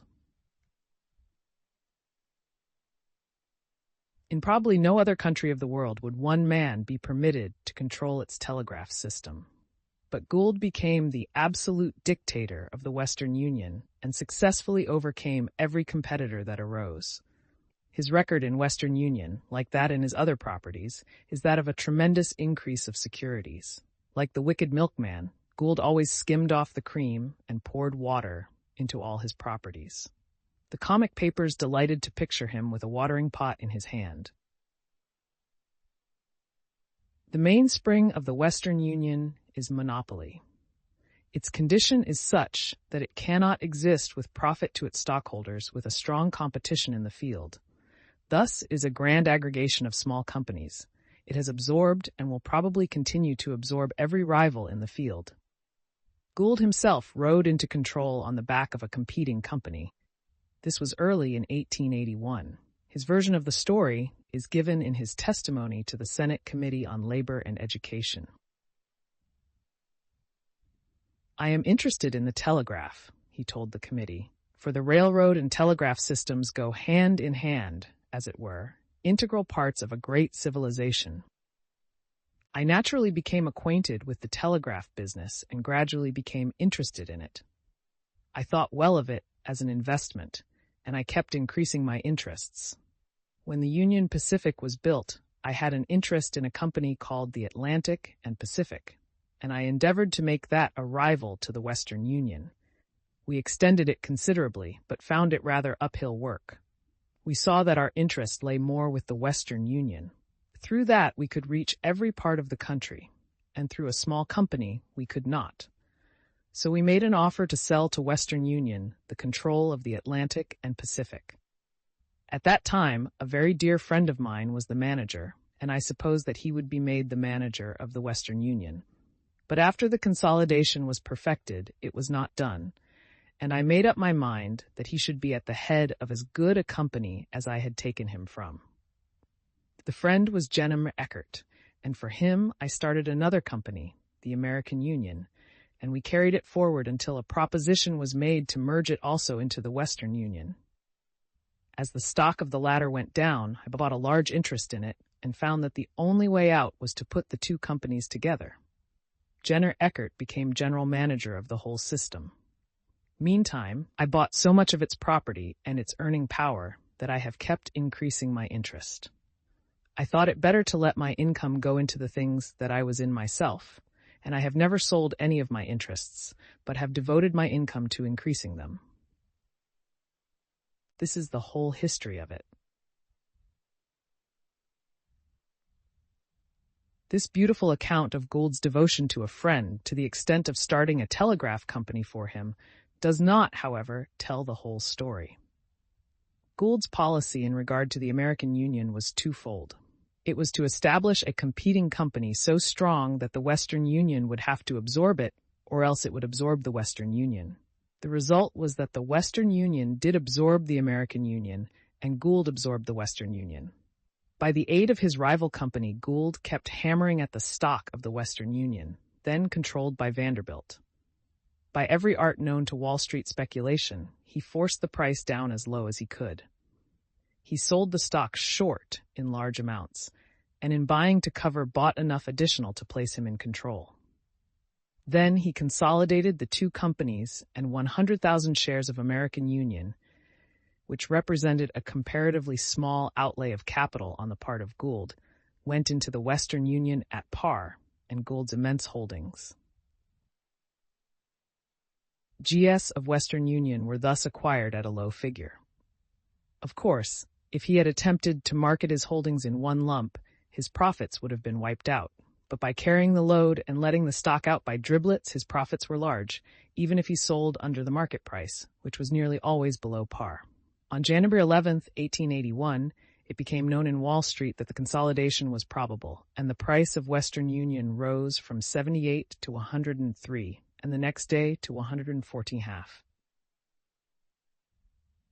The consolidation increased the capitalization of the Western Union to $80,000. And this amount has increased later by the capitalization of scrip dividends and by the acquisition of the Baltimore and Ohio Telegraph. After Gould became the master of the system, The mutual union was started as a rival concern. Gould soon gobbled it up and leased it to the Western Union. Then Robert Garrett developed the wires owned by the Baltimore and Ohio Railroad into a competing telegraph system, and under the management of Mr. Bates, who had formerly been with Gould in American Union and Western Union, it became a big system, stretching far west and south. But Garrett soon got into deep waters. He had not the genius of his father, the famous John W. Garrett, and a struggle with Gould was beyond his strength. The Baltimore and Ohio Railroad, nominally a Gibraltar of strength, was intrinsically weak. Garrett entered into negotiations to sell a controlling interest in the property. His desire was to place it in hands hostile to Gould, but the latter used his power in the stock market to frustrate his plans. Garrett contracted to deliver the control to Henry S. Ives, a young speculator who was modeling his life after the Gould pattern. But in the end, Garrett was not able to deliver, nor was Ives able to receive. The B&O system was dismembered, and the telegraph fell into Gould's hands. Gould had previously announced to the public that the Western Union does not intend to buy any more rival telegraph companies. But when he found he could get the B&O cheap, a little declaration of that kind did not stand in the way. In fact, it was intended only to mask his intention to buy. Gould drew around him in Western Union a powerful body of men. His board of directors included Norvin Green, Harrison Durkee, Alonzo B. Cornell, who when governor of the state from 1880 to 1883 posed as an anti-Gould and anti-monopoly governor, Cyrus W. Field, Robert L. Kennedy, Hugh J. Jewett, whose testimony in regard to Erie has already been quoted, J. Pierpont Morgan of Drexel, Morgan & Co., C. P. Huntington, R. C. Clowry, Henry Weaver, Erastus Wiman of R. G. Dunn & Co., John Jacob Astor, Frank Work, George B. Roberts, president of the Pennsylvania Railroad, the leading railroad system of the world, George D. Morgan, John Hoy, W. D. Bishop, and J. W. Clendenin. The management, however, was in the hands of an executive committee composed of Gould's immediate associates. The Western Union, besides its land system, owns ocean cables and has a big interest in the telephone and stock ticker systems, and Gould's power as the master of this company can scarcely be estimated. It is believed that Mr. Gould's real ambition, so far as concerned the Western Union, was to sell it to the government. But so long as the country believed that Jay Gould desired to sell, there could be no public opinion aroused in favor of purchasing it. So Gould, if such was his real desire, masked his purpose behind a display of indifference or opposition, in the hope that if it was thought he did not wish to sell, the country would be all the more eager to buy. Thus he told the Committee on Labor and Education, "Break time. I think the control by the government is contrary to our institutions. The telegraph system, of all other business, wants to be managed by skilled experts, while the government is founded on the idea that the party in power shall control the patronage. If the government controlled it, the general managers' heads would come off every 4 years, and you would not have any such efficient service as at present. The very dividend of the Western Union is based upon doing business well, keeping her customers, and developing her business. If the Democrats were in power, there would be a Democratic telegraph. If the Republicans came into power, there would be a Republican telegraph. And if the reformers came in, I don't know what there would be. I think it would be a mere political machine.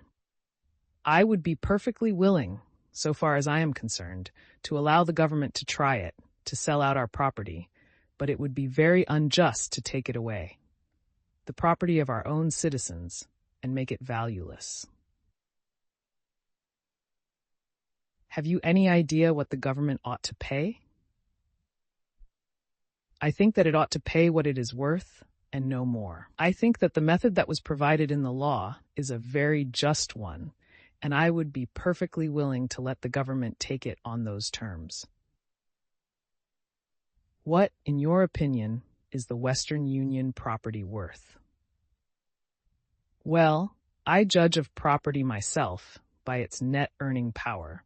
That is the only rule I have been able to get. If you show me a property that is paying no more than the taxes, I don't want it.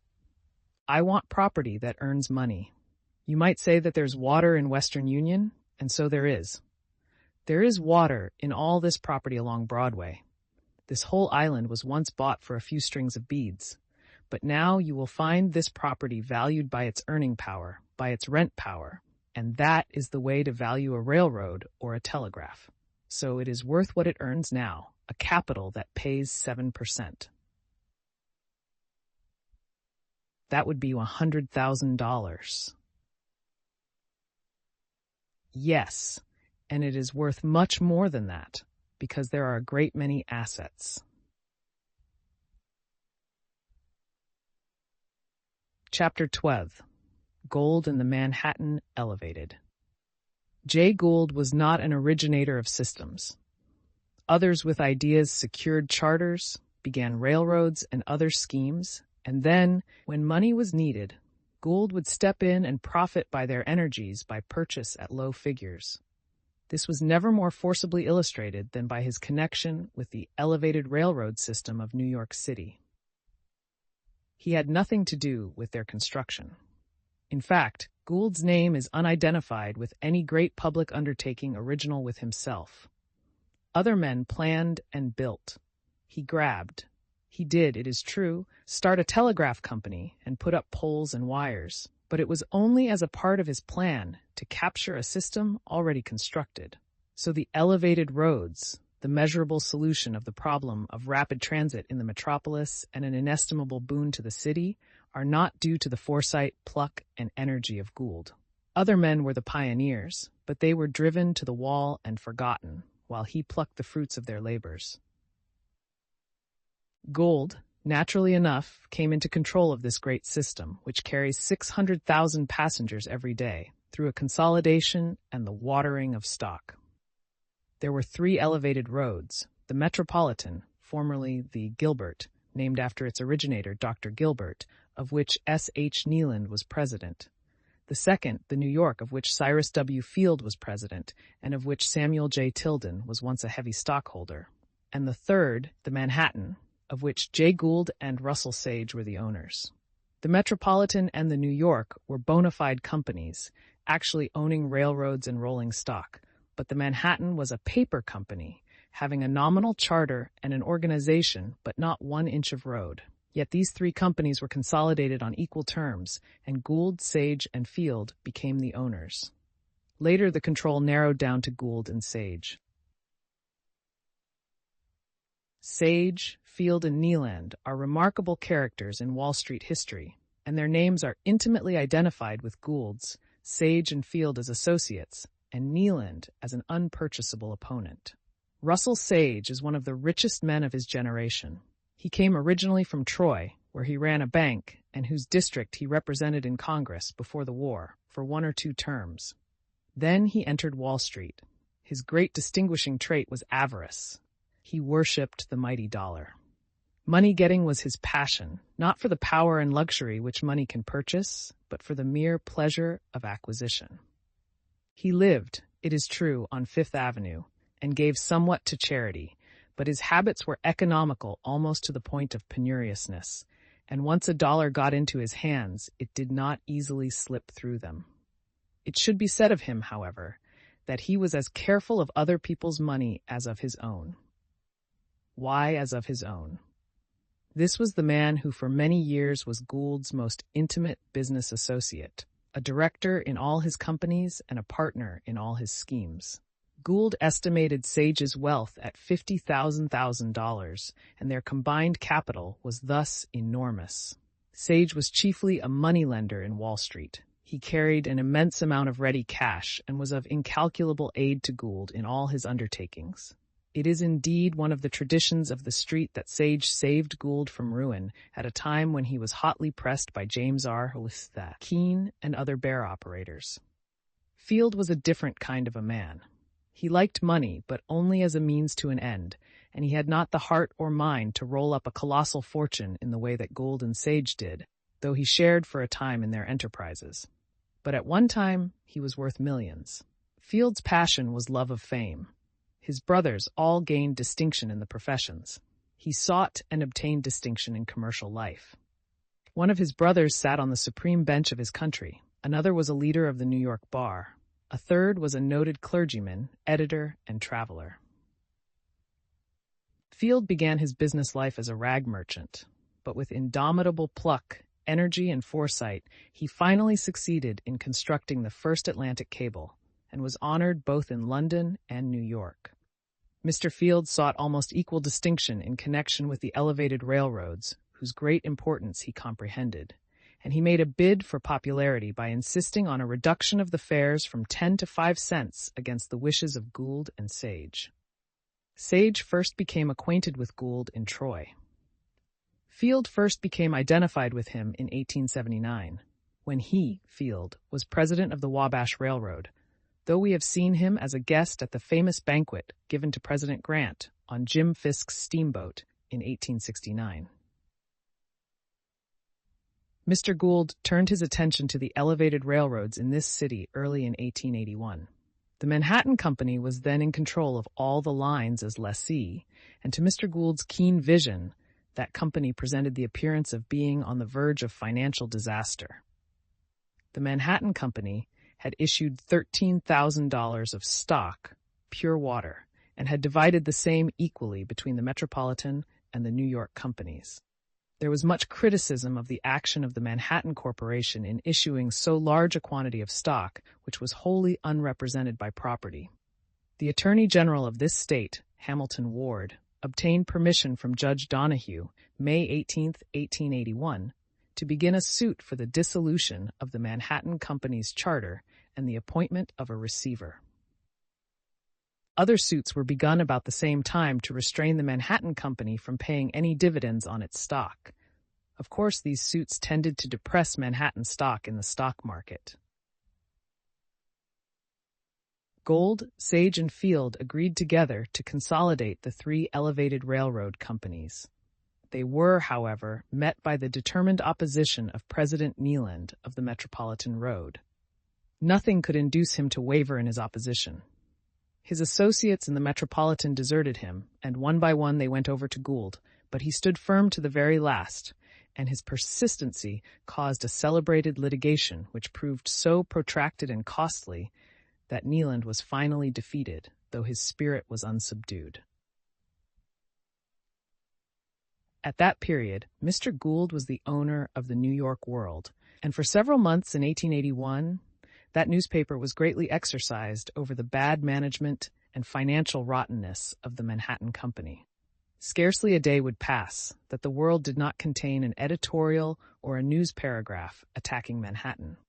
The stock kept dropping 2, 3, and 5 points at a time. With the beginning of July 1887, suits were pending against the three elevated railroad companies in all of the state courts in which they could be brought. Mr. Gould became a stockholder in the Metropolitan Company on the 1st of that month, 100 shares of stock having been transferred to him by Russell Sage. On July 8th, Mr. Gould, Mr. Connor, Mr. Navarro, and other friends of Mr. Gould were elected directors of the Metropolitan Company. On the same day, Attorney General Ward entered an order discontinuing his suit against the Manhattan Company in this judicial district. He immediately, however, applied to Judge Westbrook at Kingston and obtained an order appointing ex-Judge John F. Dillon and Albert L. Hopkins receivers of the Manhattan Company. A few days afterward, Cyrus W. Field began a suit to take the New York Company's roads out of the hands of the Manhattan Company, and later an application was made to the receivers to sue the New York and Manhattan Companies for the $13,000 of stock issued without consideration. In the meantime, the World kept up an incessant fire of criticism and denunciation of the Manhattan Company. The price of the stock naturally kept dropping until it got as low as 16. Early in October, Mr. Gould went into the Manhattan Company, and it was proclaimed that he and his friends had obtained control. They held more than 70,000 shares, nearly all of which they had been able to pick up in the stock market at prices ranging from 20 to 16 cents on the dollar. All of the timid original stockholders had been scared into sacrificing their holdings by the confusing cloud of litigation and the attacks of Mr. Gould's newspaper.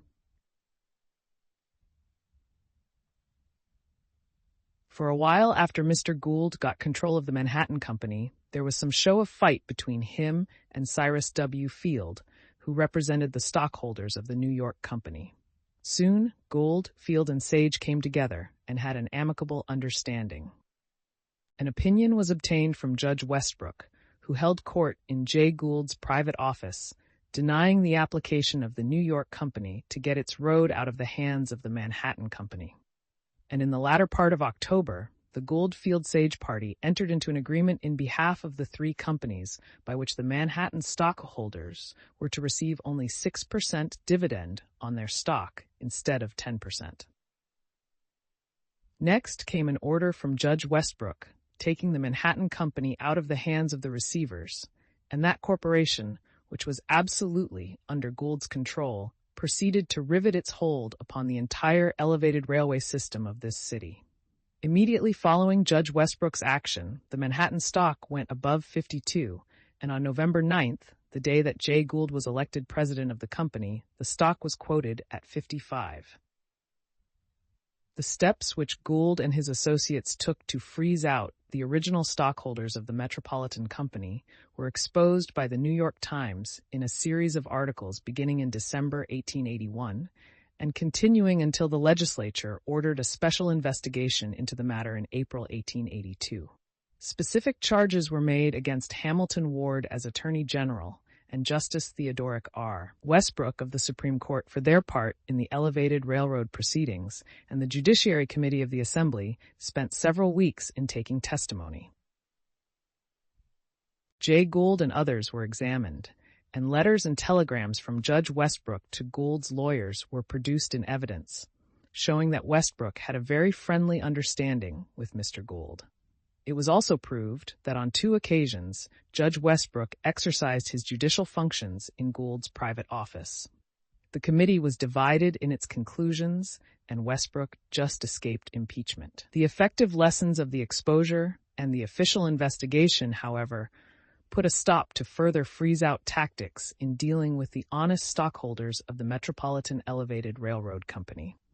Those who had refused to be shaken off by the bearish assaults on the property finally received satisfactory compensation for their property from Mr. Gould and his associates. After obtaining full control of the elevated railroad system, Gould and his associates voted to double the capital stock, making it $26,000. In opposing the reduction of the fare from 10 cents to 5 cents, they argued that a 5-cent fare would not enable them to pay dividends on their $26,000. A member of the Senate committee suggested that they might reduce their capitalization.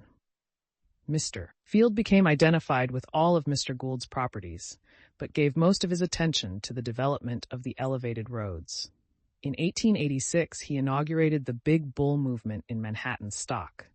He boomed the stock in every possible way and bought immense quantities and publicly predicted that it would sell at 200.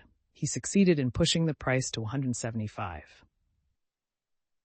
Like almost all artificial corners, this movement collapsed suddenly, and M.R. Field was nearly buried in the ruins. Many believed at the time that this collapse was precipitated by Gould and Sage. It might have come about by other causes, but Gould gave the tottering structure the push that leveled it to the ground. There were many reasons, it was argued, for his action. First, Field was no longer necessary, but on the contrary, a hindrance to Gould and Sage, and they therefore wanted to get rid of him. And second, Field was conducting his bull movement independently of them. They would profit by his fall, while if he succeeded, the system might pass into his hands. So in June 1887 came the collapse. Mr. Field never charged Gould with having precipitated it, and Gould himself claimed that he came to the rescue of Field and saved him from bankruptcy. It was, however, a remarkable deal and one by which Gould made himself absolutely master of the elevated system, of which in 1891 he made his eldest son vice president and another son a director. Field was carrying an immense amount of stock on margins and was consequently a heavy borrower of money. Gould and Sage were lenders. The bank reserves were low. Gould and Sage called in their loans, and Gould found it impossible to negotiate loans and was thus obliged to throw over his stock at a sacrifice. The price of Manhattan fell from 160 to 120, and Gould purchased from Field 78,000 shares at prices understood to have ranged from par to 120. Field saved his real estate and other property, but his power in the street was gone. His later history was a tragedy. In 1891, within a few weeks, he lost his wife and his son became a disgraced bankrupt. A few months ago, Field died, broken-hearted. Chapter 13. The Life of a Wall Street King. While it is true that the story of Jay Gould's career in Wall Street is closely allied with his outside operations, a full account of which has already been given, there still remain many other incidents connected directly with his work on the street of unusual interest. Out of this mass of material, but 2 or 3 incidents of the most commanding interest can be used. The most dramatic of these was the pommeling of Jay Gould by Major A. Solover in August 1877. Solover was a Californian, a 6-footer, a blonde, muscular, and vigorous. He first attained prominence in Wall Street when James R. Keene came east after his successful mining operations in San Francisco, by which he achieved a fortune of $8,000. Keene was a daring, almost foolhardy stock gambler. He always played for big stakes and took enormous chances. His success in San Francisco had been so great that he entered Wall Street with the idea of clearing all before him. He tackled Gould as the biggest animal in the arena, but found to his sorrow that he had to deal with a man more able than he, scarcely less daring, but far more cautious. In a few short years, Keene's wealth had dwindled away, and early in 1884 he failed, owing hundreds of thousands of dollars in the shape of puts, calls, and straddles. He dropped at the rate of about $1 million a year in Wall Street, and no small proportion of this found its way into the pockets of Gould. Yet Keene at one time was thought to have outmatched Gould. Solover introduced Keene to Gould and acted as go-between for them in certain operations in which both were interested. Early in 1877, the two men combined forces in one deal. That is to say, they joined in one enterprise and fought each other behind each other's back. It was a case of diamond cut diamond. Keene formed a big pool, and beginning to fight Gould, finally went over to him, being led into this change largely through the instrumentality of Solover. Both Keene and Solover then operated on an understanding with Gould, but soon found, as they charged, that Gould was secretly selling them out. Gould and Keene had a stormy scene in Russell Sage's office, when the latter is said to have brandished a pistol in Gould's face. The deal had been mainly in Western Union, which Gould did not then control, and Atlantic and Pacific, which he did control. Gould's double dealing not only made Keene very mad, but made Solover very desperate. He had placed reliance in Gould's statements, and had suffered loss, and resolved upon revenge. Accordingly, on the 2nd of August, 1877, while walking down Exchange Place from Broadway, Solover, meeting Gould, walking up to the office of Belden & Co., number 80 Broadway, of which he was then a partner, first engaged him in what appeared to be an amicable conversation, but soon resulted in an assault. Solover first struck Gould in the face and then dropped him over an areaway at number 65 Exchange Place, which was 7 or 8 feet deep. Mr. Gould was a good deal shaken up, but not seriously injured. Solover left to go to his brokers, and Gould proceeded to transact his business as usual. He was assisted from the areaway, singularly enough, by George Crouch, who has been identified with several incidents in Gould's career from the days of Erie and Black Friday to the Kansas Pacific criminal prosecution, and who was 1/3 artist, 1/3 newspaperman, and 1/3 speculator. The Solover incident created an immense sensation at the time, and the newspapers printed columns about it. Solover became quite a hero, for while there was nothing very courageous in his assault from a physical point of view, as he was more than a match for timid Mr. Gould, yet to attack Gould was considered by many an act of moral bravery. Solover declared that he had attacked Gould because Gould had been guilty of fraud, lying, and duplicity. Gould, he said, had made arrangements with him to go short on Western Union, and while he, Slover, was selling accordingly in good faith, he discovered that Gould was buying heavily. When he learned of this, he determined to punish him the first time he met him, and so he had charged him with the fraud and slapped his face. I attacked him on my own account alone, he added, and regardless of the fact that he had played Jim Keene the same trick. He is notoriously treacherous, and this is not the first time he has been punished for the same offense. Poor Mr. Sellover never amounted to very much in Wall Street after this, though he continued to be seen there daily. Gould, after this incident, rarely appeared in the street unless accompanied by stalwart G.P. Morosini. It is related that not long after this, Keene came near getting his revenge on Gould.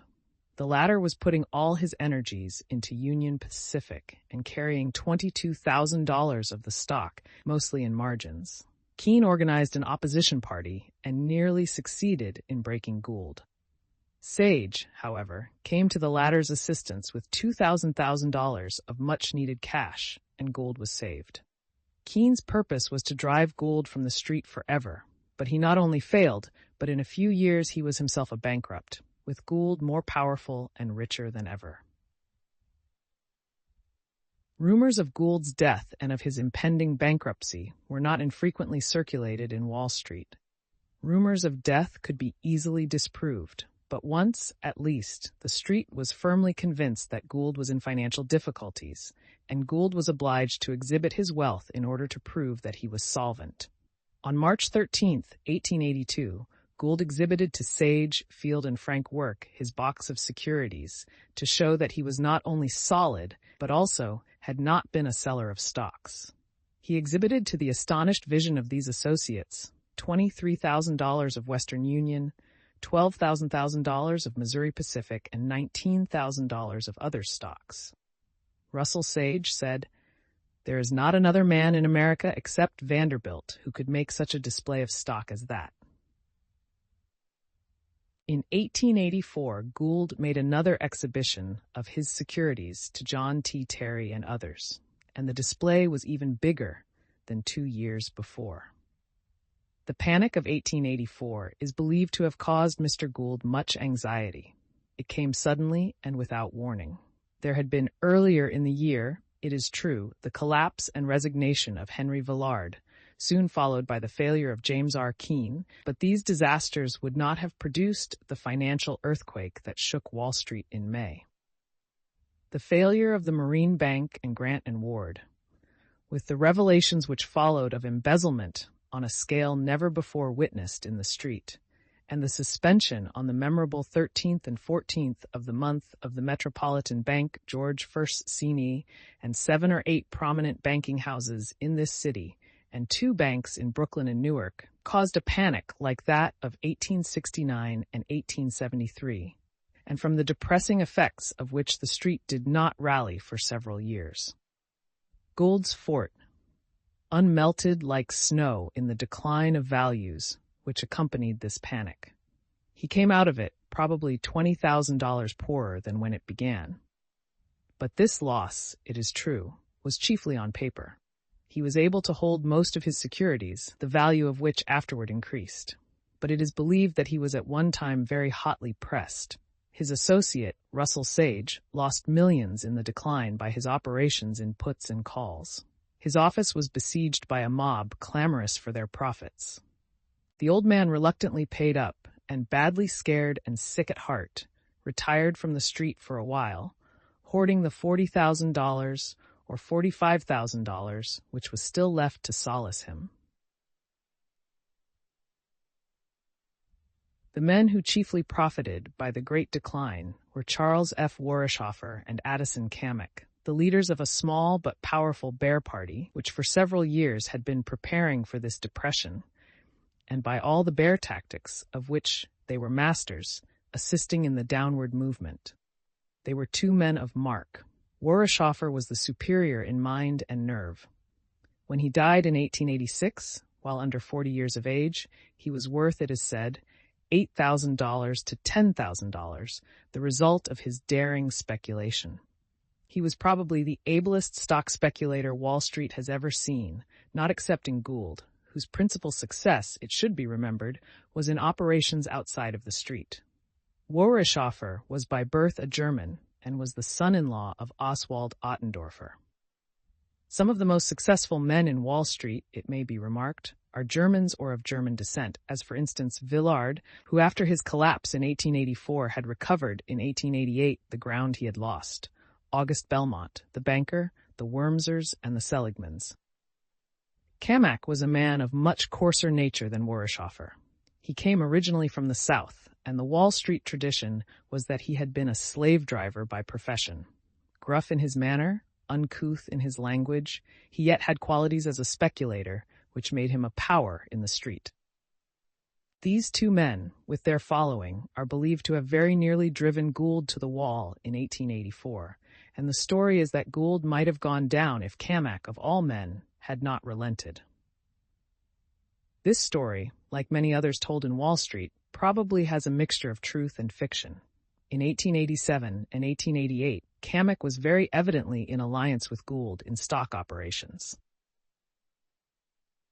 Gould was not a member of the stock exchange, though he was often the biggest customer the institution had.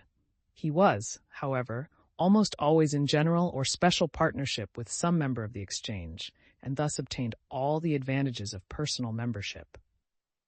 After the dissolution of the House of Smith, Gould and Martin, Gould became the silent partner in the firm of William Belden and Co. This was succeeded by the famous House of W. E. Connor and Co., which lasted about 10 years, and which engineered some of Mr. Gould's most successful deals. At the time Mr. Gould retired from the firm, in 1886, it was composed of himself as special partner and of Washington E. Connor, G.P. Morosini, and George J. Gould, the great operator's eldest son. Mr. Connor was the ideal broker and perhaps the most valuable lieutenant Mr. Gould ever had. Not over-scrupulous in carrying out the interests of his master, he was faithful to the last minute to him.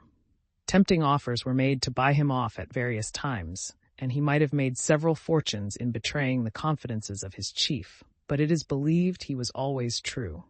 Like Morosini, he allied his interests to those of Gould and profited by the connection.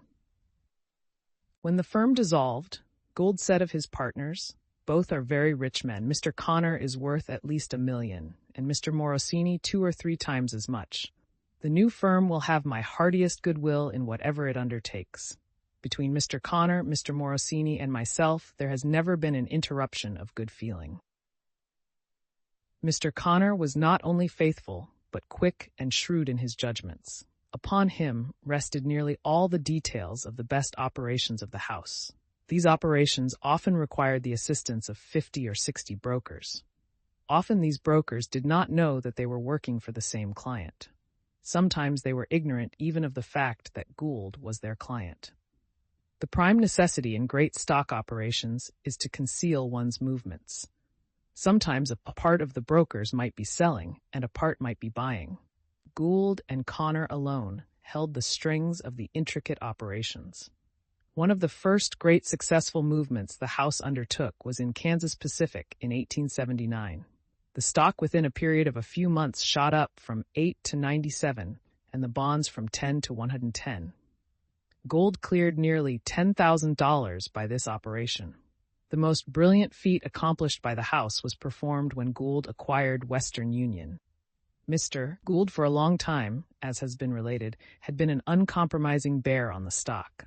The whole street was aware that he and his firm were heavily short of the stock. Suddenly, the stock began to rush up. Gould was caught for once, it was said. The truth was that Connor had engineered the movement, and Gould had not only bought in all his shorts, but purchased enough stock to give him control of the company. It was also this house that pushed Western Union up from 78 to 91, and pushed Henry Smith and other bears to cover their shorts at a heavy loss. It also handled the elevated railway deals. While Gould and the Beldens were in partnership at No. 80 Broadway, Connor had a small office in the rear. He was bright, sharp, sagacious, reticent, and nearly as well informed as Gould himself. Gould was drawn to Connor naturally, and when the former fell out with the Beldens, he and Connor formed a co-partnership. Mr. Morosini, for many years, had been Mr. Gould's man Friday, and was invariably seen with a large canvas bag following his employer to the safe deposit vaults and protecting him against any repetition of the Salover attack. Morosini went into the new firm, whose limitation only ran from year to year. Connor and Morosini put in $100,000 each, and Gould, as special partner, $250,000. George Gould was admitted in 1881, but without paying in a cent. Although the nominal capital of the house at all times has been $450,000, the actual capital, at times of great activity on 'change, ran up into the millions. But Mr. Connor was not Gould's only broker. Charles J. Osborne was for years one of Gould's closest lieutenants and associates, and a more dashing broker never stepped into the stock exchange. William Heath, the antelope of Wall Street, as he was called because of his long legs and slender body, was also long a favorite with Gould. Heath was a master at keeping secrets. None of his customers could ever learn what his other customers were doing. His faithfulness, experience, and ability, however, availed him little in the end. He assisted Gould in Black Friday and helped him in many a risky transaction. When Heath failed with Henry N. Smith in 1885, Mr. Gould, though, with Morosini, the principal creditor, did not come to his assistance. It was thought that Gould would put him on his feet again, but he did not do so, and Heath, alone, broken in spirit and in fortune, died shortly after in Staten Island, but not until he had been lodged for a while in Ludlow Street Jail, a prisoner for debt. On the dissolution of W. E. Connor & Co., December 31st, 1885, Mr. Gould announced his permanent retirement from the street. That perhaps was his intention, though he was as prolific in retirements as Charlotte Cushman, but it was not long before his presence was again felt in the stock exchange. Gould had other personal encounters besides the one with Major Salover. Once, while lunching in Delmonico's, a lawyer named Marin addressed him and asked him to accompany him to a private room. "Mr." Gould declined. Marin struck him in the face, saying, "If you have no time to see me, take that." Mr. Gould quietly continued his lunch. Mr. Marin was summoned before a magistrate and compelled to give $500 bonds. It was his habit to have duplicated reports from corporation officers before the originals were presented. He was now and then cheated, but not often. On one occasion, a leading editorial severely animadverting on him and Fisk was shown to him before any considerable part of the paper's edition had gone to press. He handed the party who brought him the paper $10,000 in greenbacks, and the edition appeared without the disturbing criticism. His enemies were numerous. Not that he hated anyone himself, but his operations necessarily involved men of small means and often ruined them outright. Congressman John B. Alley is said to have remarked of him at 20, "4. I won't go into anything with that lad. He is the only person I ever saw who inspires me with fear." Vanderbilt said, "His face is a scoundrel's." He was often accused of milking the street, forcing quotations, washing, and covering his shorts. But on the other hand, when he agreed to enter a pool, he acted squarely with his associates unless he caught them at treachery, and then he quietly waited for an opportunity to pay them off.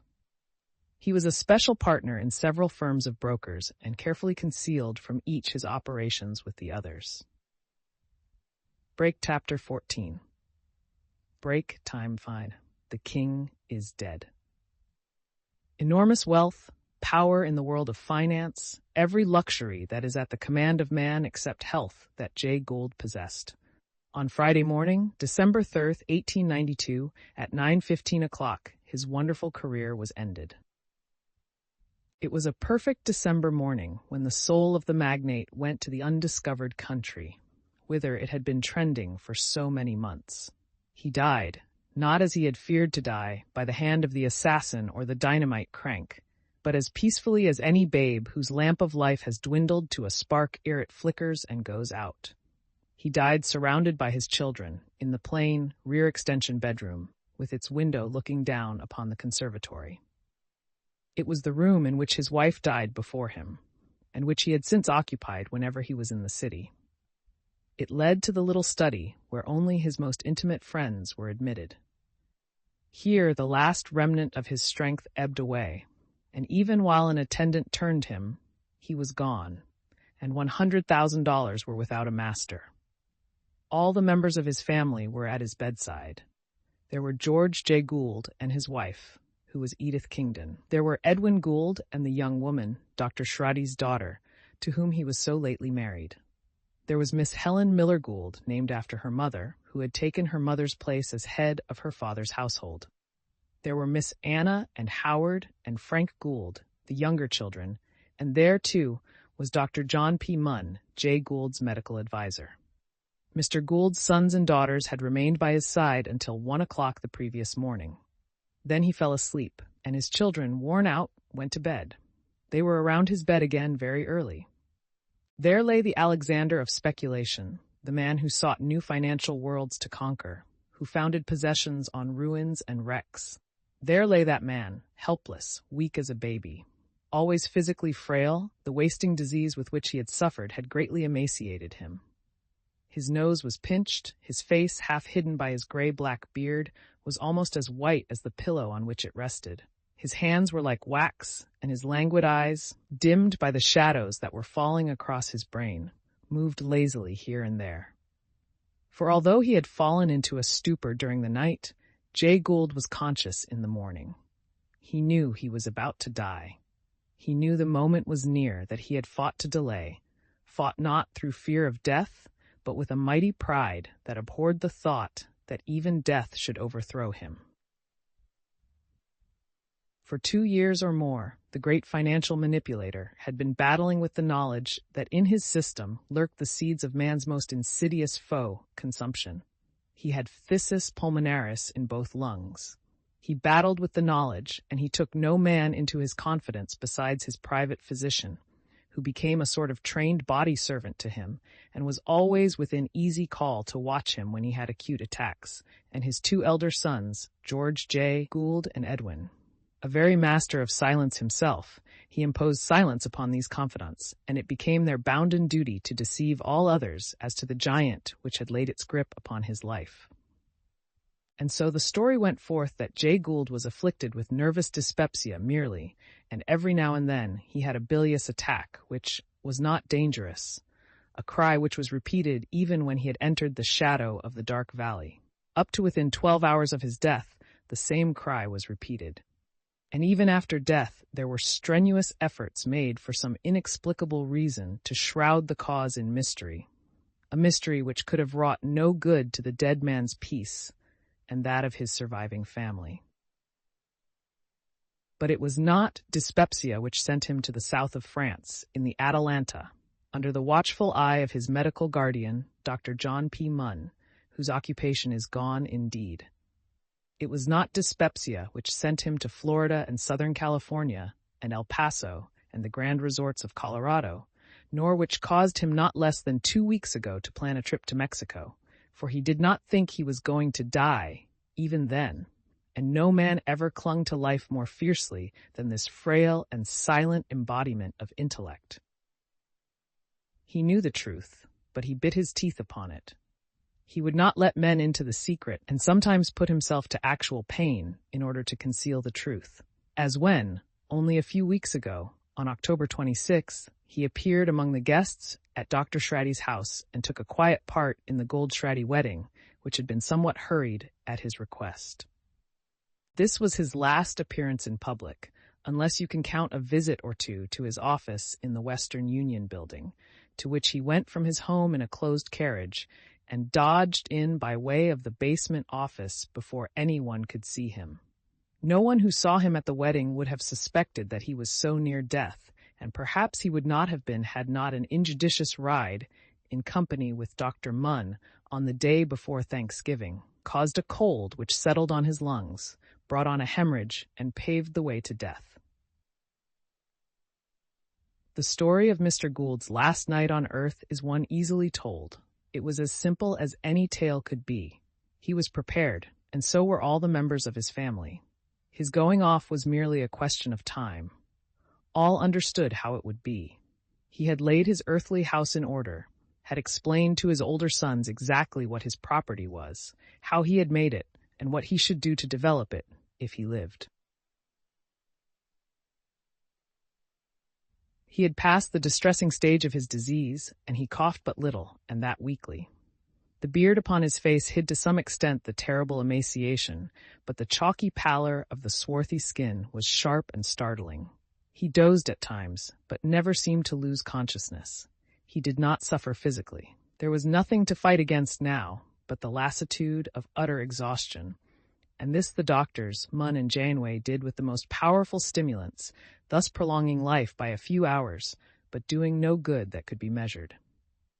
Several times during the night it was thought that he was going, and the family were hastily summoned to the bedside, but he rallied each time with wonderful vitality, and his will remained strong and under control to the last. Those in the house besides the medical attendants and nurses were the children. George J. Gould, who is already enthroned as his father's successor in business, Edwin, the second son, Helen Miller Gould, the young heiress, who was the apple of her father's eye, Howard, who is just coming into manhood, the schoolgirl daughter Anna, and the youthful Frank, with Mrs. George Gould, Mrs. Edwin Gould, and a lady intimately connected with the family. Daylight brought an apparent renewal of the lease of life. It was not much of a rally, but it was enough to give hope that the invalid would struggle along through a great part of the day. Windows were raised and curtains drawn in parts of the house, giving it an animated and lively look which it had not worn when all the shades were down. Shortly after the night watch of newspapermen had gone away, young Mrs. Gould appeared and drove away, in her carriage for a brief stay. She said that her father-in-law was much the same as he had been, and perfectly conscious. An early caller was General Manager Hayne, of the L road system. He stayed but a moment, and when he resumed his trip downtown, he little realized that the message of death, which was to be followed by the draping of all the L road engines, would reach the office almost as soon as he. The December sun came up and gilded the roof of the extension in which the multimillionaire lay gasping out the remnant of his life. It caught in the glass of the conservatory and sent baffling lights into the eyes of passers gazing curiously up at the windows which shrouded the drama of life and death within. Audacious, it trickled in between the shutters until a hand closed them tight, and it saw what few have. Seen, the great magician of Wall Street bent low by a power greater than his own.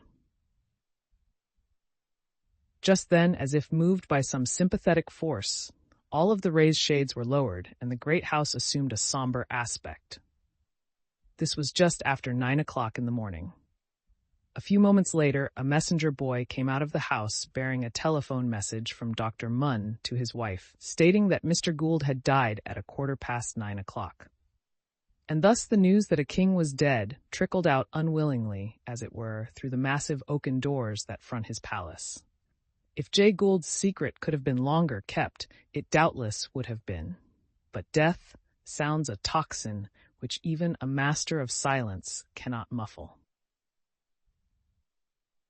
In all the spacious palace where this rich man died, there was no room more plain and simple than his own. There was nothing garish, nothing to attract or astonish the eye, none of the rare and beautiful bric-a-brac or articles of toilet which have made Miss Helen's boudoir famous in the social world. The furniture was massive but simple. The colors were subdued. Through the open door the railroad manipulator could see his beloved study. A study indeed, where he has pored with such relentless zeal by day and night over law books and other weighty tomes, planning the campaigns which made him a Napoleon in his line, and which were so disastrous to those who opposed him. They were fading now from his sight. He should plan no more. He indicated with a whisper and a gesture that he was glad his children were all there. And then he showed a wish to change his position, and as the attendant turned him over, the spark of his life went out as if some breath had blown it. With the slightest echo of a rattle in his throat, Jay Gould was dead. As soon as all was over, George and Edwin took charge of matters and began to prepare for the funeral. Messages were sent to Mrs. Palm of Camden, NJ, and Mrs. Harris of Philadelphia, Mr. Gould's sisters, and to other friends apprising them of the death, and a telephone message summoned the undertaker and his assistants who had been waiting the word from their headquarters in 44th Street. Vice President Clark of the Union Pacific Road, who had been waiting for a week at the Windsor to confer with his chief, dropped over to the hotel and sent a number of messages. Then a huge cravat of black crepe was placed upon the doorbell to warn passers-by that death had entered at the door. One by one, the flags on the hotels of the city, on the Western Union, and some other buildings were raised to half-mast. The L road engines were draped in black, and soon the voices of the newsboys crying their extras spread the tidings through the city. Persons loitered about the house where death was master, and gazed up curiously at the windows. There was but one Jay Gould, and in his going out lay an infinity of food for curiosity and comment. During the day, carriages continued to stop at the mansion and at the house of Edwin Gould, 1 East 47th Street. The Rev. Dr. Paxton called again in the afternoon, and Chancellor McCracken was among those admitted. The members of the family were, however, entirely inaccessible to any except their most intimate friends. Cards presented at the house or at the houses of either of the sons, with a view to seeing members of the family, met with the answer that they could not be seen. In the afternoon, when the usual parade of carriages was moving up and down the avenue, there was quite a jam in front of the Gould house. Ladies would order their coachman to stop and would peer inquisitively out of their carriage windows. Pedestrians, too, would linger on the corners for a few minutes to look at the house and comment with each other. As might have been expected, the cranks were on hand. Whenever they began to air their ideas too freely, a policeman made them move on. One of these cranks started to expound at length on the singular coincidence that it was on the first Friday in December, 1 year ago, that the bomb-thrower Norcross blew up Russell Sage's office, and that on the first Friday of December, Jay Gould had died. The Rev. Dr. Paxton, in speaking of Mr. Gould's last hours, said he had been unconscious for a number of hours, but as the end approached, consciousness returned. He opened his eyes, and they wandered around the room where the family was gathered. He clearly recognized them, and at his whispered request they went to his bedside. To each of them in turn he whispered a few words of farewell. Vitality enough for this was vouchsafed him. When he had spoken to the last one, he became unconscious again, and in a few minutes more he passed away. The mystery as to the nature of the ailment which wrecked Mr. Gould's health was one of the features of his last illness. It may be stated as a peculiar fact that his most trusted friends, and even the members of his family, were not aware of the disease from which he was suffering until it became evident that he could only a little longer withstand its ravages. Mr. Gould was variously reported as a victim of neuralgia, of nervous dyspepsia, and of severe bilious attacks, and the announcement that what caused his death was consumption will be received with a great deal of surprise. But the statement is true. It is further said that the disease was of several years' standing, that Mr. Gould was aware that he had it, and that his instructions to his physician, Dr. Munn, were that it should be kept a secret between them as long as possible. When, therefore, inquiries, no matter by whom, were made of Dr. Munn as to Mr. Gould's ailment, he replied that it was nervous dyspepsia, and truthfully, for all consumptives suffer more or less from that complaint. To aid his physician in concealing all signs of the disease, the somewhat extravagant assertion is made that Mr. Gould was able to prevent himself, by an effort, from coughing. The secret was well kept, and until a couple of weeks ago, Mr. Gould is said to have had confidence that Dr. Munn's efforts to delay the progress of the disease would be attended with some measure of success, and that he would be able to keep up and get around for some years. But when he came down from Irvington some weeks ago, he was not so confident. A slight hemorrhage was followed by several more severe. Mr. Gould attended the wedding of his son and Miss Schrady at Dr. Schrady's house on November 26th, and that was the last time he went out. He became so weak that he took to his plain oak bed in his plain bedroom in the extension over the conservatory where he died. Dr. John P. Munn, Mr. Gould's physician, is probably the one man in the world who knew Mr. Gould really well. He is about 45 years old and stoutly built.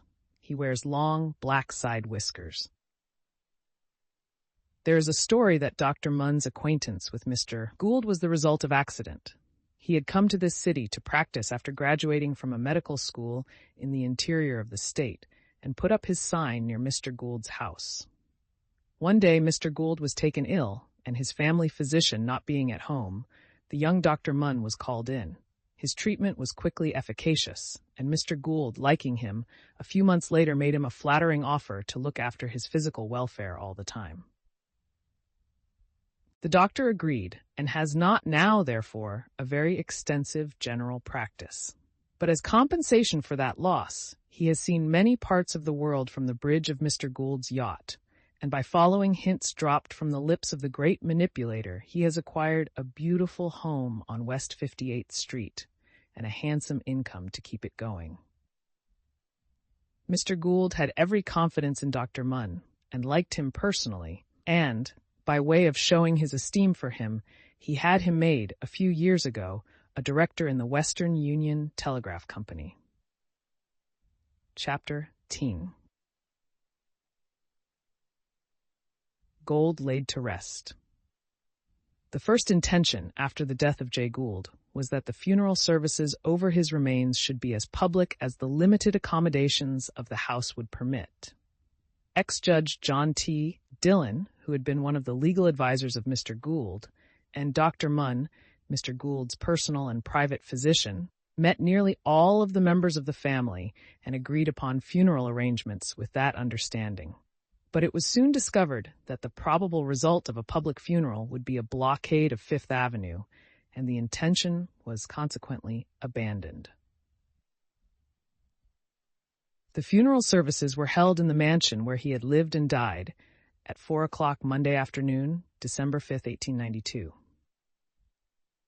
They were heard by his children, N., whom he had loved, and by many others whom he had known well in life, and some tears fell as they were uttered. Not so many, perhaps, as have fallen at the funerals of other men who have attained prominence, and on his coffin were lying flowers, placed there by the hands of affection and of friendship, tokens of sorrow, clearly sincere and deep, that those who gave them would see him no more.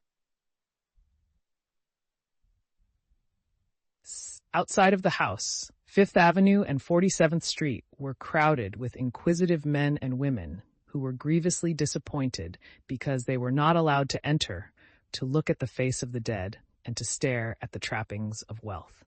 But the policemen who guarded the entrance were inexorable, and there was nothing to do but to stand on the pavement and gaze at those who entered, and at the walls and windows. In the early morning, there were many callers at the house. Most of them were from out of town, and had come to attend the funeral services. They were met at the door by George Gould. Those who desired were permitted to go upstairs and look at the face of the dead. The body was in the rear bedroom on the second floor. It had not been disturbed since it was first lifted from the bed where Mr. Gould died on Friday morning. It was in a mahogany box surrounded by flowers and covered with a black cloth. A servant stood at the head and lifted the cloth for each visitor. None of the callers stayed more than a few minutes. They went across the street to the Windsor Hotel to await the hour for the holding of the services. About 10 o'clock, Undertaker Maine called with 2 assistants. A moment later, a wagon drove up to the 47th Street basement entrance, and the coffin was carried into the house and up to the room where the body was. The wagon stood there an hour, and then the men who had gone in with Undertaker Maine carried out the mahogany case and pushed it into the vehicle and drove away. A little later, Undertaker Maine came out. He said the body had been carried downstairs and was in the parlor, where it would lie while the services were held. While he was talking, 2 wagon loads of camp chairs arrived. One contained 12 and the other 15 dozen. They were carried into the house. Even at this hour in the morning, the people in the street showed a disposition to stop, and had it been permitted, there would have been a crowd in front of the house that would have blocked the street from curb to curb. When it was announced that the funeral would be public, Captain Riley arranged to have 100 policemen on the spot from early morning, but the later decision to admit only the intimate friends of the family made the captain change his plan.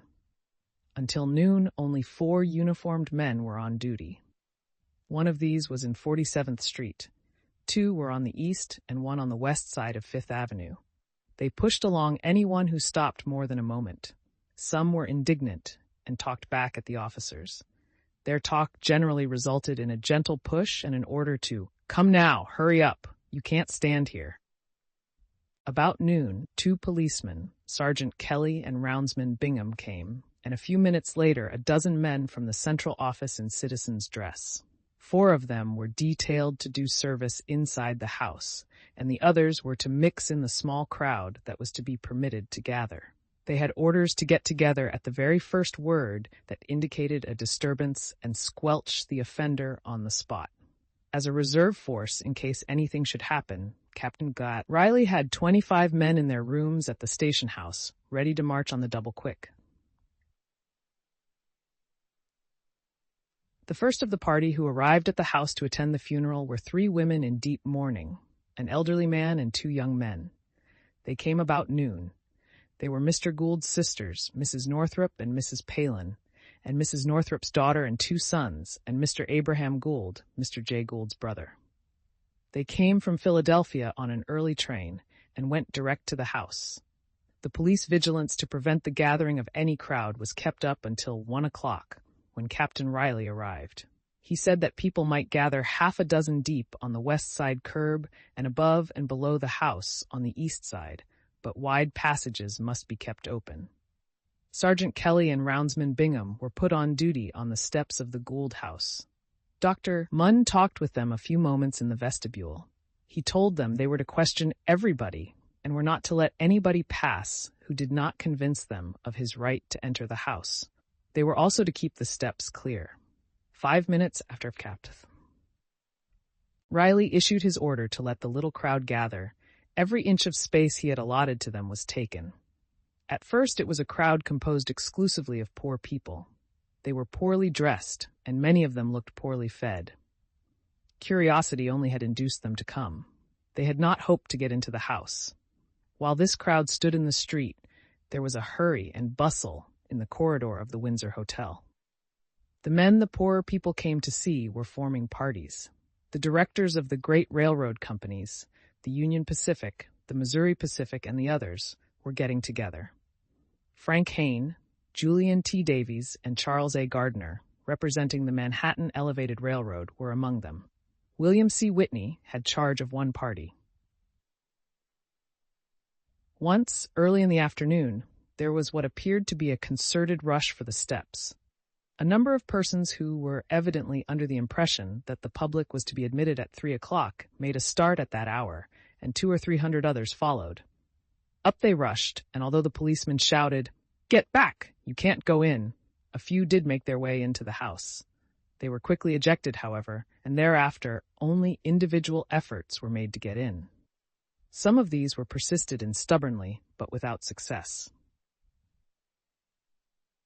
Oddly enough, women pleaded the hardest to be allowed to pass through the big oak door, women of more than middle age, most of them who could give no better reason for wanting to see the face of the dead railway king than that they just wanted to see it. Some declared that they had come from great distances for that purpose alone. They went away and returned to beg again, yet all of them admitted finally that they had never known Mr. Gould or any of the family. His children glanced furtively out of the windows at the motley crowd and gave thanks that the early intention to admit the public had been abandoned. The throngs began to gather as early as noon, and by 1 o'clock, there were 500 or 600 persons near the house. For some time, the policemen kept them on the west side of the street, where there was no sunshine and where it was chilly. Yet they held their positions. In the house during the early afternoon, Undertaker Maine's assistants were busy arranging camp chairs in the 2 parlors, in the dining room in the rear of the house, and in the spacious hallway which runs from the entrance to the dining room. The body of Mr. Gould was taken from the temporary receptacle in which it had been lying since Friday and placed in the oak casket covered with black broadcloth. At 3 o'clock, it was carried downstairs and placed with head toward the east on a standard in front of a broad mirror on the south wall that reached from floor to ceiling. Break time.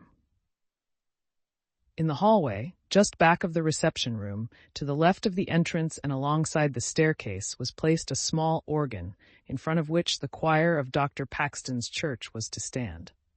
Dr. John P. Munn, Mr. Gould's physician, took up his position in the vestibule soon after 3 o'clock. No one could enter unless he knew them, or unless they presented credentials which were not to be questioned. Owing to the sagacity of Roundsman Bingham of the East 51st Street Police Station and a number of Central Office detectives and policemen in citizen's dress, not a great many reached the doctor whom he had to turn away. One gray-haired woman, by exhibiting a card, got by the policeman and reached Dr. Munn. To him she said, smiling agreeably, that she had no wish to be intrusive, and then the door being open, she sought to push by him. Detective McCloskey, of the Central Office, who was attending the door, closed it, and a policeman appeared just then and escorted the woman down to the street. Although the services were not to begin until 4 o'clock, the friends began to come before 3. After passing the policeman at the entrance and Dr. Munn, 4 detectives from police headquarters were encountered. Detective Sergeant Heidelberg stood in the vestibule, Detective Sergeant McCloskey in the inner hall,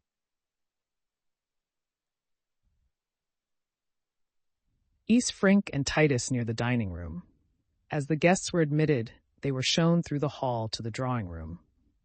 There they formed in line and passed by the coffin slowly so that each could get a view of the body, and then passed into the second drawing room, or through the latter to the hall or dining room. 3 ushers found seats for them. None of the family was visible. George Gould had been down earlier in the day and had received some callers, but he retired before the first of the funeral guests arrived. He and the other members of the immediate family, Abraham Gould, Mrs. Northrup, and Mrs. Palin, and their children, were gathered in the hall of the second story, where they could hear the music and prayers without being seen by those below. Some remoter relatives and their friends sat in the rear of the second drawing room.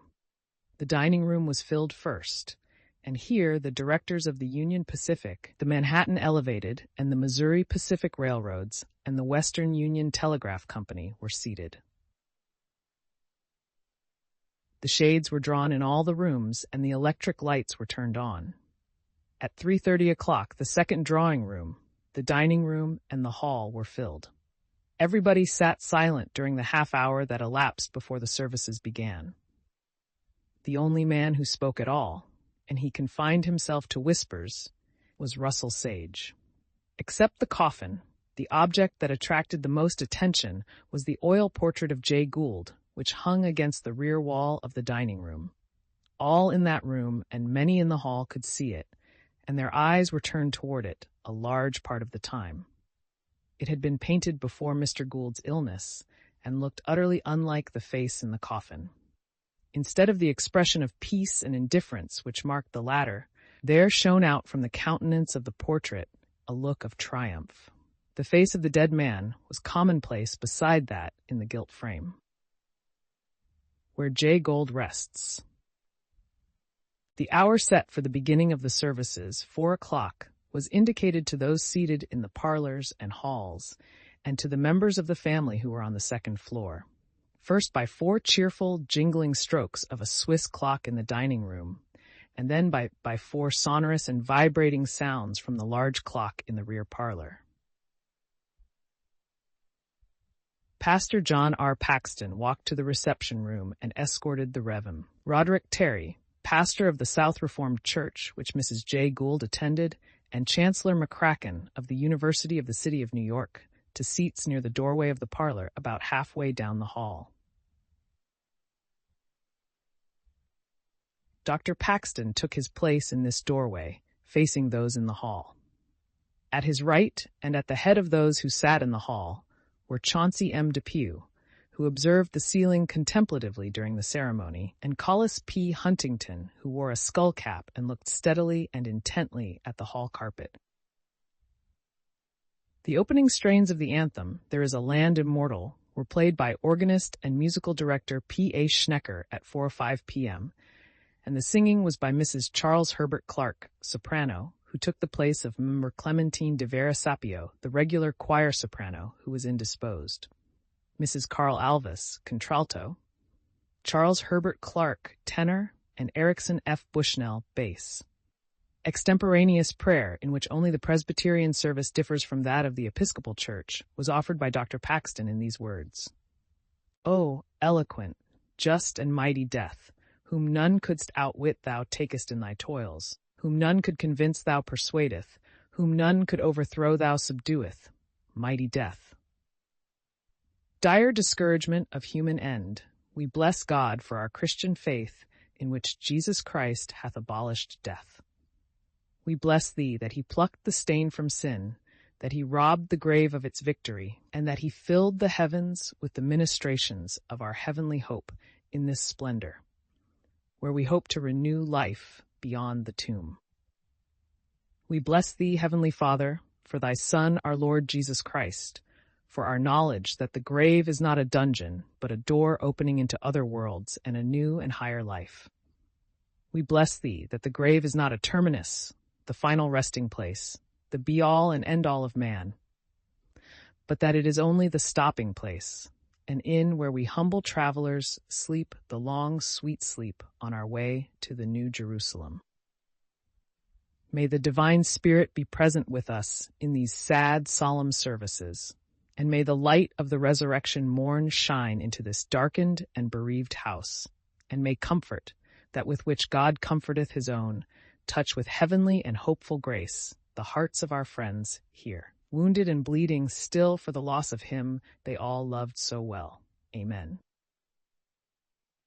Dr. Paxton read that part of the service beginning, "I am the resurrection and the life," and the quartet sang the beautiful hymn of Cardinal Newman, "Lead, kindly light, amid the encircling gloom." Then the Reverend Mr. Terry read the second part of the burial service, at the conclusion of which Chancellor McCracken offered prayer as follows: "O Father, thou only art perfectly wise, kind, just, true, and good. Therefore it is that our hearts turn to thee in this trying hour. Strengthen us now. Quicken our hearts in faith, that we may strive to be like thee. Make us, as thou hast commanded us to be, steadfast and immovable, and always abounding in the work of the Lord. O Father, pity those that mourn here. Have special compassion on the children of this home, whom thou hast sorely grieved. Because thou hast taken from the children of this family both father and mother, do thou comfort them, thou divine comforter. Grant unto them faith, hope, and love, thy divine special gifts. Grant unto these bereaved ones the peace which this world, with all its treasures, does not give." "Nearer, my God, to thee" was then sung, after which Dr. Paxton announced that the services would be concluded at the grave in Woodlawn Cemetery the following day by Chancellor McCracken. He invited those present to take a look at their departed friend, whose soul had gone to its Maker. The line formed in the rear of the parlor and marched slowly by the casket, the upper part of the cover of which had been removed. Among those who attended the services were the following: representing the Manhattan Elevated Company, Second Vice President and General Manager F.K. Hayne, Secretary and Treasurer D.W. McWilliams, Julian T. Davies, and Charles A. Gardner, the company's counsel. Representing the Western Union Telegraph Company, President Norvin Green, Vice President and General Manager Thomas T. Eckert, Vice Presidents John Van Home and Robert C. Clowry, Treasurer R. H. Rochester, and William B. Somerville, Superintendent of the Press Service. Representing the Missouri Pacific Railroad Company, First Vice President and General Manager S. H. Clark, Assistant General Manager George C. Smith, Secretary and Treasurer A. H. Califf, Local Treasurer D. S. H. Smith, General Auditor C. G. Warner, General Attorney for Western States B. P. Wagoner, General Solicitor A. G. Cochran, and John C. Wands. Representing the Union Pacific, Vice President E. F. Atkins, Director Frederick L. Ames, Secretary Alexander Miller, Treasurer James G. Harris, and Controller Oliver W. Mink of Boston, and Director Joseph H. Millard of Omaha. J. B. Houston, Vice President of the Pacific Mail Steamship Company and Mrs. Houston, Austin Corbin, President of the Long Island Railroad Company and a Western Union Director, S. W. Fordyce, President of the St. Louis Southwestern Railway Company, John G. Moore, a Director of the Missouri Pacific Road, Henry B. Hyde, President of the Equitable Life Assurance Society and a Union Pacific Director, George G. Williams, President of the Chemical National Bank, J. Edward Simmons, President of the Fourth National Bank, Edward H. Perkins, Jr., President of the Importers and Traders National Bank, A. S. Frissell, President of the Fifth Avenue National Bank, ex-Judge John F. Dillon, W. B. Doddridge, a Director of the St. Louis Southwestern Railway, Washington E. Connor, Gould's former partner, Samuel Sloan, President of the Delaware, Lackawanna and Western Railroad Company, and a Director of the Missouri Pacific and Western Union Companies. Chauncey M. Depew, President, and H. Walter Webb, Third Vice President of the New York Central and Hudson River Railroad. H. G. Marquand, Collis P. Huntington, a Director of the Western Union Telegraph Company. John Bigelow. Son Kamek, Henry Villard, Henry Clues, Simon Wormser, a Director of the Manhattan Elevated Company. Herbert H. Dixon, Mr. Gould's personal lawyer. J. Pierpont Morgan, a Western Union Director. William H. Blackford, representative of Charles F. Mayer, President of the Baltimore and Ohio Railroad. Whitelaw Reid, John H. Inman, William D. Bishop of New Haven, a Western Union Director. Jesse Seligman, Mr. and Mrs. James Seligman. Mrs. Hellman, Dr. Virgil P. Gibney and mother, Dr. Jarrett Baldwin. Mrs. B. S. Clark, ex-Senator and Mrs. John J. Kiernan. Judge Rufus B. Cowing of the Court of General Sessions. Dr. Matthew D. Field, Sidney Dillon Ripley, William H. Kissam, J. Seaver Page, ex-Governor Alonzo B. Cornell, a Western Union Director. J. H. Villard, Alexander Miller, Frank Kernan, J. M. Morgan, James Gurney, John D. Crimmins, J. C. Pierce, Jen G. M. Dodge, A. S. Hopkins, Jen Lewis Fitzgerald, Ogden Mills, C. C. Baldwin, F. K. Sturgis, Cornelius N. Bliss, Benjamin Brewster, William Rockefeller, E. P. Vining, Morgan Carter, a relative of Mrs. Gould, and Reed Northrup and Daniel Northrup, nephews of Mr. Gould. Every one of those who saw the face remarked afterward upon its extreme naturalness. The beard had been cut rather shorter than Mr. Gould wore it in life, and that and the displacement of the swarthiness of his complexion by the death pallor were the only changes in his appearance. The many rare flowers were placed surrounding the casket. The most beautiful was a floral cross, which Miss Helen Gould had ordered. It was composed of pink orchids tied with a silk ribbon and was placed on top of the coffin. Next to it was a bunch of bride roses from Howard Gould. A 5-foot broken column of white roses, crowned by violets, with the word Father in violets at the base, stood at the head of the coffin on a table. It was from George Gould. Miss Annie Gould sent a bunch of white orchids. Edwin Gould a wreath of lilies of the valley, bride roses and orchids. Frank Gould a bunch of lilies of the valley and orchids, and George Gould's children an enormous pillow of orchids, roses, lilies of the valley and violets, with the word Grandpa in the center. This rested on the floor beneath the coffin. A handsome wreath of lilies of the valley, orchids, and bride roses was received from Mrs. Hall of 559 Fifth Avenue. Mrs. Herbert sent a bunch of lilies of the valley and roses. Thomas Eckert sent a wreath of orchids and roses. Mrs. Dillon Brown sent a bunch of lilies of the valley and orchids. J.B. Houston sent a full-rigged ship made of lilies of the valley, roses, and violets, with 2 flags flying and this inscription in violets: "The voyage ended safe in port." The ship was placed on a gilt cabinet in the northeast corner, and the other pieces were disposed about the room. A large number of persons had been expected, and arrangements had been made accordingly. Many camp chairs had been piled up in the hall, the second drawing room, and the dining room. After all the visitors had gone, the members of the family, including Mr. Gould's brother, Abraham, and his sisters, Mrs. Palin and Mrs. Heath, Northrup, took a last look at the features, and the casket was closed. Although it grew bitterly cold in the late afternoon, the crowd outside did not diminish while the services were in progress. Occasionally, the onlookers crowded up to the gates so that the 4 uniformed policemen had to get together and push them back. A picturesque feature, but by no means a pleasant one, was the presence of several unwashed, long-haired individuals, supposedly anarchists, raggedly clothed and with red cotton neckerchiefs, who stood muttering and cursing to themselves and glaring fixedly upon the house. A wily speculator had obtained possession of some visiting cards of Edwin Gould, and had sold them at a premium. Many of his customers presented these to the policemen, and they seemed quite surprised and chagrined when they were told they would not be recognized.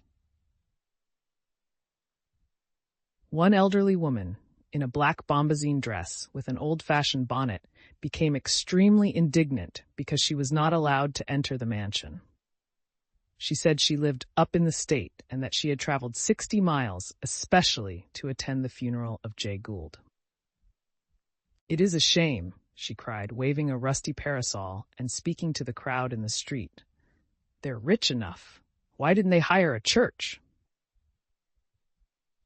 Another peculiarity about the sidewalk spectators was that nearly all the men and boys were either German or Russian, while the greater part of the women were also foreigners.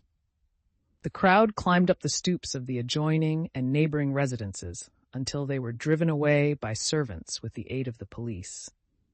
Every time the great glass doors opened at the Gould residence, there was a craning of necks and a rush for the stoop. There was absolutely nothing to be seen except the undertaker's assistants. One woman told a little circle around her that she had seen the casket and seemed very proud of her achievement and the distinction which it conferred upon her in the eyes of her auditors. During all this time, Fifth Avenue was crowded with handsome equipages of all kinds going to and from the park. Among those who drove by were John Jacob Astor and his wife in a stylish drag. Neither the anarchists nor the other spectators recognized them, or there might have been, judging from the character of the crowd, some unpleasant demonstration. The police, however, were very alert and kept a watchful eye upon every movement of the crowd. The majority of the men who attended the funeral walked to and from the house. When the services were over and the doors were opened, the first to step out were H. Walter Webb and Chauncey M. Depew. Mr. Depew was, of course, recognized, but Whitelaw Reid, who followed him, was not. As the guests came out of the house, the police still had some difficulty in keeping the crowd back. A number of women fell into line, expecting that they would be admitted to the house as soon as the invited guests had departed. Finding that this was not the case, they lingered for a few minutes and then slowly went their way.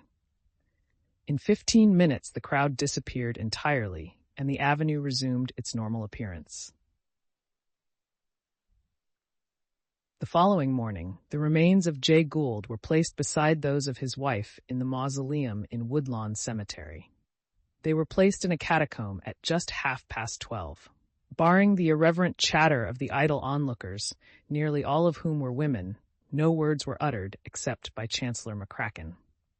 A crowd gathered in front of the Gould residence early this morning. 2 policemen kept them back, and they stood around and looked angry. At 9:30, the flowers were taken to the cemetery. Soon after 10 o'clock, the hearse and 8 carriages appeared. It was an extremely plain hearse, and the carriages, except George Gould's smart brougham, were of the ordinary four-wheeled funeral variety. The immediate members of the family entered them, and Undertaker Maine, alone in a carriage, led the way up Fifth Avenue to the cemetery. After the brief services were over, the mourners departed. The mausoleum in Woodlawn Cemetery, in which the dead multimillionaire is resting, is more magnificent and costly than the homes of many people whose money paid for it. The station on the New York and Harlem River Railroad is near the northeast corner of the cemetery. Central Avenue goes by the office of the superintendent and winds through the snowy slopes for about half a mile. About 50 feet from this avenue rises a mound crowned by a tiny Greek temple. That is Jay Gould's tomb. The plot of ground is circular and contains 30,000 square feet. The price of ground in such a select location is $2 per square foot, so the space alone costs $60,000. Before the work began, Mr. Gould made 3 stipulations about the construction of the mausoleum. First, that it should be built as strongly and as massively as possible. Second, that it should not be pretentiously large. Third, that as great simplicity as possible in the construction should be observed. Upon this last point, Mr. Gould laid the greatest stress. The mausoleum is built throughout of westerly granite. It is 33 feet long, 22 feet wide, and 20 feet high to the apex of the roof. It is often said to be a copy of the Parthenon, but that is not true. The Parthenon was a Doric structure. This is Ionic. The technical name of the building would be a Greek hexastyle peripteral temple. It has 6 columns in front and 11 columns on each side in single rows. In its proportions and many of its details, it is more like the old temple of Theseus at Athens than any ancient building.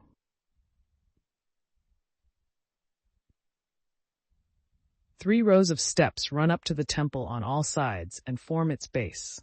Between the columns and the walls of the temple is a considerable space. Columns and walls are bare, without the faintest attempt at ornamentation. In the center of the row of columns facing the south, it looks as if a column had been removed to make a broad passageway. Facing this opening is the double door of the tomb. Each section of this door is 8 feet high and 2 feet wide and weighs a ton. The doors are of heavy bronze, and the lower part is paneled and ornamented on the outside with 2 dragons' heads, a big iron ring swinging in the mouth of each dragon. The upper part of the doors is a fretwork of cherubs and vines, through the opening of which the interior of the crypt can be seen. Peering through the interstices, one may see the narrow hall lined with polished Tennessee marbles. The pavement is of tessellated marble in 3 shades, a creamy yellow, a pale pink, and a pale violet. The body of the floor is in the pale violet, with 2 brands of the pink and yellow crossing it. The interior is 20 feet long, 7 feet wide, and 13 feet high.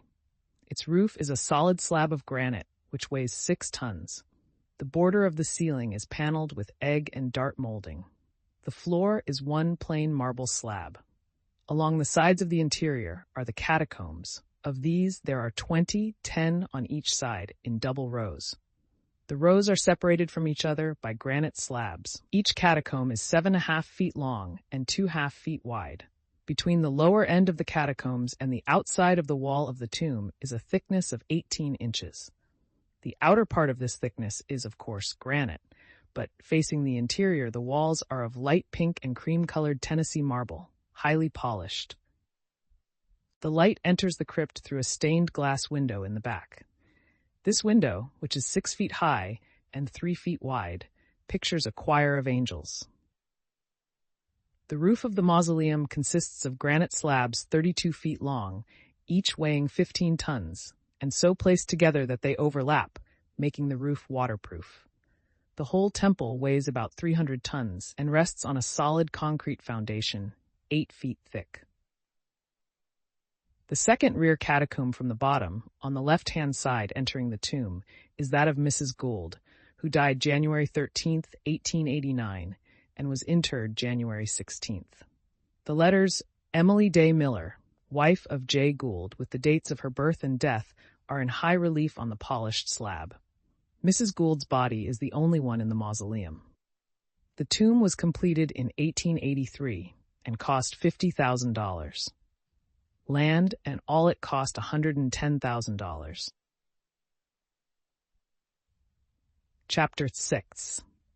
Personal Characteristics of J. Gould. Much of the interest in the life and career of Mr. Gould is in regard to his personal characteristics and qualifications, and much that is to be learned from his life is to be gained from the study of the same circumstances. The varying opinions regarding him are perhaps more widely different than those concerning any other great financier. As has been said, there are those who see in him all that was ideal in the character of a powerful money monarch. There are more whose criticisms cannot be made too scathing, whose denunciations cannot be made too strong. In an impartial history, all such opinions must be represented. It is a relief to turn from the record of Gould's public career to the contemplation of his private life. As has already been said, in all his domestic relations, Gould was a model man. He had no habits but that of hard work and home enjoyments. He did not use tobacco in any form. He rarely, if ever, sipped a glass of wine. Social scandal never attached to his name. He loved his home. When not in his office, he was with his family. He owned a box at the opera, but when he attended, his family always accompanied him. He belonged to no social clubs. He did not add the excitement of the turf to the excitement of the stock exchange. On his return from a journey, his first questions were of the welfare of his family. He made his home as beautiful as wealth, refinement, and purity could make it. He loved his children, the sweet discourse of the fireside, and the companionship of books and flowers. There was no attempt at display, but everything he possessed was the best. Neither he nor his wife had any ambition for society distinction. They gave no great balls, and rarely were they present at society events. They had none of the vulgar traits of the parvenu or prejudices of the aristocrat. When his son wished to marry an actress, Mr. Gould interposed no objection and even approved the choice, declaring his pleasure that his son had selected a respectable woman who was able to earn her own living. Perhaps his devotion to his family was due in part to the fact that his public career placed him apart from other men and made him an object of fear and hatred. He was an exile from the sympathies of his fellowmen, but he uttered no complaint and found in his family full solace for any loss of friendships he may have incurred. The members of his family were his only intimate friends. Mr. Gould was never a robust person. He was below medium height, thin, nervous, and reticent. His hair, beard, and eyes were jet black. He was fastidious in dress and never approached the gaucheries that marked and marred his lieutenant, Fiske. Gould was all brain and nerve, Fiske all drive and muscle. Although quiet, imperturbable, and indisposed to confidences, Mr. Gould's expression was by no means unpleasant. On the contrary, he was, in a sense, companionable. He was extremely fond of home comforts and never permitted business to interfere with his 2 o'clock dinner or his afternoon drive. In manner, he was kind and gentle. Never averse to give an opinion, unless it interfered with a plan, he was careful not to obtrude one. He was not accessible to strangers for obvious reasons, but his family and friends testified to the unvarying courtesy of his manner and the rare beauty of his temper. He was always more or less troubled with sleeplessness and often paced the floor, tearing letters or papers to bits as he thought out schemes for making money. Making money was his passion. He was not ostentatious in living and spent comparatively little. He rarely put his name on subscription papers, and justly or not, he did not enjoy the reputation of liberality. He was often seen in the park with his wife, his son, or driver, and invariably looked straight ahead. He ate moderately and never drank wine save at dinner.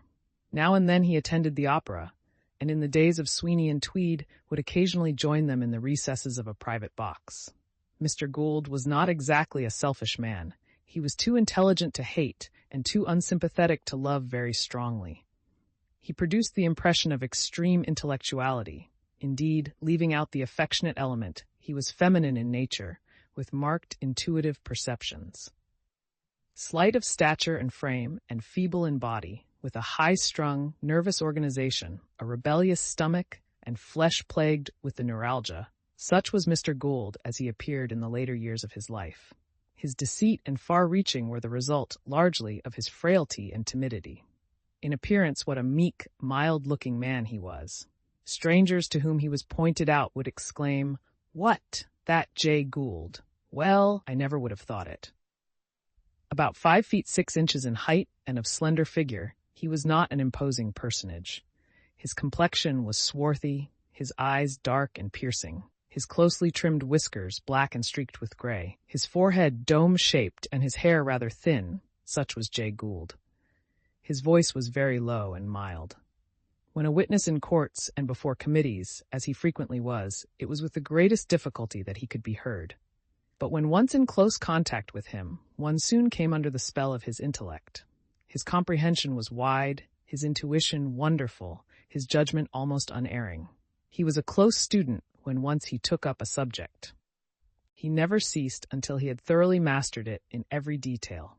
This was the secret of his success. Henry Ward Beecher once defined genius as the power and willingness to work long and hard, and under this definition, Mr. Gould was a man of genius. Though not by any means wholly bad, he was a dangerous man. His life was a menace to his country. His successes were demoralizing to the young. He looked like a premium on dishonesty, a reversal of the old adage that honesty is the best policy.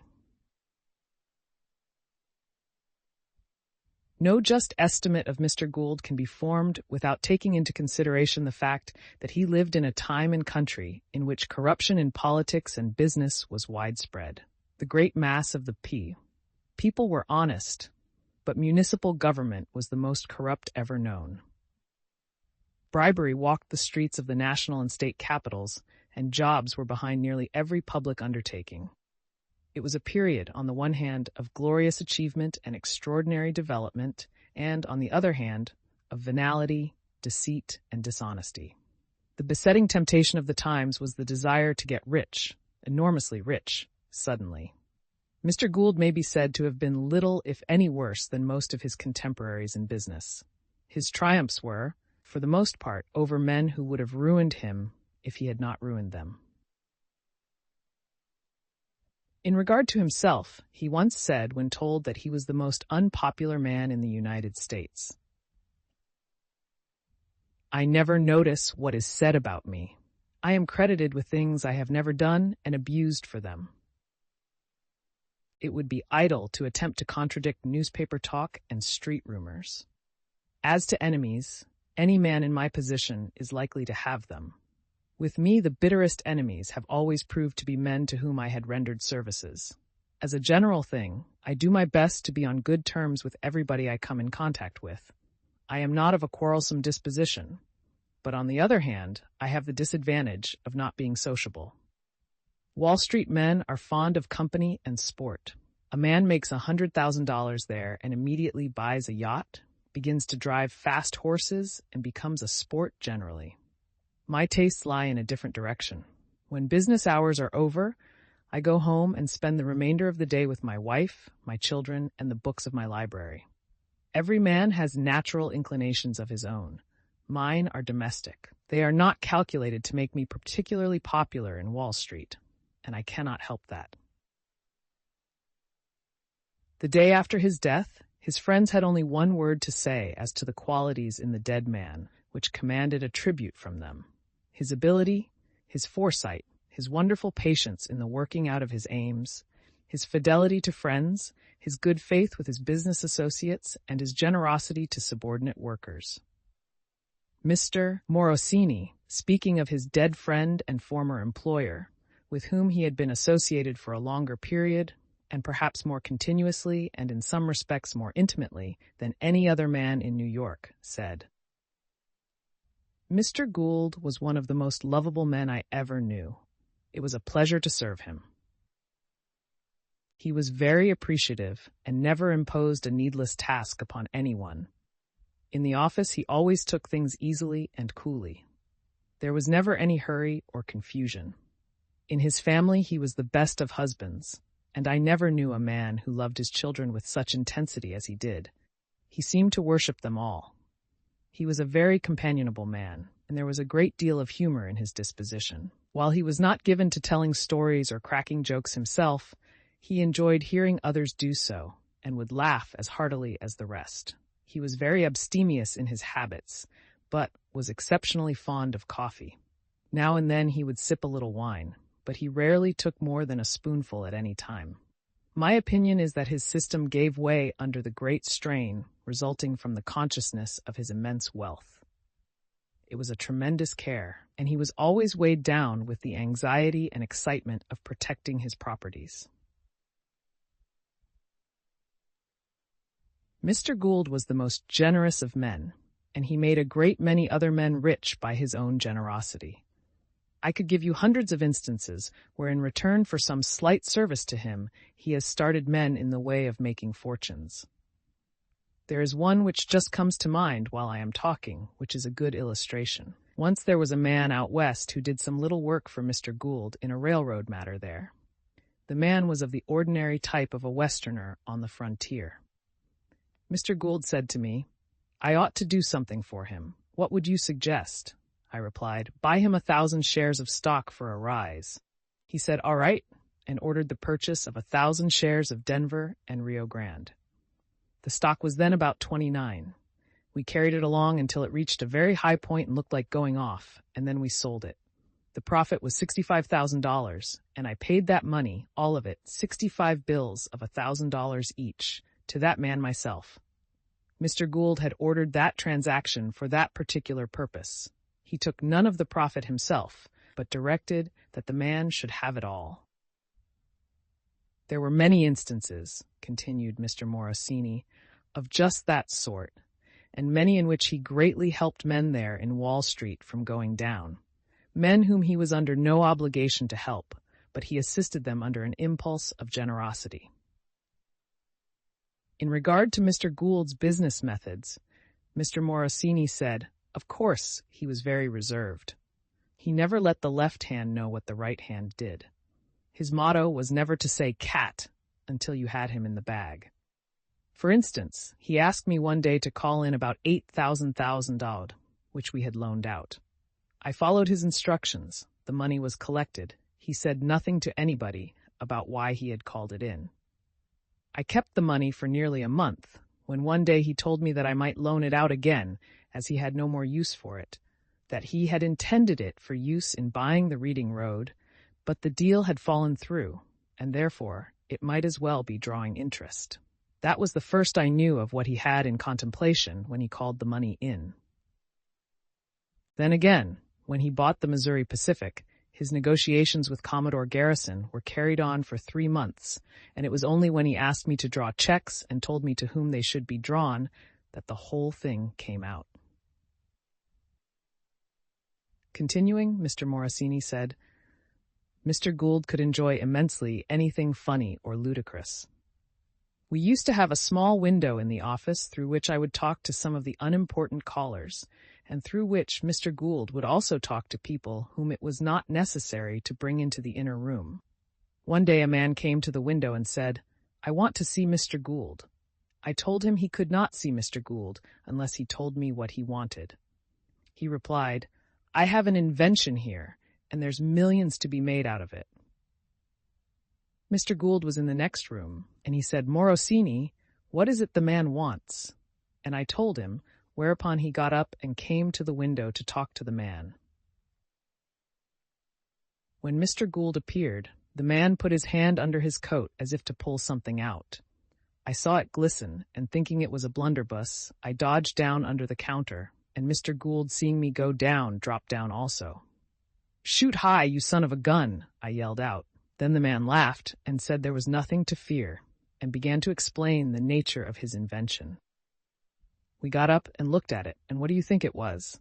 He had a sort of a brass cylinder, and he said it was a patent portable churn. It was to be filled with cream in the morning when a man was starting away from home, and slung by a strap over his shoulder under his coat. The motion of the body while walking would keep the cream stirring. And then, besides, there was a sort of piston with a handle on the top. Every now and then you were to give that a jerk, so that by the time the man reached home at night, he could turn out on a plate for his wife a pound or two of fresh butter. Break time 400. I said to the man, when he had explained what the thing was, "I will give you 30 days in the penitentiary, and you ought to see him get out.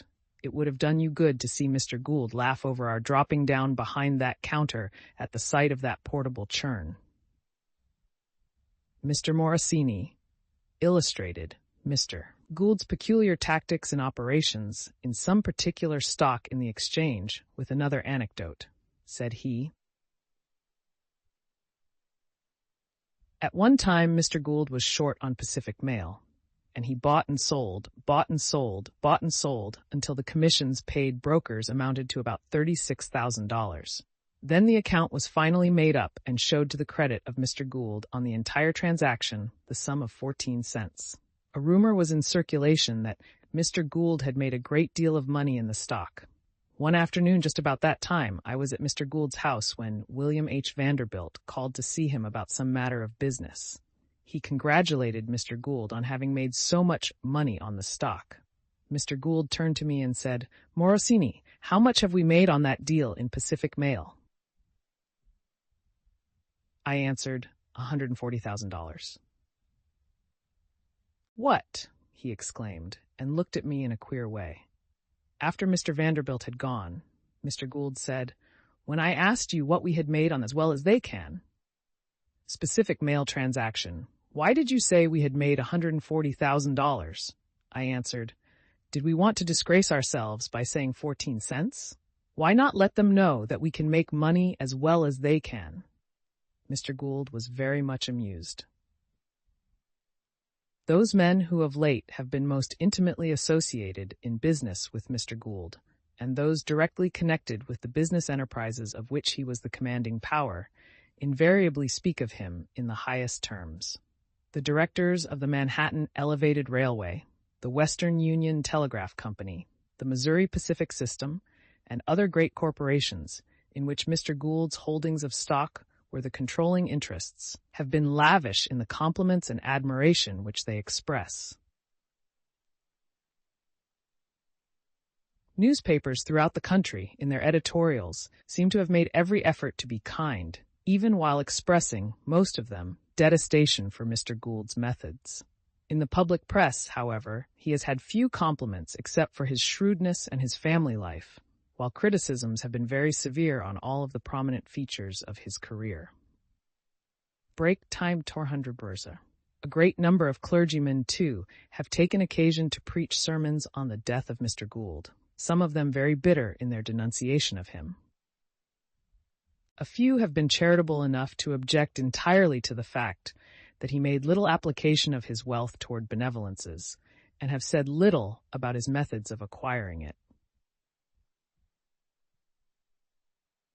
It is true, however, that the weight of the consensus of opinion has been that Jay Gould's life was that of a wrecker of fortunes and of honor, that the good that he has done falls far short of balancing the account, and that his loss will be felt less by the world at large than would that of any other man of equal prominence. Chapter 7. The Family of Gould. Jay Gould had no social ambition whatever. He was the most domestic of men, and his affection and attention to his own immediate family was so deep as to apparently leave no place for outside social influences. Mr. Gould was greatly stricken by the death of his wife, which occurred January 13, 1889, after a long and painful illness. When she died, there were present besides her husband and Mr. and Mrs. George Gould, her sons, Howard and Edwin, her daughters, Helen and Anna, and her sisters, Mrs. Det Harris, Mrs. Noyes, and Mrs. Dickinson. Mrs. Gould was practically unknown in society, for the reason that she seldom cared to go into the fashionable world. Her home was world enough for her, and she made it a happy one. She was the idol of her children. Many stories are told of the private charities of this modest woman. It was in the winter of 1862 that Jay Gould married Miss Helen D. Miller, the daughter of Daniel G. Miller, of the produce and grocery firm of Lee, Dater, and Miller. Miss Miller was then 23 years old and lived with her parents at 33 East 17th Street, now the site of the Century Building. The house was one of those old-time mansions, few of which still exist in New York. In this house they lived for several years, and here, on February 6, 1864, the first child, George J. Gould, was born. Here also, Edwin II was born 2 years later. Helen Gould, the oldest daughter, was born in 1870. Howard was born a year later. Their other children are Anna, who is now 15, and Frank, who is still a young boy. George J. Gould, the eldest son, instead of going to college, went into business with his father, and has himself amassed a considerable fortune. He lived with his father until his marriage to Miss Edith Kingdon, once a member of the company at Daly's Theatre, which took place several years ago. He has 3 children, 2 boys, Kingdon and Jay, and 1 little girl. After his marriage, George bought the house, number 1 East 47th Street, adjoining the rear of his father's home, from Amos Lawrence Hopkins. A passageway was built connecting the house with the Fifth Avenue mansion. George J. Gould lived there until about a month ago, when he moved to the house which he purchased from Jacob H. Schiff at Fifth Avenue and 67th Street. Edwin Gould then moved into the 47th Street house. He is 26 years old and a graduate of Columbia College in the class of '88. Edwin Gould, the second son, was married October 27, 1892, to Miss Sarah Canteen Schrady, stepdaughter of Dr. George F. Schrady. 8 East 66th Street. The ceremony was performed by the Rev. Robert Collier at the house of the bride's father. The presents received by the young couple were very costly and numerous. Mr. Gould sent, besides the diamond pendant, which the bride wore at the ceremony, 200 pieces of silver in a fine oak chest. After a short wedding trip, Mr. and Mrs. Gould took up their residence at number 1 East 47th Street. Edwin, though not so widely known as his brother, has an active interest in many of his father's enterprises. He is a director of the Western Union Telegraph Company and of the Manhattan Elevated Railroad. He is very fond of athletic sports and belongs to the New York Athletic Club. He has been a member of Troop A, but resigned when he was appointed inspector of rifle practice. Miss Helen Miller Gould is about 23 years old. She is an active church worker and a member of Dr. Paxton's church. To her interest in missionary work has often been attributed the minister's meeting at Mr. Gould's house and the millionaire's gift of $10,000 for missions. Howard Gould is 21 years old, Anna is a schoolgirl, and the youngest, Frank, is 13 years old. About a year ago, cards were sent out by Mr. J. Gould, which read simply, Breaker J. Gould and Miss Gould at home Saturday, December 26th, from 3 until 7. As many as 3,000 of these were sent out, and every person in the social set was asked. This was nothing very unusual, as general invitations are frequently extended by people of personal prominence in this way. During the first couple of hours of the at-home, there were but few callers at the Gould house, but later they came in a steady stream. The mothers of marriageable youths were very kindly disposed toward Miss Gould.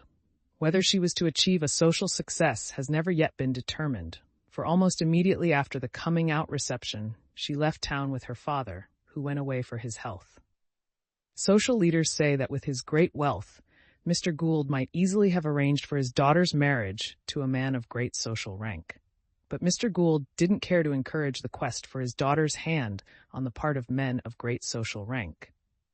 This was evidenced by the hearty consent he gave to the recent marriage of his son Edwin to Miss Schrady, the adopted daughter of Dr. Schrady. When George J. Gould married Edith Kingdon, the actress, it was said there was opposition to it on the part of Mr. and Mrs. Gould, but if such was the case, it never developed into anything definite. In fact, the Goulds made much of their daughter-in-law when they came to know her. When J. Gould became a grandfather, he manifested the greatest interest in the children of his son. There are 3 of them at the present time. Edwin Gould, the second son, takes after his father more than the other children in the matter of characteristics. He took a course at Columbia and rode in the freshman crew. As to how the elder Gould regarded the two boys, George and Edwin, an old financier who knew Gould intimately, said, "Either J. Gould loves his sons George and Edwin to the point of indiscretion, or he has weighed them up in his keen way and thinks there's a lot of sand in them." Mr. and Mrs. Gould were a couple happily married in the fullest sense of the term. Mr. Gould was exceedingly domestic in his tastes. He never cared much about going into society. His wife died some years ago. Mrs. Gould had been fond of society, but gradually gave it up. The pleasures of Jay Gould's life were simple and few. With vast wealth at his command, he seldom sought recreation away from his immediate home. To a certain extent, money-getting seemed to be a pleasure to him. In the many deals engineered by his master hand, he felt the thrill of a nervy gambler who stakes his money on the home turn of a card. It was not making money that worried him. It was keeping what he made and holding his own in the 1,001 schemes concocted to get the better of him. His life was a continual game of chance, and in this game for many years he found his chief enjoyment in existence. It is not recorded that in the earlier years of his career, Mr. Gould ever sought any physical relaxation in the way of sport or pastime. His whole mind, heart, and soul lay between Wall Street and his uptown home. Finally, however, money-making became an old story. Time and again he had milked Wall Street dry, and his fortune had rolled up into the tens of millions. Then, observing an occasional smile on the faces of other millionaires and hearing the laughter of light hearts all about him, he began to wonder if there were not other pleasures in the world outside of cent per cent, and the dull, eternal rows of figures that stood for stocks and bonds. So one day he turned his back on the dingy office that represented his paradise and took a New York Central train for Irvington. Here he met Mr. Merritt, and was driven to the residence of the latter, a mile or so north of the old river town and close to the shore. Mr. Gould was very quiet and very reserved, but his keen eye took in all the possibilities of the place at a glance.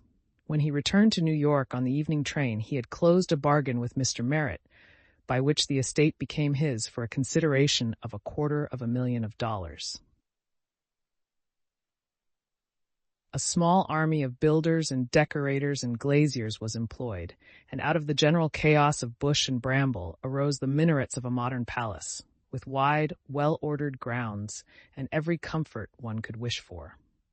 Mr. Gould seemed to take great pleasure in planning the arrangements for his future country residence. For a while, all but the general detail of his business was put in the background. Every few days he would journey up to Irvington to see how matters were progressing. It may be safely said that these were the first leisure days of Mr. Gould's life. His eyes grew brighter, his step more buoyant, and he began to look upon these little excursions as a pleasant diversion. Sometimes he would take his younger children with him, and their unaffected happiness was another source of relaxation for the careworn millionaire. Previous to this time, money-making had been Mr. Gould's exclusive thought.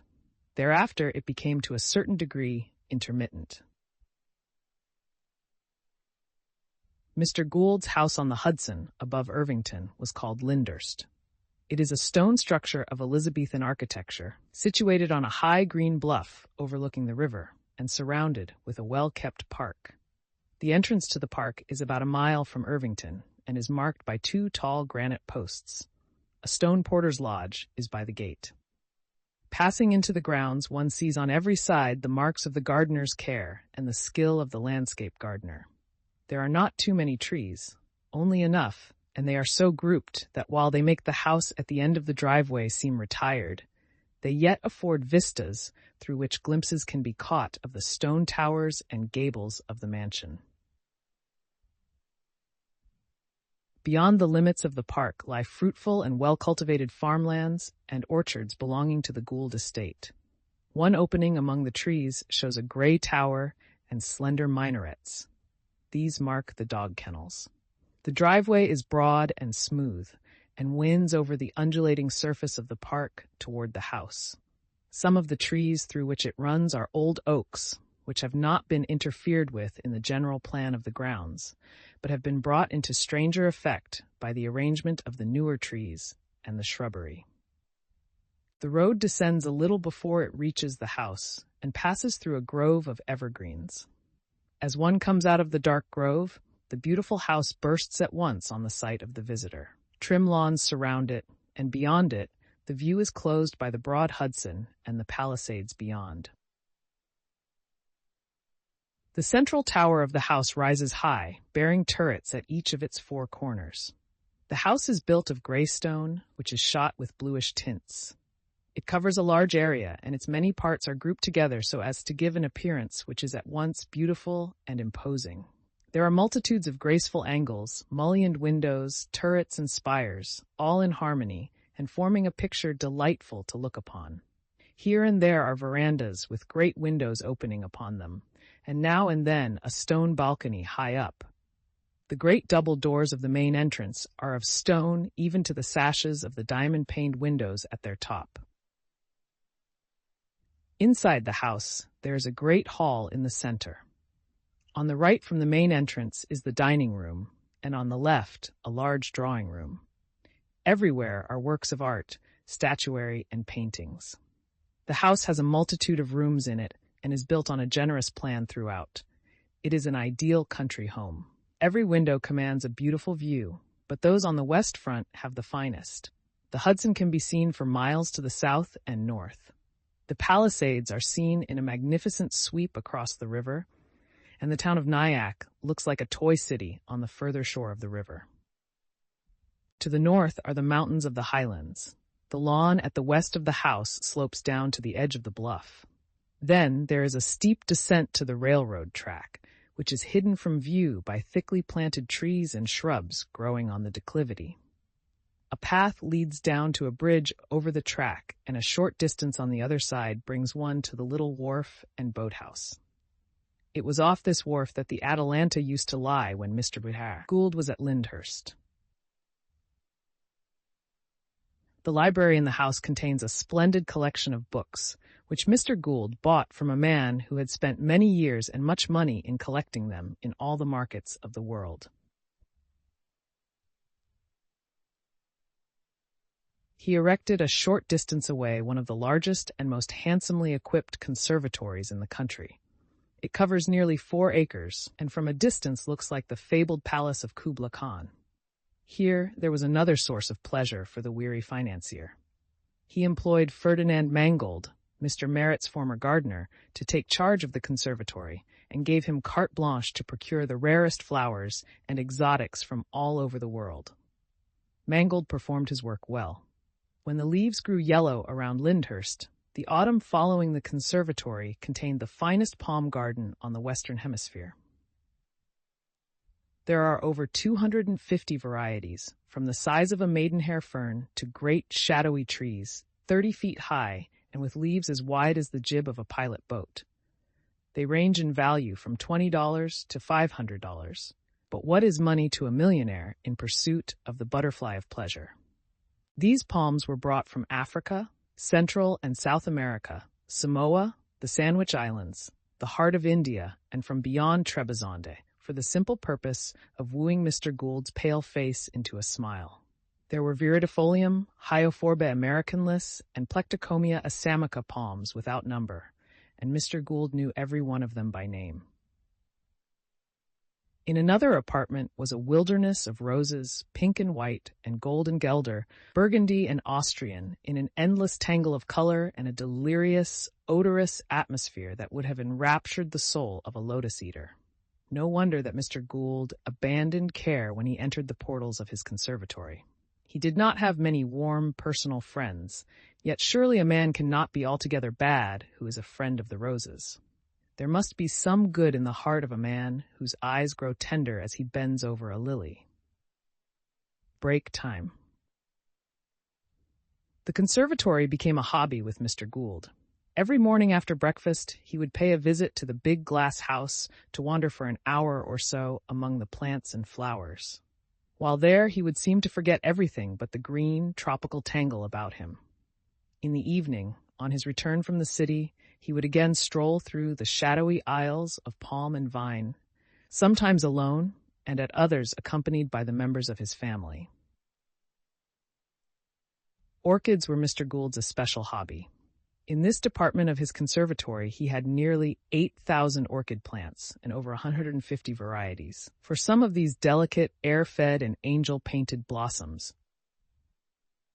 Gould had paid $300, half the amount of a poor man's wages for a year of toil. In another apartment were nearly 2,000 azaleas, little bits of sunset sky cut into the shape of bells.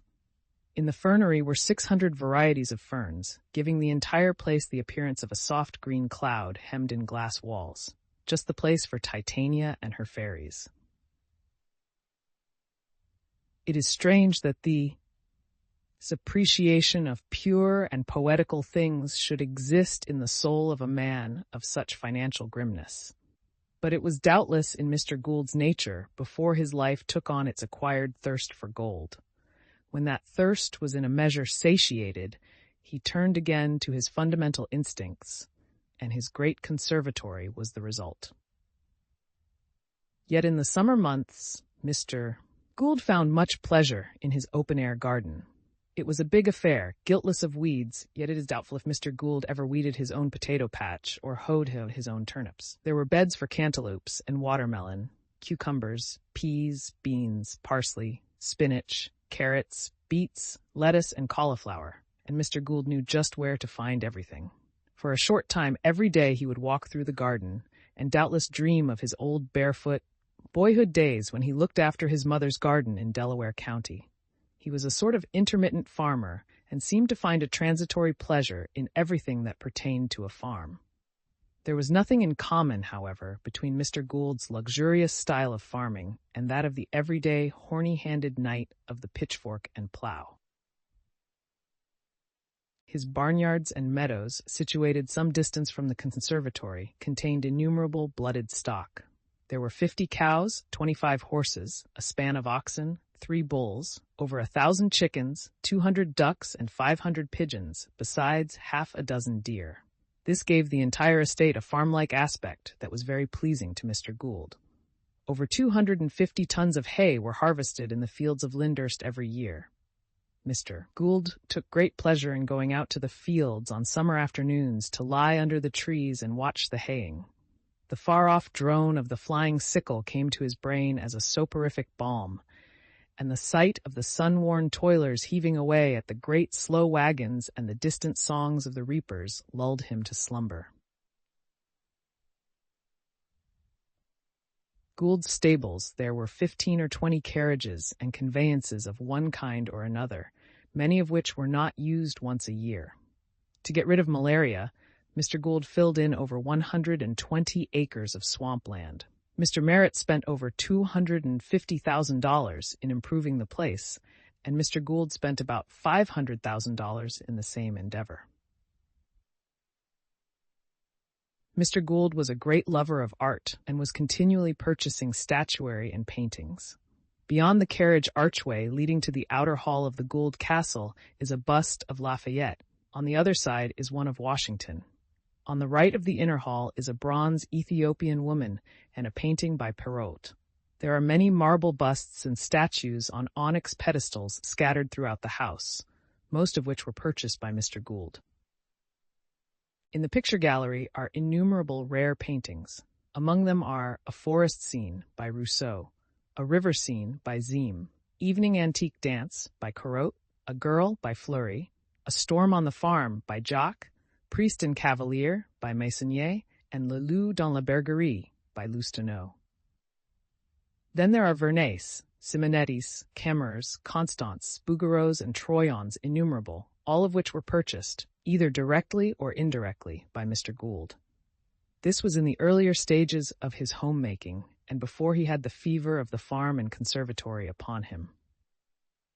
Mr. Gould was not a great admirer of the drama, but he was rather fond of opera, and this formed almost his only public diversion during the winter months.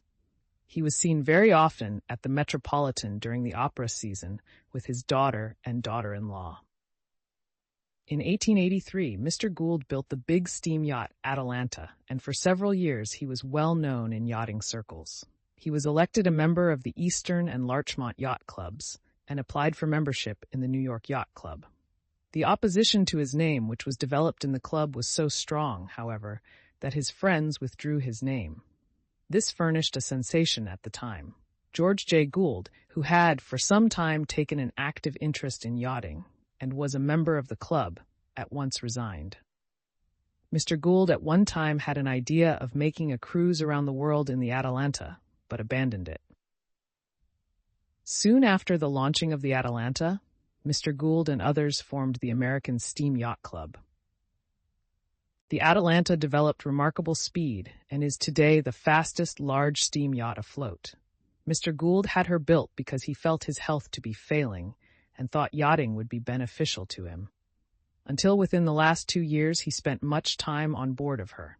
She was used principally as a means of transportation between Lyndhurst, his home on the Hudson, and the city, though he made several extended cruises in her. It was not often that Mr. Gould would allow the Atalanta to be raced, but on the occasions when he did permit this, she made records. Mr. Gould presented to the Larchmont Club a cup called the Gould Cup, which is raced for every year.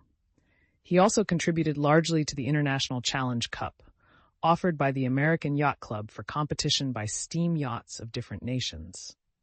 He was always anxious to see a challenge for this cup, but so far no nation has challenged, owing to the great superiority in point of speed of the American steam yachts.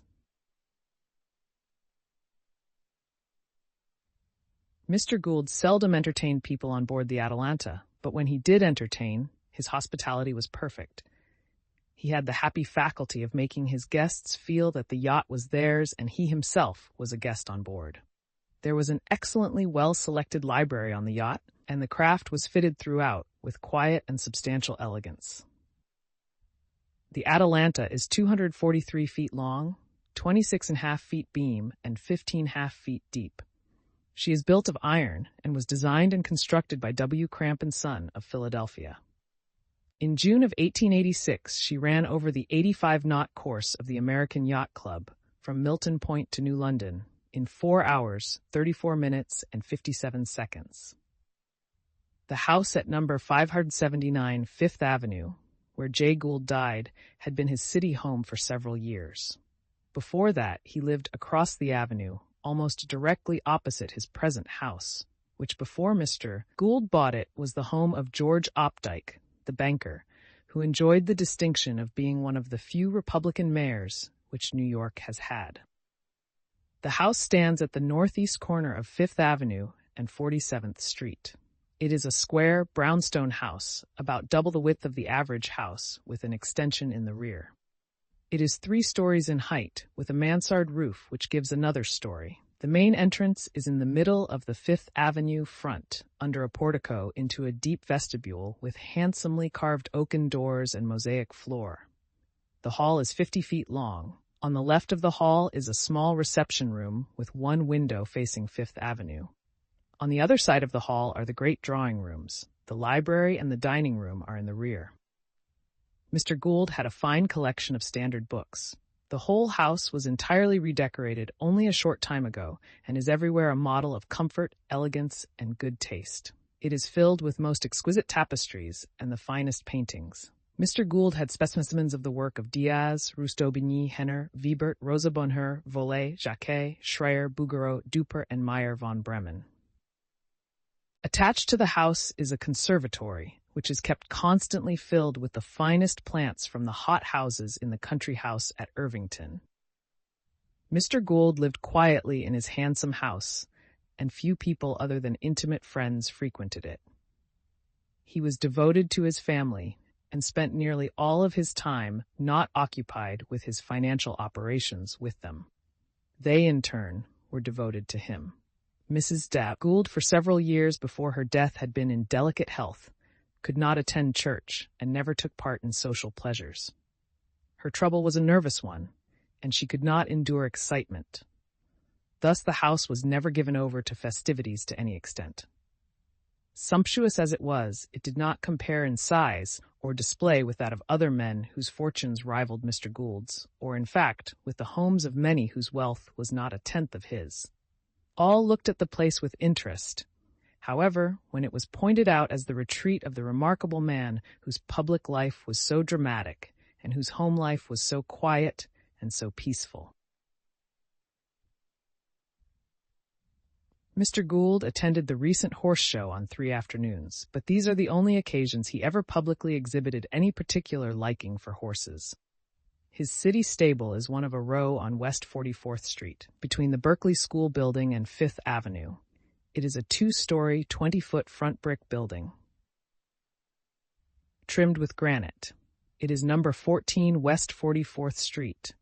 It is a neatly arranged stable of the old-fashioned oak-trimmed pattern common in the neighborhood.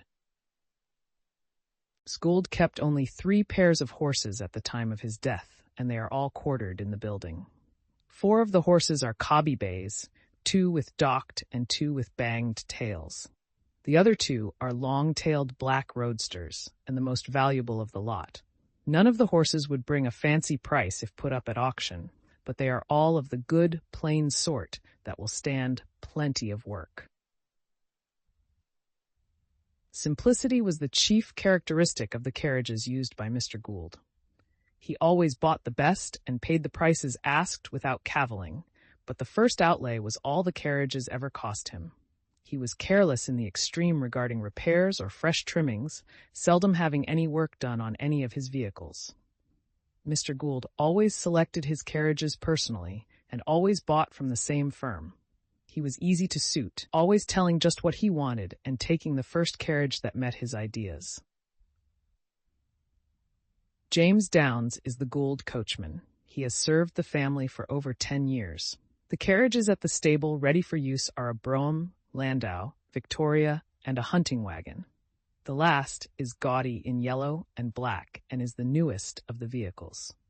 The others are plain in coloring and are what driving people call old style.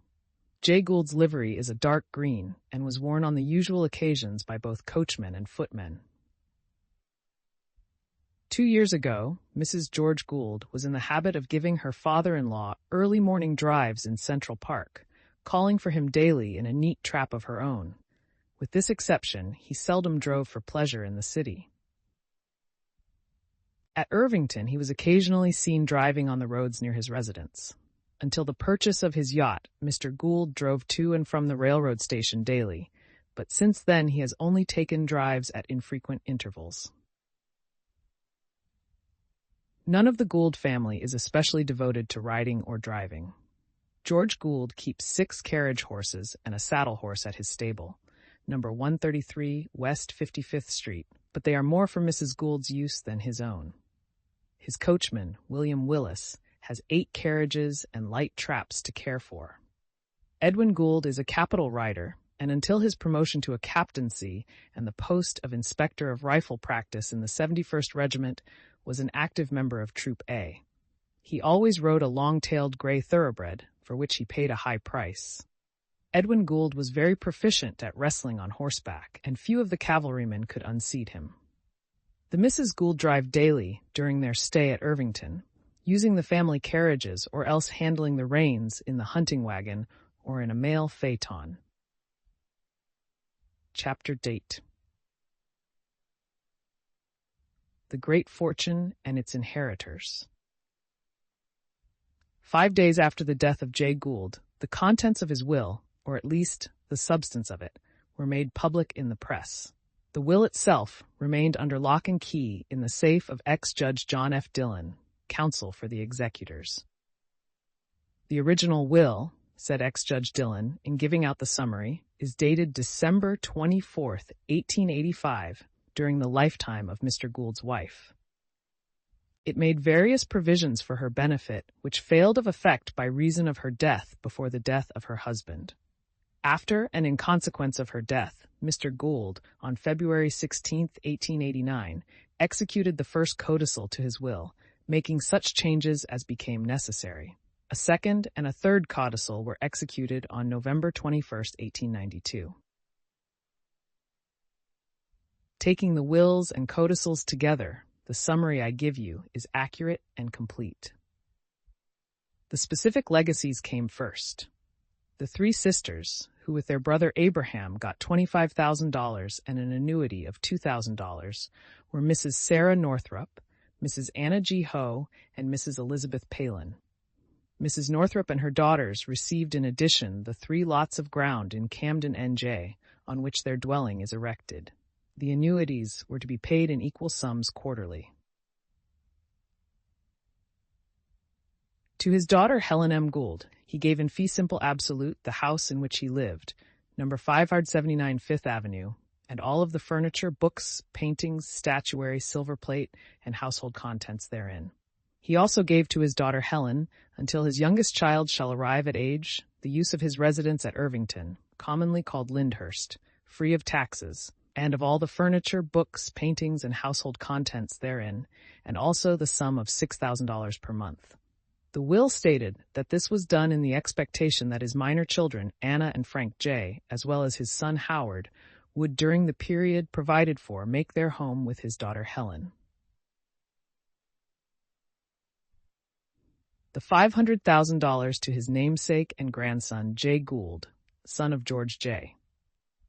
Gould, was to be held in trust by George J. Gould, with authority to apply the same to the support and education of the child, and to pay 1/4 of the same to him at the age of 25, 1/4 at the age of 30, and the remaining half at 35, with power to pay the same at earlier periods in the discretion of his father.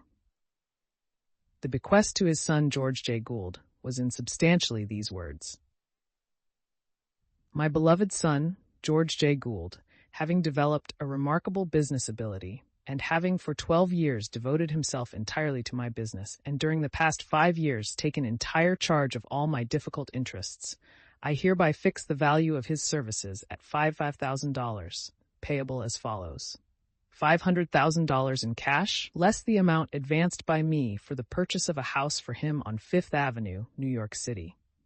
$500,000 in Missouri Pacific 6% mortgage bonds. $500,000 in St. Louis, Iron Mountain, and Southern Railway Company consolidated 5% bonds. $500,000 in Missouri Pacific Railway Trust 5% bonds. 10,000 shares of Manhattan Railway stock. 10,000 shares of Western Union stock, and 10,000 shares of Missouri Pacific stock, all to be taken and treated as worth par. He appointed as executors and trustees of his will his sons George J. Gould, Edwin Gould, and Howard Gould, and his daughter Helen M. Gould, with a provision that in case a vacancy should occur by death or otherwise, his son Frank J. Gould was to be an executor and trustee when he shall have reached the age of 21 years, and in case of another vacancy, he appointed his daughter Anna Gould to fill such vacancy when she shall have reached the age of 21 years, no bonds to be required. George J. Gould and Helen M. Gould were appointed guardians of Anna Gould and Frank J. Gould during their minority. All the rest of his estate was devised and bequeathed to the said executors and trustees in trust. First, to divide the same into 6 equal parts or shares, and to hold and invest one of such shares for each of his said children, George J. Gould, Edwin Gould, Howard Gould, Frank J. Gould, Helen M. Gould, and Anna Gould, with authority to collect and receive, pay and apply the income thereof to each child for life, with power to each to dispose of the same by will in favor of issue, and in case of death without issue, the share of the one so dying to go to the surviving brothers and sisters, and to the issue of any deceased child, share and share alike, per stirps, and not per capita. He directed that these trusts should be kept separate and distinct, and that the accounts thereof should be kept separately, that no deduction should be made by reason of any gifts or advancements heretofore made to or for any of his children, In case of difference of opinion among the executors and trustees as to holding and retaining securities or investments in managing the estate, he directed that so long as there shall be 5 executors and trustees, the decision of 4 should be conclusive, and when 4, the decision of 3 should be conclusive, with this further provision in the Codicil of November 21st, 1892. The better to protect and conserve the values of my properties, it is my desire, and I so direct and provide, that the shares of any railway or other incorporated companies at any time held by my executors and trustees or my said trustees shall always be voted by them or by their proxies at all corporate meetings as a unit. And in case my said executors and trustees or my said trustees do not concur as to how such stock shall be voted, then, in view of the fact that my son George J. Gould has for years had the management of my said properties and is familiar with them and with other like properties, I direct and provide that in such event his judgment shall control, and he is hereby authorized and empowered to vote the said shares in person, or by proxy, in such manner as his judgment shall dictate. There was the usual provision that the property of his daughters was for their sole and separate use, free from any estate or control of their husbands, and prohibiting all dispositions or changes by any of the legatees by way of anticipation or otherwise. There was a provision that if any of his children should marry without the consent of a majority of the executors and trustees, then the share allotted to such child should be reduced 1/2, and the other half of such share should be transferred to such persons as under the laws of the state of New York would take the same if the testator had died intestate. Who were the witnesses to the Gould will was not divulged by ex-Judge Dillon, nor was it known who drew the will. Judge Dillon said that he didn't. It was thought probable that Jem Swain, who was formerly in partnership with the judge, was the man, but he declined to say. There were many who believed that Gould himself drew the will. A gentleman who knew Mr. Gould very well said, "From what I know of Mr. Gould, however, I believe he drew it himself. He was naturally a very secretive man, and any important undertaking he kept to himself as much as possible. He was an able lawyer and certainly had sufficient knowledge to have made the will." In spite of Mr. Gould's great interests, his executors found his affairs in very trim shape. Something less than 2 years ago, in conversation with Mr. Connor and Mr. Morosini, Mr. Gould remarked, "If I should die tonight, my affairs are in such shape that my executors could straighten everything out in less than 48 hours after my death." Many different estimates have been made of the amount of the fortune of J. Gould, but nothing has ever been told by him, nor did the will reveal anything definite about it. Little difference does it make whether it was $70,000 or $170,000, so long as it was the greatest that ever one man accumulated in his lifetime. Mr. Gould never intended that anybody should know while he was living, and he saw that his wishes were carried out in the matter. 60 millions is the figure most frequently mentioned, but generally as a minimum, with a round 100 millions as the other limit. The New York Tribune published the following estimate of his fortune the morning after his death, and it is probably as accurate as any that can be made without access to the will and the records themselves. There is considerable divergence in the opinions of men who are acquainted with Mr. Gould's affairs as to the value of the estate which will fall to his heirs. Although his investments have been known to be in certain distinct lines, the reticence of Mr. Gould with regard to many of his transactions has left a considerable margin between maximum and minimum estimates. The character of many of the securities which are his is also so unsettled that there is room for an extreme range of estimates. First in the list of his investments are Western Union and Manhattan, and there is little doubt that his holdings in these two properties aggregate from $35,000 to $40,000 market value. Of Missouri Pacific stock, he may have held from $9,000 to $11,000, and at current prices, the value of his holdings of this property probably reached $5,000. The Missouri Pacific system is so complicated with bond issues that it is difficult even for his friends to make a trustworthy guess as to his possessions of the various issues of bonds. Counting in the St. Louis and Iron Mountain issues, the different bonds of the various lines embraced in the Missouri Pacific system and the consolidated issues on the system were held by Mr. Gould to the extent of $20,000 or more in market value. He was credited with holding about 220,000 shares of Western Union stock and something like 110,000 shares of Manhattan.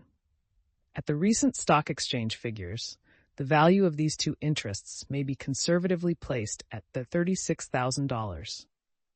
Mr. Gould's investments in Wabash are large, but their market worth is not commensurate with the par value. It would be a generous estimate to place these holdings at a value of $10,000. The same amount may represent Mr. Gould's holdings of the securities of the Texas and Pacific Railway. It is difficult to say how largely he was interested in Union Pacific securities, but he was a holder of about $2,000 collateral trust notes of the Union Pacific, taken as security for money advances. Mr. Gould was never known as a large investor in government bonds. He is said, though, to have subscribed liberally to the debenture bonds of the New York Central. A mass of miscellaneous securities must be counted in the aggregate, including bonds of coal properties on the line of the Missouri Pacific, Southern Ventures, and a host of bonds and stocks of varying degrees of worth and promise.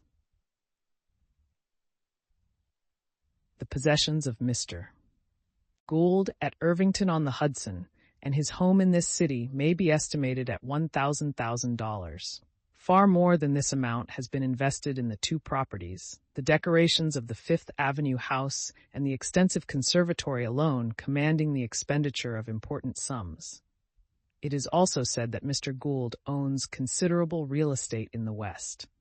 He is understood to have considerable property in St. Louis, which is productive, and he is believed to have made purchases of improved property in Chicago after the World's Fair enterprise became assured of success. But much of his real estate investments in Texas and other parts of the Southwest and in Southern California is of a nature that does not yield immediate returns.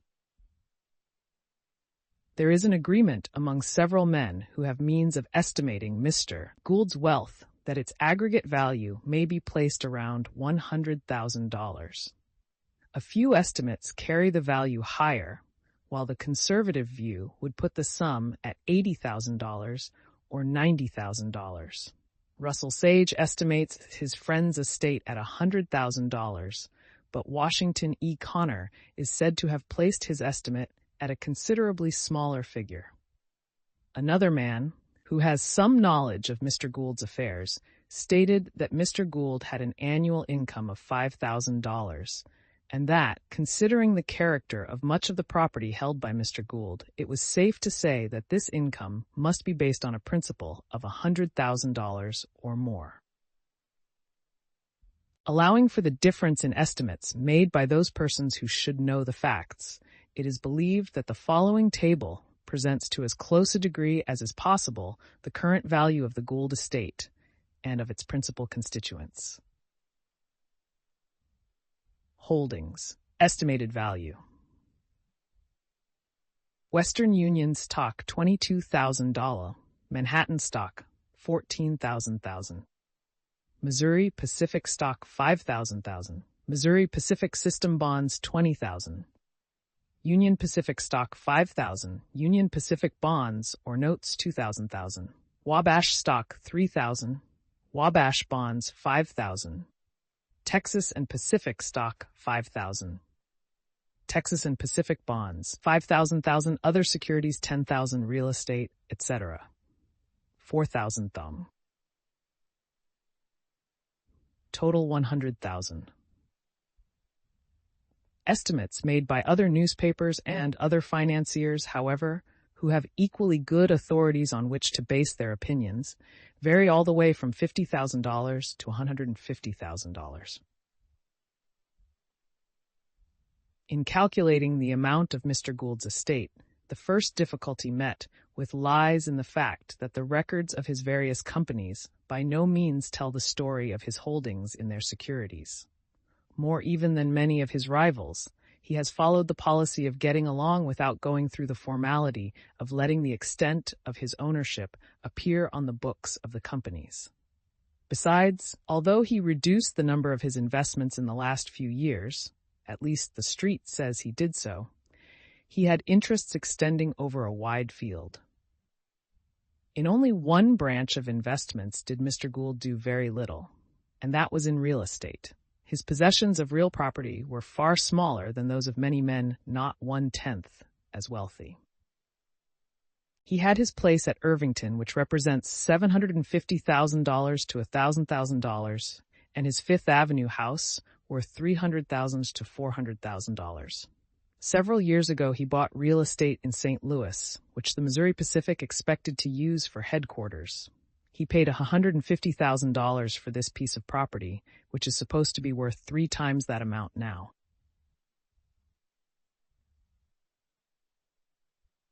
In spite of his policy of concentrating his holdings in his later years, the list of companies in which Mr. Gould had large interests is an imposing one.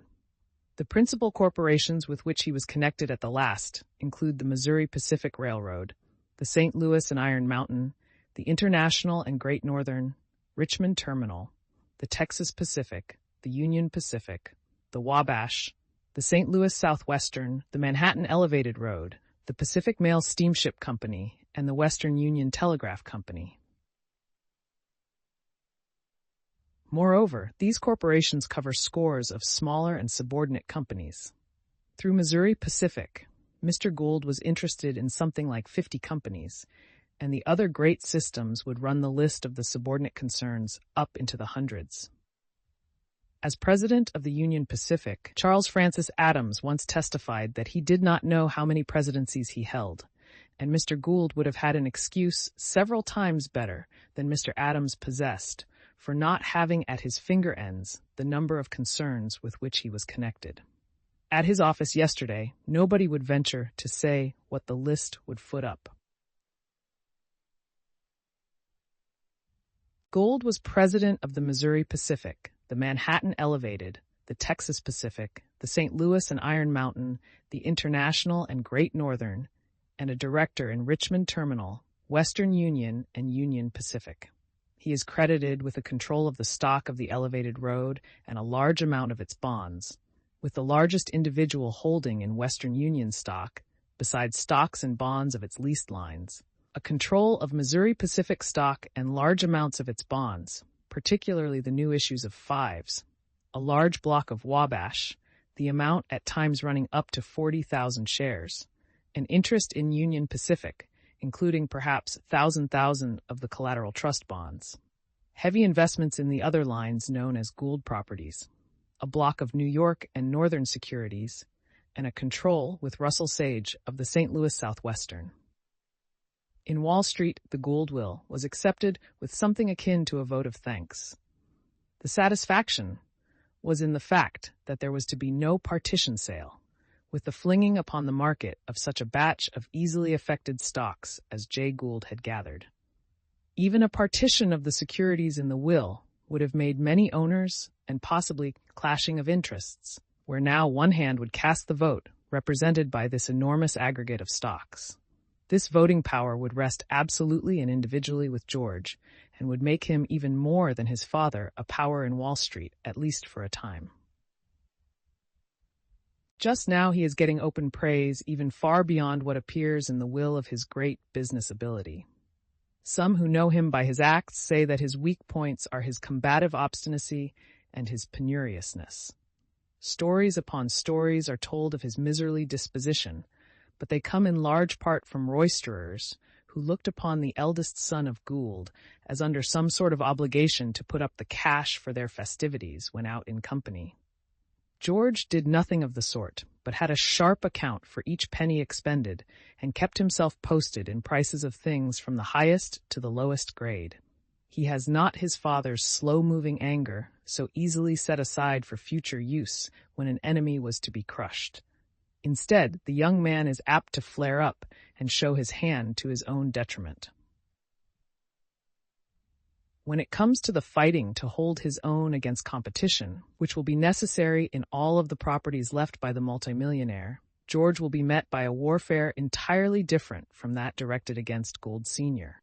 The fact that all the wealth, so to speak, is left in one pile simplifies the war for its possession. And from this time on, George Gould will be one of the best watched, best courted, and very soon best hated men in America. His training has been a very narrow one. He has not studied finance in any large school. Schooling of any sort has been distasteful to him, and while not positively illiterate, he has no taste for books even on financial questions, but has a tremendous head for figures and loves plenty of bustle in his work. The lack of charitable bequests did not surprise Wall Street, but there was no dearth of comment on the matrimonial board into which 4 of the children have been constituted, with the 2 Mrs. Goulds as ex officio advisory members. Bets were offered that if the other members of the household attempted to act as a committee of the whole when an engagement was to be announced, that in some shape the intervention of lawyers would be necessary, and all the possibilities of this selection of bride and bridegroom by arbitration were discussed. As it stands now, an obstinate love match without family consent may cost Howard or Frank or Helen or Anna a round sum of nearly $8,000, and put this amount into the other 5 pockets of the present sextet.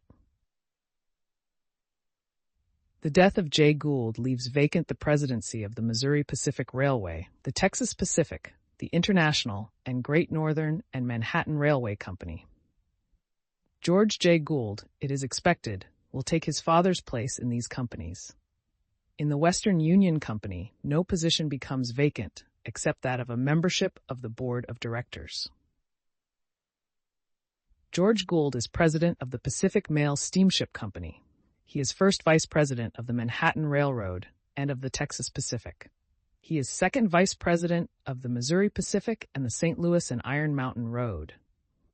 He is a vice president of the Western Union Telegraph Company and a member of the executive committee of its board of directors. He is a director in the Wabash and the International and Great Northern. He is a member of the Stock Exchange. Edwin Gould, the second son, has a shorter list of offices. He is president of the St. Louis Southwestern, a director in Western Union, and a member of the executive committee, and a director in the Manhattan and Missouri Pacific Railroad companies. He has done some very successful work in finance and has been counted a very shrewd operator from the beginning of his business career.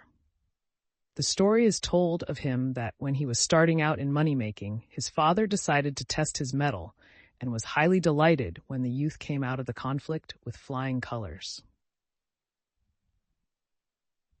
Edwin Gould is a member of the Consolidated Exchange. Howard Gould, the third son, is getting his first experience in business. He has been given as a start a seat in the directorate of the International and Great Northern Railroad Company.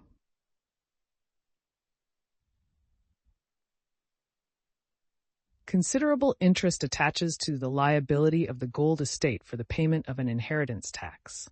While the terms of the will are of course not known, and the question of public bequests is not settled, the Wall Street idea is that such bequests, if they exist, are not likely to cut into the total to any appreciable extent. Under the laws of 1892, property bequeathed to Mr. Gould's children will be liable to a tax of 1%.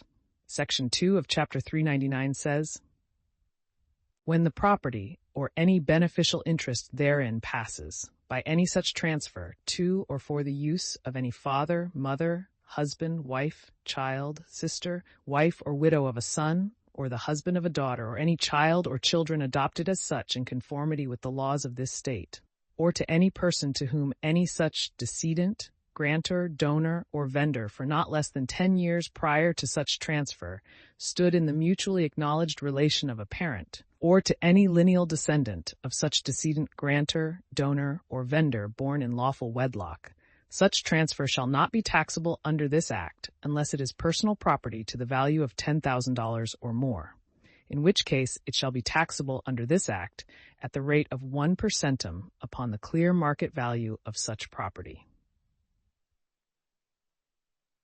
The next section makes the tax a lien upon the property until it is paid. The tax is to be collected by the controller of the county. Payment within 6 months gives a discount of 5%. If it is not made in 18 months, a penalty of 10% is provided. The controller's fee is 5% on the first $50,000 of the tax, 3% on the second $50,000, and 1% on the rest. The balance of the tax is to be paid into the state treasury. A tax of 1% on the estate should yield from $650,000 to $1,000,000, according to which of the limits on the estimate approaches the real valuation.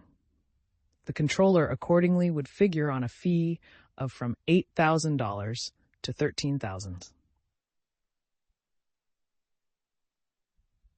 It was said at the Corporation Counsel's office that if it shall be proved that Mr. Gould has left his personal property, especially his railroad interests, in hand, break times of trustees for a term of years, the interest to go to his children, the fact that the estate is in the hands of trustees cannot prevent the state from levying and collecting the inheritance tax. Said one of the assistant corporation counsels, 93, if Mr. Gould could, by the terms of his will, by deed or gift or otherwise, make such a disposition of his estate as to render the law in such cases nugatory, his children and heirs to the remotest generation, when they came to devise their property, could do the same thing, and the estate would thus be perpetually barred of its rights. I believe that the personal estate that Mr. Gould has left for the benefit of his children, no matter in what form, is taxable at 1%. All property left out of lineal descent would be taxed at 5% on its clear market value. In spite of J. Gould II's many millions, he was down on the tax lists for very modest amounts. He seems to have had as much ability in keeping down his taxes as in piling up his millions. Despite his immense accumulations, he paid taxes on only $500,000 in personal property. The real estate on which he paid directly was confined to the Grand Opera House, of which he was the owner, and to his home on Fifth Avenue. At one time, he also paid the taxes on his son 92's home on East 47th Street, but after that formally passed out of his possession, he was, of course, relieved from paying any further taxes on that property. Notwithstanding the very conservative estimate placed upon the value of his personal holdings, Mr. Gould tried, a few years ago, to escape paying any personal taxes at all in this city. He urged the familiar plea of outside residents, and because he paid personal taxes in Westchester County on his belongings at his country home at Irvington, insisted that he was being unfairly treated in being compelled to pay even on that supposititious $500,000 of personal property in this city. He did not press the matter, however, and continued to allow his personal property to be placed on the tax list at $500,000. Commissioner Baker of the Tax Department said that it was impossible to tell just what Mr. Gould's holdings in real estate in New York really amounted to. Real estate, Mr. Baker explained, is entered on the books of the Tax Department by number only.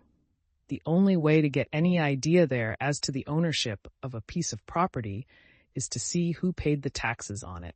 According to this test, the real estate on which Mr. Gould paid taxes in New York is confined to his residence.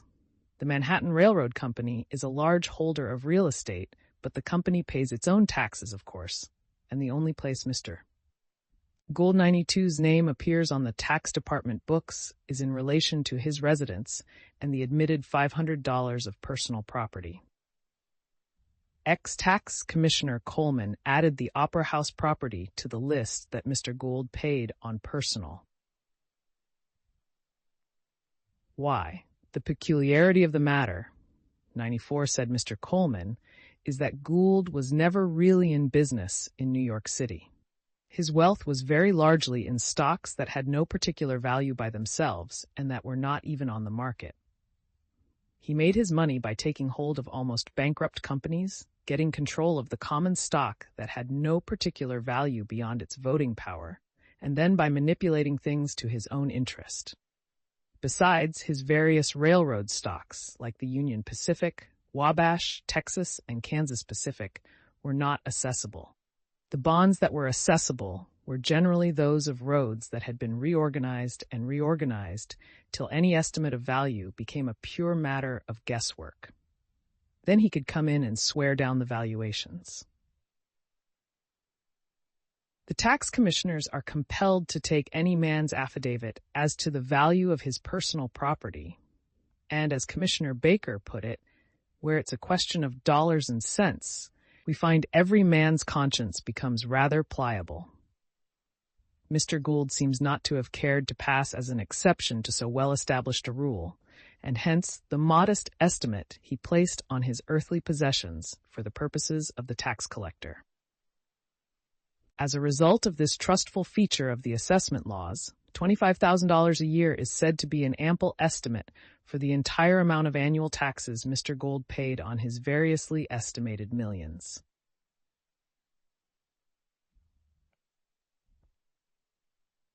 There are interesting features of the life of Jay Gould regarding his relations with the public, the church, the press, and the people whom he met. Jay Gould was not what is called a religious man. He was a pew holder in the Presbyterian Church at Irvington and in the Rev. Dr. Paxton Church on West 42nd Street, but not a communicant. If he ever expressed any religious views, it was to the Rev. Dr. Paxton. Certainly he did not to the Rev. Dr. Henry M. McCracken, Chancellor of the University, nor to the Rev. Roderick Terry, with whom he was on intimate terms of friendship. Dr. Terry said, "There was no pretense about Mr. Gould. He never made any public profession of Christianity that I know of. On the subject of religion, as on so many others, he was extremely reticent unless he unbosomed himself to his pastor, Dr. Paxton. He certainly never talked with me about his feelings on the subject of religion, though the opportunity offered more than once." Illustration: private car and his yacht, Atalanta. Mr. Gould II's wife was a member of the South Reformed Church for many years, but afterward became a Presbyterian. The millionaire of late years had been a frequent attendant at the Proctor.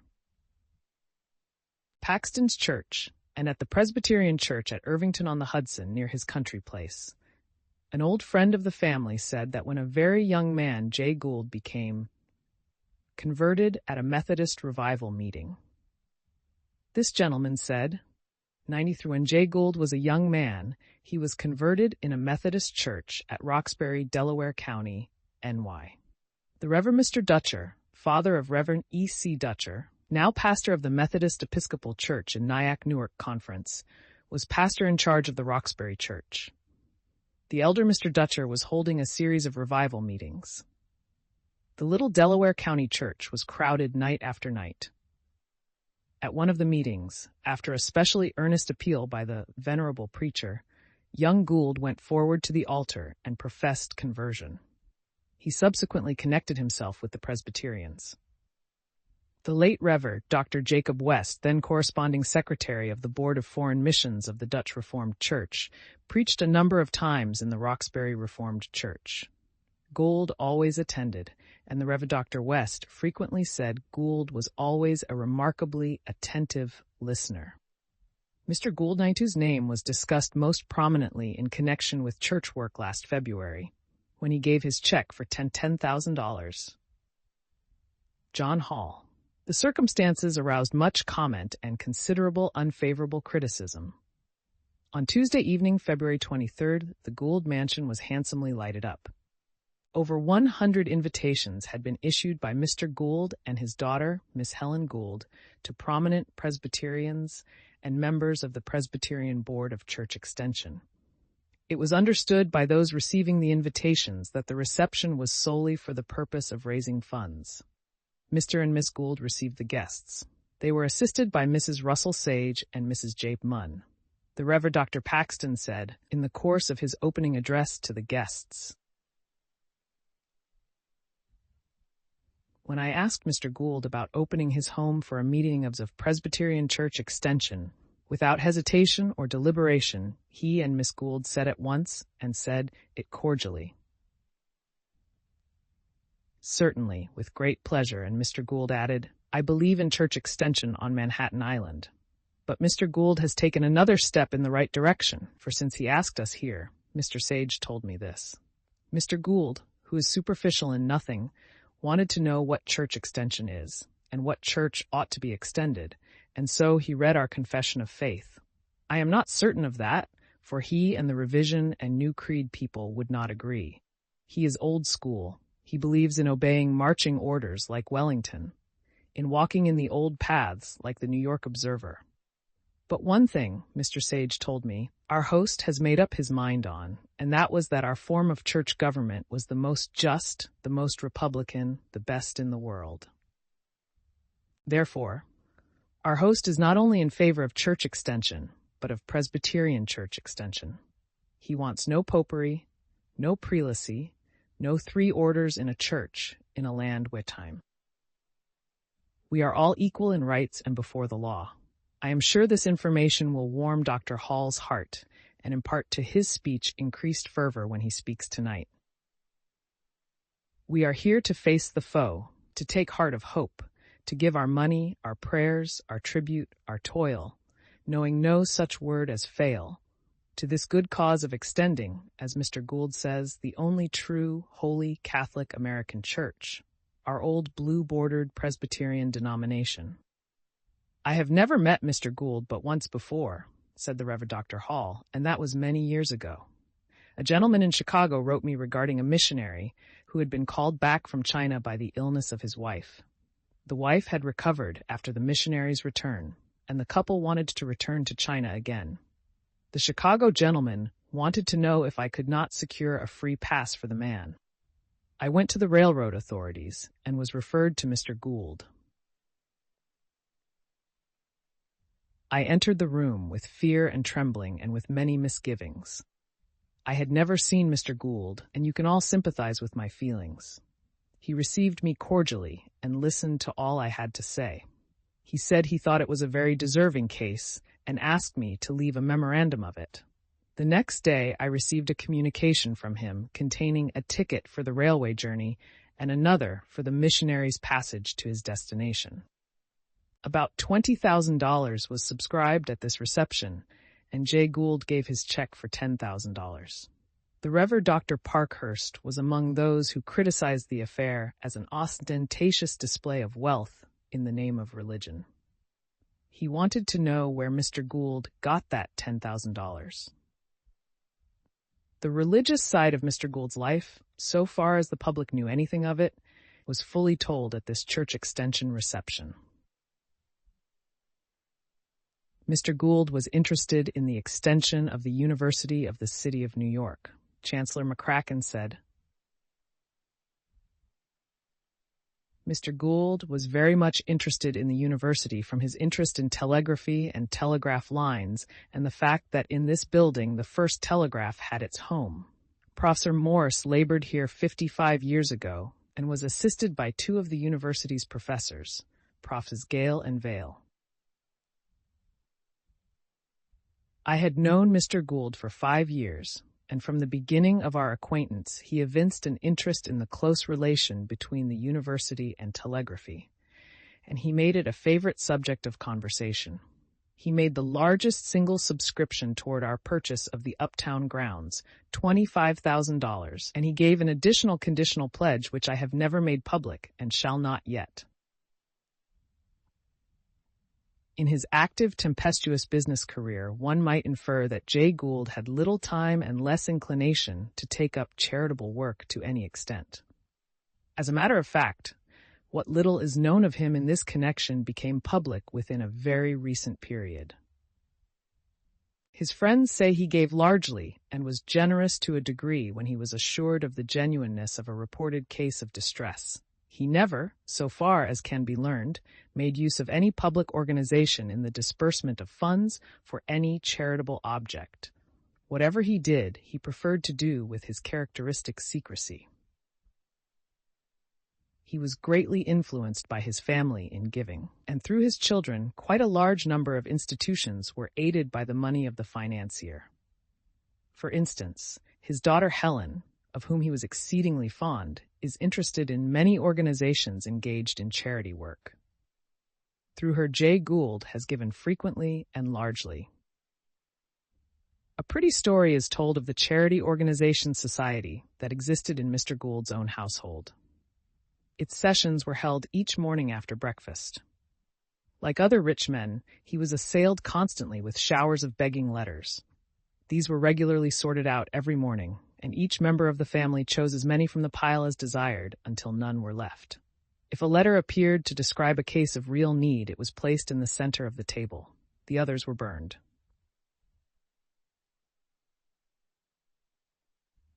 Then ensued quiet investigation, conducted as secretly as the operations of the closest detective bureau.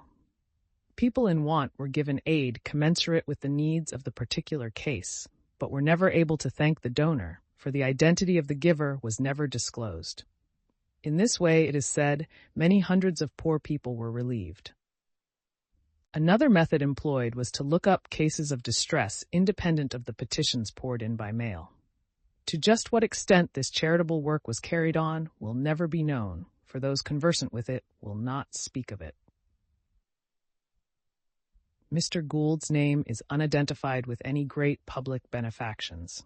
Astor and Tilden founded libraries, Drew established a theological seminary, George Wuss, Sene distributed millions, and Vanderbilt endowed a hospital, but Gould's purse was never opened by any such generous ambition. He was kind to his relatives, gave his brother a good position in the Missouri Pacific Railroad, and built his sisters a school in Camden. He gave liberally to alleviate the suffering by the Chicago fire and by the Memphis yellow fever plague, made big subscriptions to the Grant and Garfield funds, and added 80 acres to the Mount Vernon property. This was nearly all he did in a public way. Gould's politics sprang from his pocket, not from his patriotism. He has already been quoted as saying that in Republican districts he was a Republican, in Democratic districts a Democrat, and in all an Erie man. But Mr. Gould was more a Republican than anything else, for he obtained, or thought he could obtain, more recognition and protection from that party than from the Democratic. The Republican Party was the party of large land grants, of liberal appropriations, and of corporation tendencies. In presidential elections, Mr. Gould often contributed heavily to the Republican campaign fund, and his check was always solicited and joyfully received. In 1880, his money was probably part of that which bought Indiana for the Republicans, and it was charged that he obtained reward from President Garfield in the appointment of Stanley Matthews as Associate Justice of the Supreme Court, whose views relative to the Pacific Railroads and other corporation questions were understood to be favorable to Gould. This charge, of course, was hard to prove and may be unjust to both Garfield and Matthews. Break time. In 1884, Gould supported Blaine. He was present at the celebrated millionaire dinner given to Blaine at Delmonico's 2 or 3 evenings before the election, and which, with the Burchard incident, probably turned the evenly balanced scales of public opinion against the main statesman. Gould's money was powerful, and his presence was contaminating, and the public distrusted any of its servants who seemed to be friendly with him. One of the most sensational stories about Mr. Gould's career is told by a prominent politician now in Washington.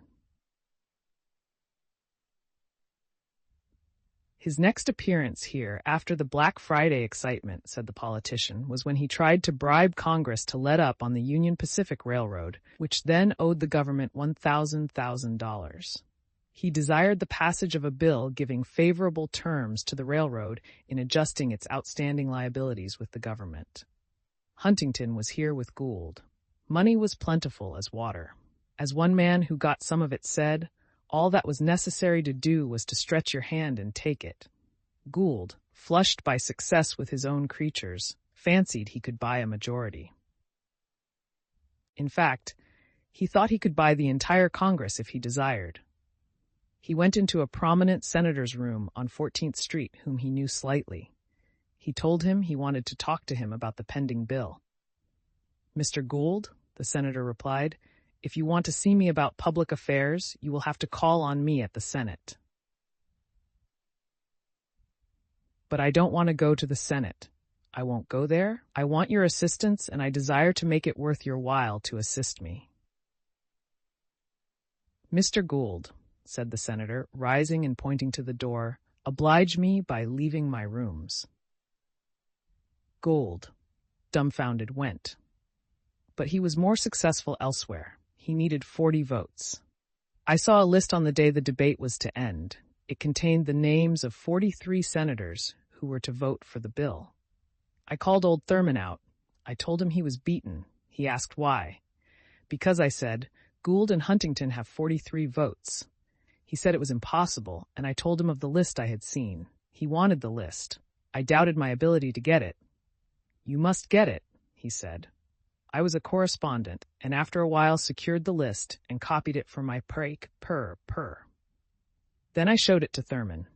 He put on his glasses, took a pinch of snuff, read the list, and exclaiming, "This is just what I want," rushed into the Senate. When Stanley Matthews, one of Gould's creatures who was speaking, sat down, Senator Thurman rose to close the debate. I was in the press gallery. Gould and Huntington sat in the senator's special gallery with the list of their creatures in their hands to check off every senator as he voted in order that they might know who were faithful to their bribes. They smiled pityingly when the old Roman began. They did not believe in integrity. To them, every man had his price, and they had paid the price of a majority. Thurman's speech could not hurt them. It was a magnificent speech. Thurman rang all the changes, and his honest face, his earnest voice, imposing presence, and piercing eyes made many a public bribe-taker wince. His eloquence was wonderful, and toward the last, the smile of pity on Gould's face gave way to a look of anxiety, and that to fear. When in ending, the old Roman, rising to his fullest height, cried out, "It has been charged that mighty millionaires have purchased a majority of this Senate, that they have collars around the necks of 43. There are circumstances which suggest, if they do not prove the correctness of that charge. Can it be true? A list has been prepared containing the names of the 43. Here it is." He took it from his pocket, and while many a face blanched, he read it. "And now," he concluded after an almost breathless silence, "now we will see if the charge be true." Well, the vote was taken. Before it was half over, I knew that most of the 43 had taken to the woods. Blaine, Matthews, and Hill, of Georgia I remember, stood their ground and voted for Gould. But when the clerk footed up the vote, it was found that Gould had, instead of 43, only 15 votes. His face was black with rage, and so was Huntington's. It was a hard day for them, but it was a glorious one for Thurman, and to him the country owes a debt of gratitude. No man in the country had a wider audience than Gould. Whatever he had to say was sure of publication in every newspaper in the land. Journals that continually denounced him would print everything he had to say as a matter of news. Gould was always an interesting figure. The public never tired of reading about him, his operations, his yacht, his home, his daily life. Every word he uttered was eagerly reported, and his movements were watched as closely as the president's. In his later years, he was quite accessible to newspaper men, and they found him not averse to the process of interviewing if he had anything to say. The Tribune and Sun were his favorite mediums of communication with the public, because they seldom attacked and often defended Gould. Indeed, they were looked upon as his personal organs during a part of his life.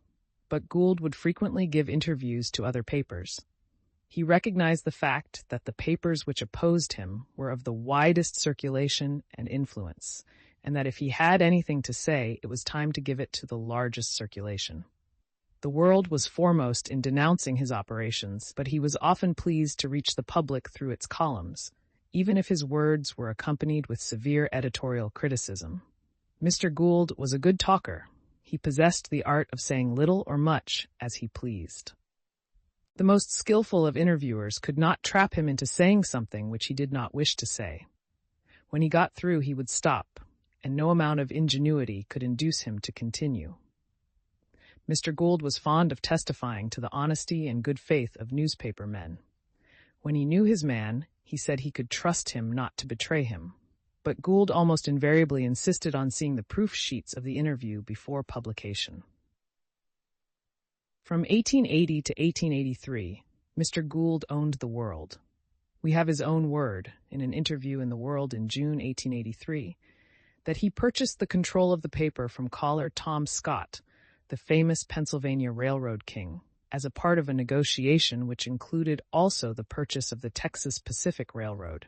Mr. Gould said that Collier Scott appealed to him at Bern, Switzerland, in 1879 to take the road and the paper off his hands. William Henry Hurlburt, who was editor of the World under Gould, gave a different version of the transaction, claiming that the purchase from Collier Scott was the result of a negotiation opened by Mr. Hurlburt with Mr. Gould. The World did not thrive under the ownership of Gould. It did not possess public confidence. The paper was used as an instrument in Gould's Wall Street operations. Brilliant editorials could not redeem it from the withering influence of Gould's name. Its circulation had shrunk to 15,000 when Mr. Joseph Pulitzer purchased it in May 1883.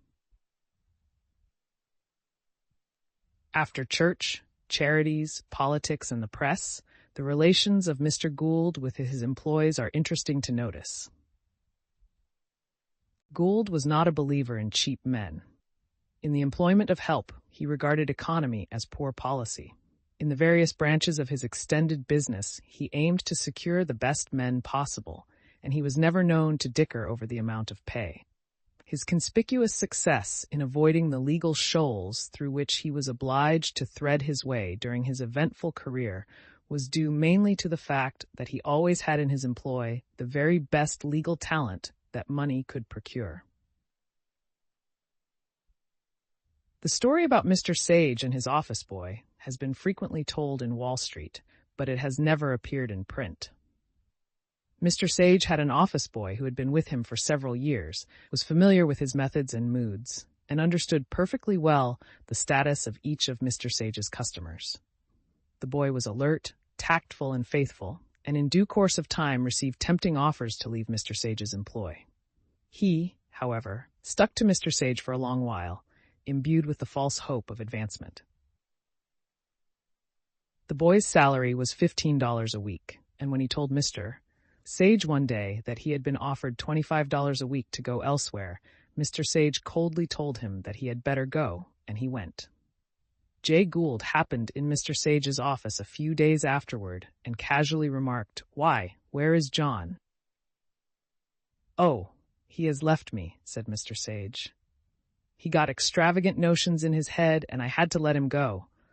But I've got a new boy and I save $3 a week on his salary."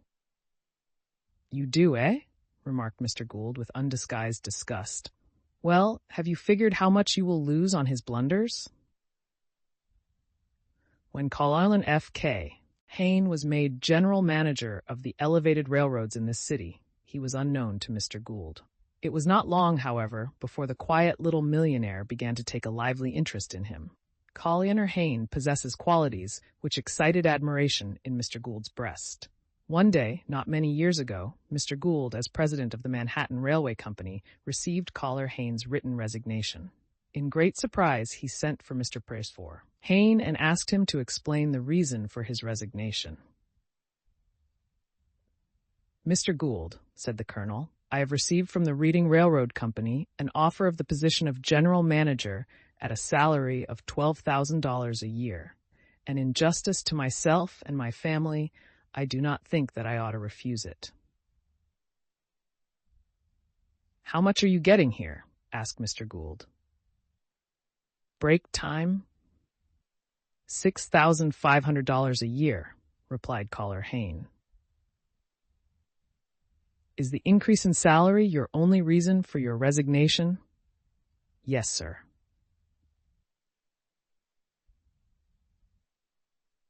Will you stay with us for $15,000 a year? Asked Mr. Gould. Certainly, responded Caller Hayne. Break time? Very well.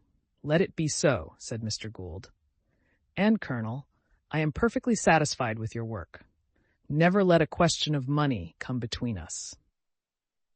The loyalty of S.S.H. Clark, General Manager of the Missouri Pacific and President of the Union Pacific, to Mr. Gould has been the subject of frequent comment.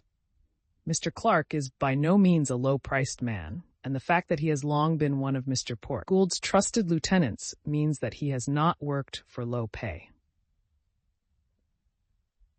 It is related that the Atchison people once tried to get Mr. Clark to enter their employ by offering him an advance of $10,000 on the salary the Missouri Pacific Company was giving him. Mr. Clark promptly refused the offer and said nothing. Mr. Gould, however, heard of the matter from other sources, and on the Christmas Day following, Mr. Clark received a check for $50,000 with a short note which read, "A Merry Christmas to my loyal friend, J. Gould." Break time 400 month. During the big strike troubles in the Missouri Pacific. 94, said one broker. 93, one of the employees who stood by the company was shot and killed. I entered Mr. Gould's office a few days later and found him making out a check. As I approached the desk, I saw that the check was for $5,000, drawn to the order of the widow of the murdered man. Mr. Gould quickly turned the paper face downward. Break time 391. You are too late, Mr. Gould. 92, I said. I unintentionally read the check. He smiled a little as he quietly remarked, 91, we must look out for those who stand by us. Breakter Gex, a chapter of anecdotes. While it is true that Gould loved to envelop his transactions in mystery, and was a master of the art of keeping silence, and though during most of his life he was engaged in financial intrigues and occult speculations, yet the main facts of his life can be found in the official records of law cases and the numerous legislative and congressional investigations that were held on many of his transactions. The facts of this volume are not to be understood as doing Mr. Gould an injustice, for almost the worst things that are said about him are the ones to which he himself testified under oath. The greatest financial transaction ever consummated in America is believed by many people to have been the creation of the Union Pacific Railway Company by J. Gould. By a stroke of financial genius at once bold and adroit, he consolidated into that corporation other great railroad companies, assuming control of all. It will be remembered that the Union Pacific Railroad Company and the Union Pacific Railway Company are two distinct corporations. The former was the original company. It was in 1873 that Gould went into Union Pacific. He bought about $10,000 of the stock, had it bound into a book, and put it in a safe, as he told a friend at the time, 93 for his wife and family as an investment. 94 in 1878, Gould conceived the idea of a grand coup, and this was carried out so successfully that in 60 days he had made terms which netted him about $21,000 in profits. He first ran over to Amsterdam from London, arriving there late in the morning. At 10 a.m. that day, he notified the Dutch bondholders of the Denver Pacific that he would be pleased to meet them at 11 o'clock. Promptly at that hour, he met them, and at 12, he left Amsterdam with his gripsack full of the securities of the Dutch bondholders. By this means, he captured control of the Denver Pacific. Inside of 10 hours, he bought out Commodore Garrison's interest in the Missouri Pacific. He bought out ex-Governor Ames' interest in the Central Branch of the Union Pacific, and he had previously formed a pool by which he acquired control of the Kansas Pacific. One day, the Union Pacific directors awoke to the alarming discovery that Mr. Gould had dropped out of their organization and was surveying a line from Denver to Salt Lake City. The Kansas Pacific was utterly worthless. The Central Branch had not earned any money for years. The Denver Pacific had been in very bad shape. But when the Union Pacific directors discovered the extent of Mr. Gould's combinations, they lost no time in boarding a special car in Boston and rushing over to New York to see him about it. They went up to Mr. Gould's house and were there gathered in by him on the consolidation of the three roads, all of their stock being exchanged at par and merged into the new Union Pacific Railway Company, as distinguished from the Union Pacific Railroad Company. This incident formed one of the subjects of inquiry committed to the Pacific Railroad Commission in 1887. The members of the commission appointed by President Cleveland consisted of Governor Pattison of Pennsylvania, E. Ellery Anderson of this city, and David Littler of Illinois. The Union Pacific Railroad and the Kansas Pacific Railroad companies had received government subsidies in bonds and lands. The bonds were received upon the stipulation that the companies would pay at par and accumulated interest upon their maturity. The first of these bonds will mature in 1895. An application had been made by the Pacific Railroads to Congress to extend the time of payment, and this commission was appointed to report upon that matter and incidentally to furnish Congress with information relative to these deals which had affected the status of the corporations. The commission began its sittings in this city at number 10 Wall Street. A large number of railway magnates intimately connected with the Pacific Railroads were first examined, including Russell Sage and Sidney Dillon. They were examined particularly with a view to finding out exactly what had taken place when the Union Pacific Railway was created. They seemed to know nothing about the matter. At every point, the well-directed questions of the inquirers were adroitly turned aside. The witnesses did not know or could not remember. No light had yet been thrown upon the subject under examination. But the great witness of all was reserved for the last. This was Jay Gould. He knew it all, but the great question was, 93, would he tell? 94, nobody believed that he would tell voluntarily the facts relating to his connection with the government interest in the matter, but it was believed that a severe and searching cross-examination would compel him to divulge some of the facts. Break time. An immense amount of labor was gone through with, in anticipation of the time when Jay Gould should take his seat in the witness chair. Men on the inside, and familiar with the lines along which the inquiry should be directed, devoted weeks to the study of figures and the procurement of papers upon which to base the questions which should be asked of Mr. Gould. Dozens of questions on the same subject were prepared. If he answered one question, one way he was to be asked a certain question, and if he answered another way, he was to be asked another question. In this way, it was believed when Mr. Gould took his seat that the beginning of a long struggle was at hand. That was on May 17, 1887. Mr. Gould wore a plain pepper and salt suit and a shabby silk hat. The examiners, all ready to level their batteries of questions at him, were dumbfounded when the first questions were asked, and Mr. Gould blandly stated his willingness and desire to afford all the information in his power. He seemed anxious to withhold no facts, to evade no questions, and to help the members of the commission in their work.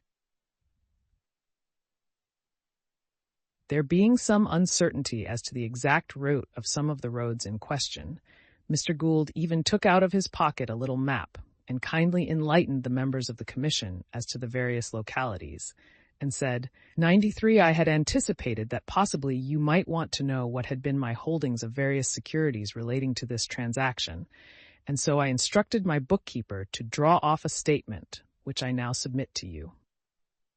94, he then produced a little memorandum covering about 16 lines of writing, which covered all the facts and gave the cue to every feature of the transaction.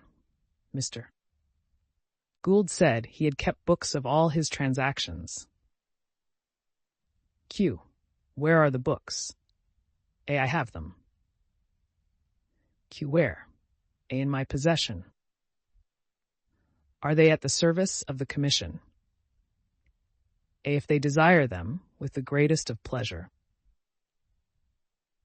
This willingness to show the books created a profound sensation. Railway magnates, worth many millions, and controlling thousands of miles of road, had one after another followed each other to the stand, only to show that Gould was the one who pulled the strings, that they did not know what his intentions were in regard to the commission, and that he made up his mind upon a certain line of policy without consulting them. Many of these magnates were in the room, and they sat with open mouths and plainly evinced their astonishment when they saw Mr. Gould giving up the hitherto carefully guarded facts. Nothing more plainly showed the absolute mastery of J. Gould over all the other railway magnates of the country. Mr. Gould had several 93 doubles, 94, who were constantly being mistaken for him.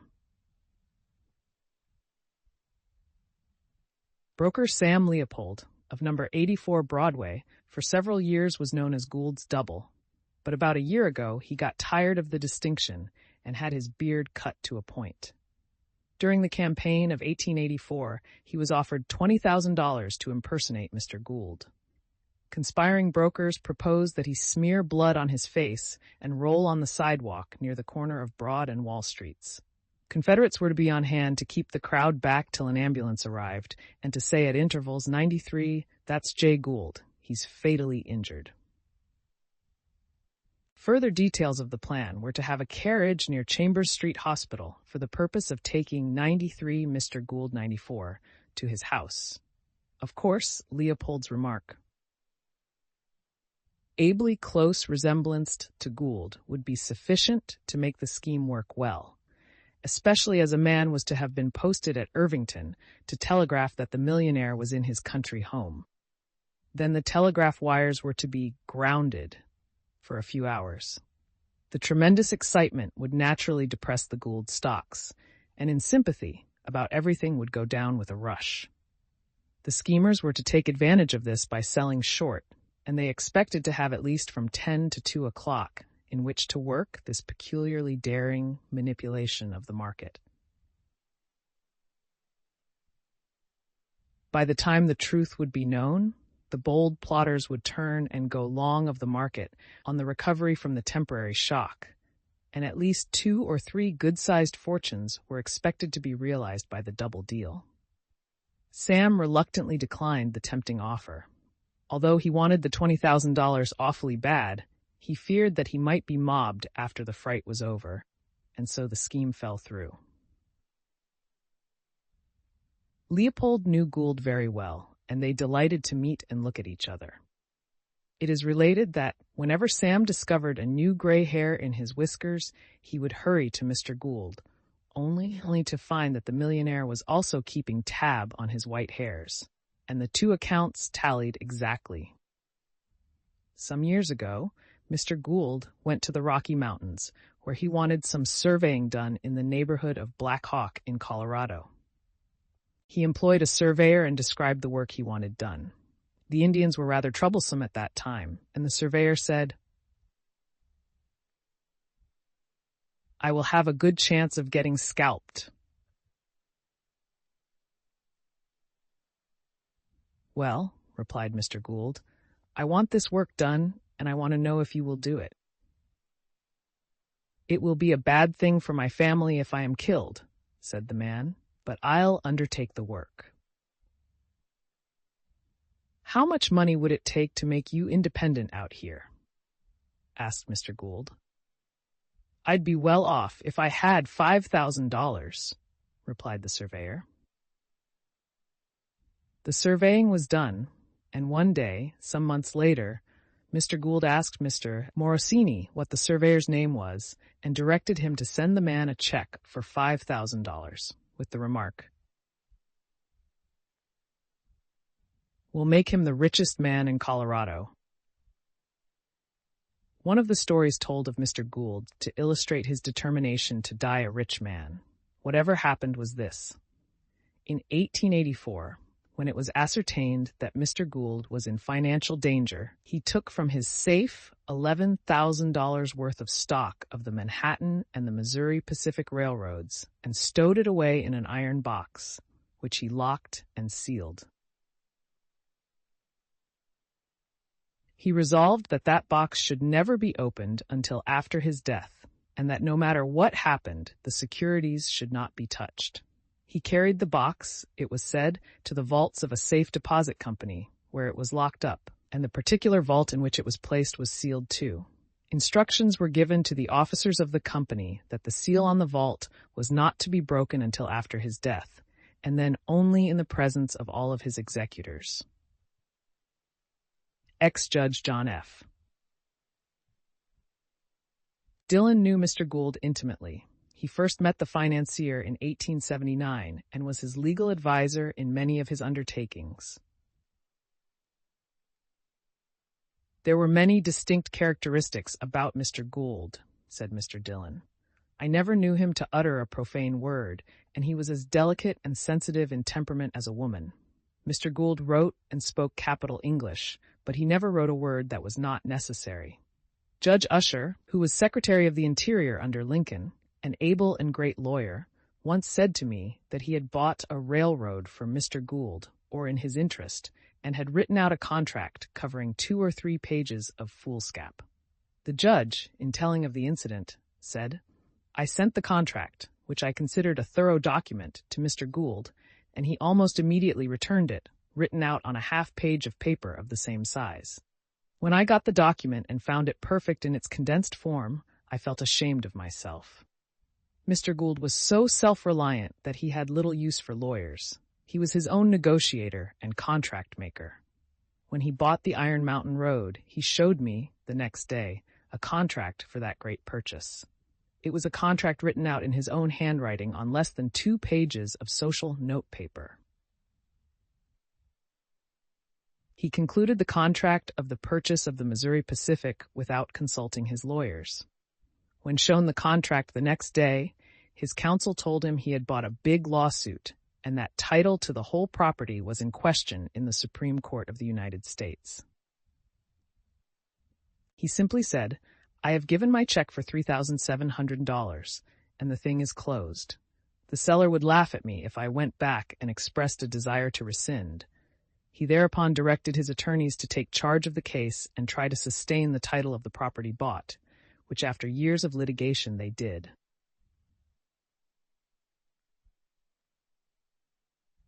But great as Mr. Gould was as a financier and railway manager, he would, if bred to the bar, have made a greater lawyer.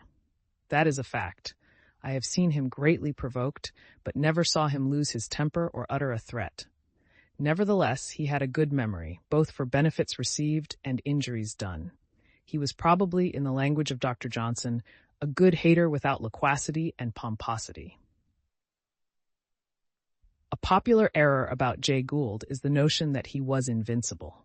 In 1866, a promissory note for $500 with his name went a-begging round Wall Street at a heavy discount, yet he left a fortune estimated at $100,000. If Gould had died poor, what would have been the general verdict on his career? And yet, only 8 years ago, he was on the verge of failure. This was after the Panic of May 1884, one of the few times that he was tempted into the stock market as a speculator in order to hold up the price of stocks with which he was burdened.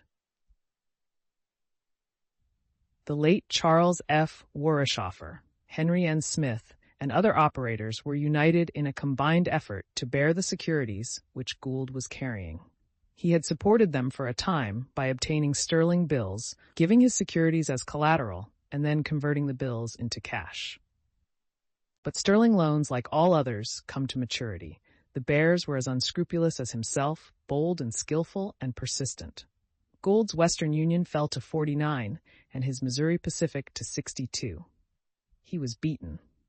One morning, he had his lawyers execute an assignment of his property, and on the following day, a beautiful Sunday morning, his yacht went down to Long Branch, where the bear operators were summering. Gould's emissaries landed and held a conference with his foes. They bore his ultimatum, a copy of the assignment, and the statement that unless the bears made terms with him, he would on the following morning file the assignment and give public notice that he was unable to meet his engagements. At that time, he was supposed to be borrowing some $20,000, and his failure would create a bigger panic than the one the street had just passed through. Many of the firms with which the bear combine had short contracts outstanding, would doubtless fail, and in the general crash, the successful bears themselves might be heavy losers. After a protracted conference, the bears agreed to let up on Gould on condition that he should turn over to them 50,000 shares of Western Union at the current market price, $50 per share. This enabled them to make delivery of the shares they had sold at high prices. In speaking of this deal the following day, one of the bears expressed his confidence that Gould would have to fail anyhow. The help he received would be transient in its effect as a glass of brandy given to a dying man. He was wrong. He underestimated the fertility of resource in Gould and his associates. Many of the men in the financial quarter of New York City the day of his death devoted their time to forming estimates of Mr. Gould's character as a man and relating anecdotes of his life. In reference to the general subject under discussion, call Henry T. Chapman, the art connoisseur of the Stock Exchange, said, Gould's art collection was little known, for he rarely ever figured personally in buying pictures, and went so little into social life that the public had no knowledge of his gallery. It is very choice, however, consisting of about 100 paintings. Many of them are representative works of the Barbizon and modern French school. He has one of the finest examples of Corot in the country, and masterpieces by Rousseau, de Neufville, and others. I purchased for him at the Stuart sale the finest example of Naus in the country. It is a famous work known as Naus Children and cost $25,000. Works by that artist have brought higher prices in this country, but no one has a finer example. This illustrates one thing that I would like to say about Mr. Gould. He did not buy a painting on account of its price, but because he appreciated its beauties. He had a highly cultivated artistic sense, and showed a wonderful appreciation of color, tone, and treatment in a picture. He knew the inspirational works of an artist from the mediocre productions, and showed a nice discrimination in his selections. He never bought a picture for a household decoration, nor to fit a recess in the wall, but for the love of the art it displayed and the enjoyment it gave him. His was the true artistic spirit. The quality for which I most greatly respected Mr. Gould, said an acquaintance, was his consideration for others. This may seem a strange quality to attribute to a man who is esteemed a wrecker by 9/10 of Wall Street men, but it was the thing that I often remarked in a long personal acquaintance with the man. It was once my pleasure to accompany him and some members of his family to Florida. His son George and a young companion were of the party. When we arrived at Palatka Flats, Mr. Gould found that a suite of apartments had been reserved in Orvis's hotel for each member of the party.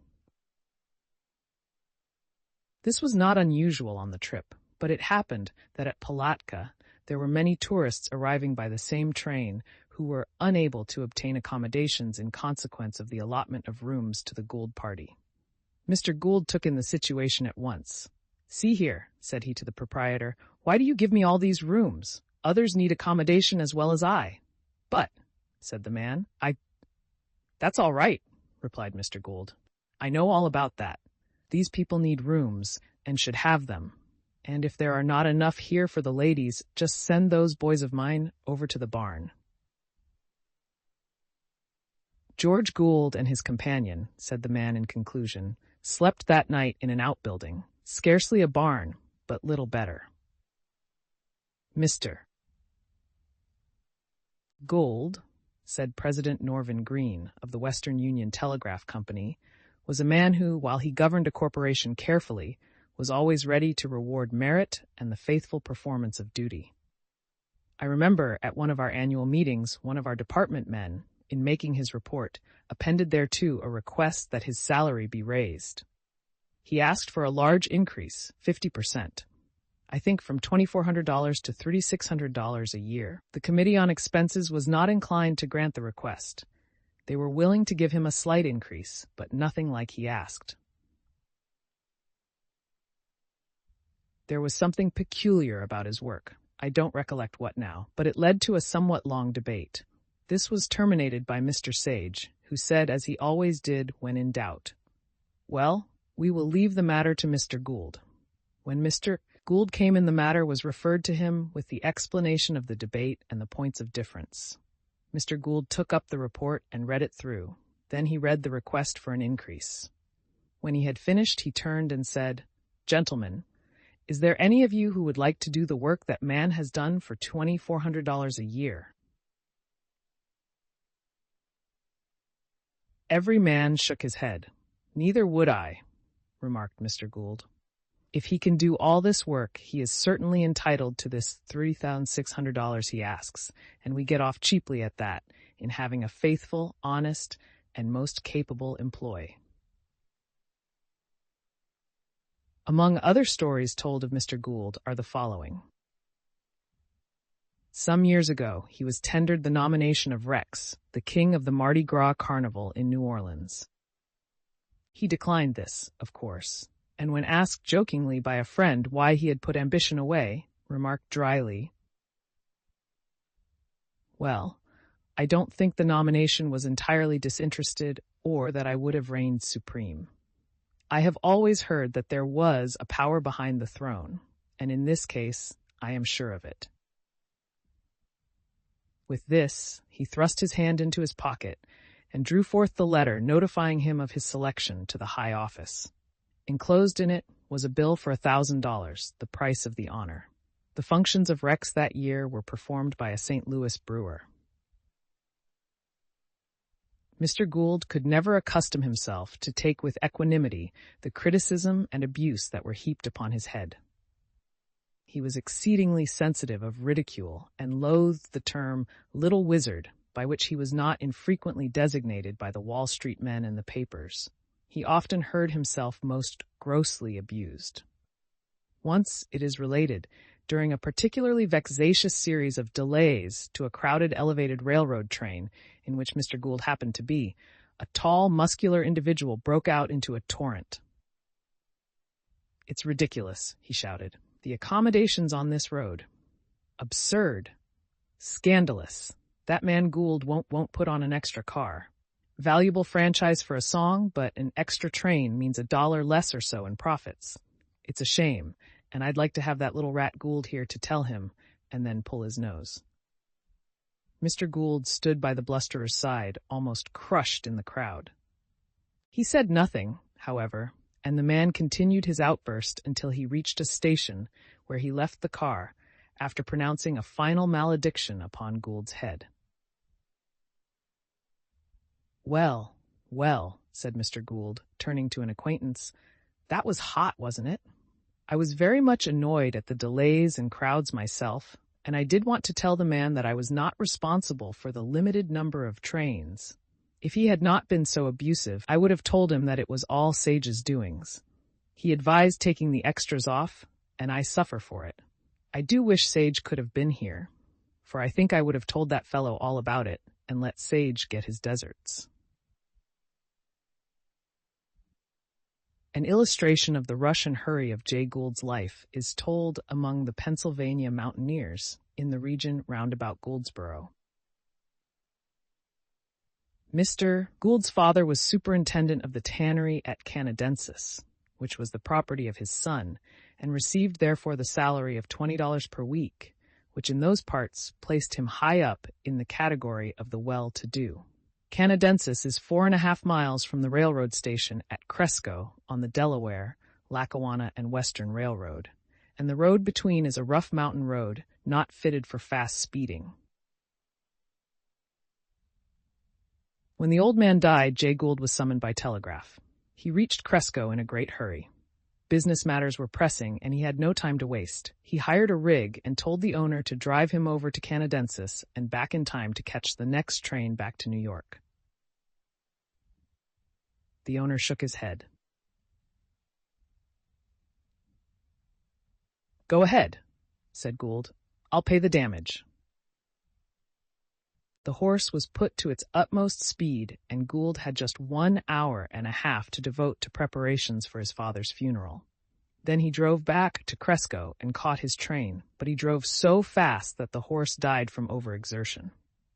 Gould made good the value to the owner without complaint.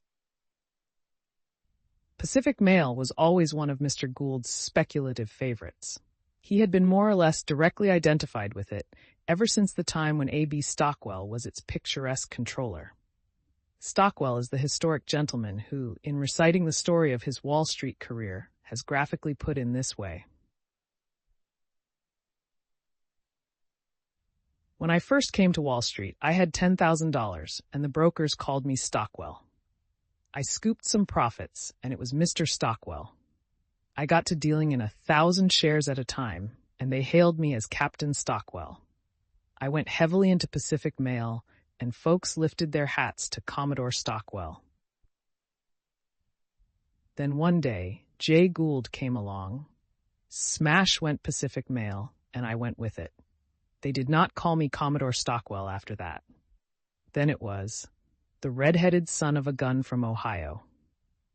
In the course of his Pacific Mail campaigning, Mr. Gould was much more frequently a bear than a bull.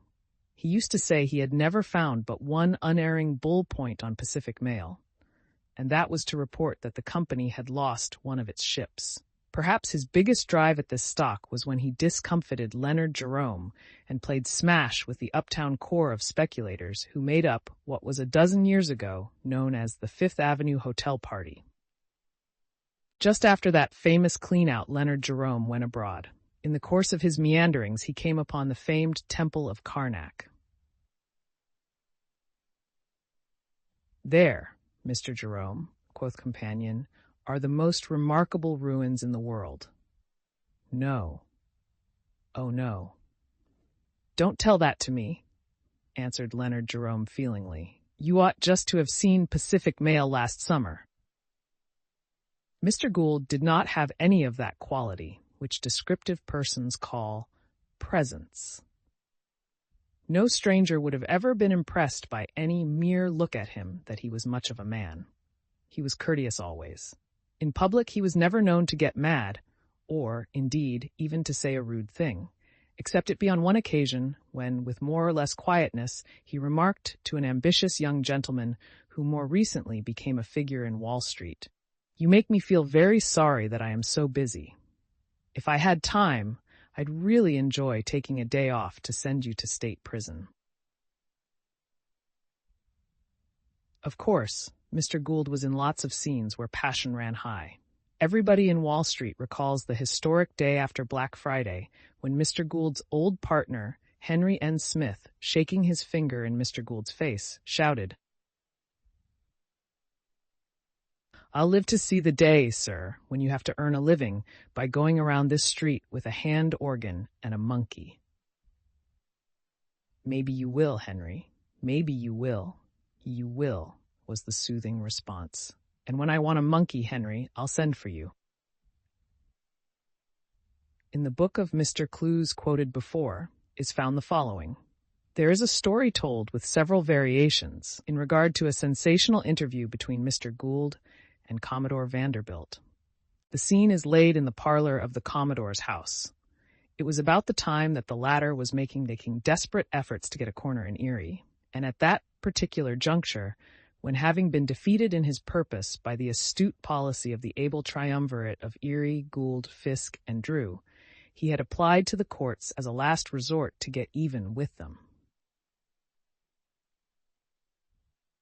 They had used the Erie paper mill to the best advantage in turning out new securities of Erie to supply the Vanderbilt brokers, who vainly imagined that they were getting corner in the inexhaustible stock.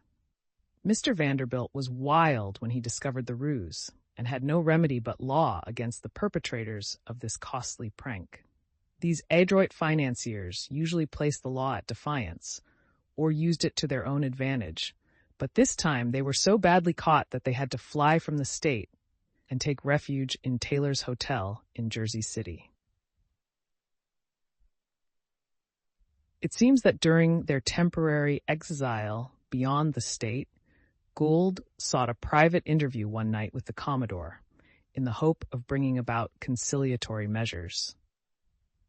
The Commodore conversed freely for some time, but in the midst of his conversation, he seemed to be suddenly seized with a fainting spell and rolled from his seat onto the carpet, where he lay motionless and apparently breathless.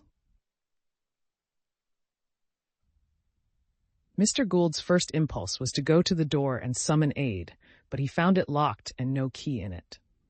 This increased his alarm, and he became greatly agitated. He shook the prostrate form of the Commodore, but the latter was limp and motionless. Once there was a heavy sigh and a half-suffocated breathing, as if it were the last act of respiration. Immediately afterward, the Commodore was still and remained in this condition for nearly half an hour. Doubtless this was one of the most anxious half-hours that ever Mr. Gould has experienced. If I were permitted to indulge in the latitude of the ordinary storyteller, I might here draw a harassing picture of Mr. Shrey. Gould's internal emotions, gloomy prospects in a criminal court, and dark forebodings. His prolific brain would naturally be racked to find a plausible explanation in the event of the Commodore's death, which had occurred while they were the sole occupants of the room. And at that time, in the eyes of the public, they were bitter enemies. I can imagine that, in the height of his anxiety, he would have been ready to make very easy terms with his great rival on condition of being relieved from his perilous position. It would have been a great opportunity, if such had been possible, for a third party to have come in as a physician, pronouncing it a case of heart disease. No doubt Mr. Gould would have been willing to pay an enormous fee to be relieved of such an oppressive suspicion. The object of the Commodore's feint was evidently to try the courage and soften the heart of Mr. Gould, who never seemed to suspect that it was a mere hoax. His presence of mind, however, was equal to the occasion, as he bore the ordeal with fortitude until the practical joker was pleased to assume his normal condition and usual vivacity. If Mr. Gould had been a man of common excitability, he might have acted very foolishly under these trying circumstances, and this doubtless would have pleased his tormentor intensely.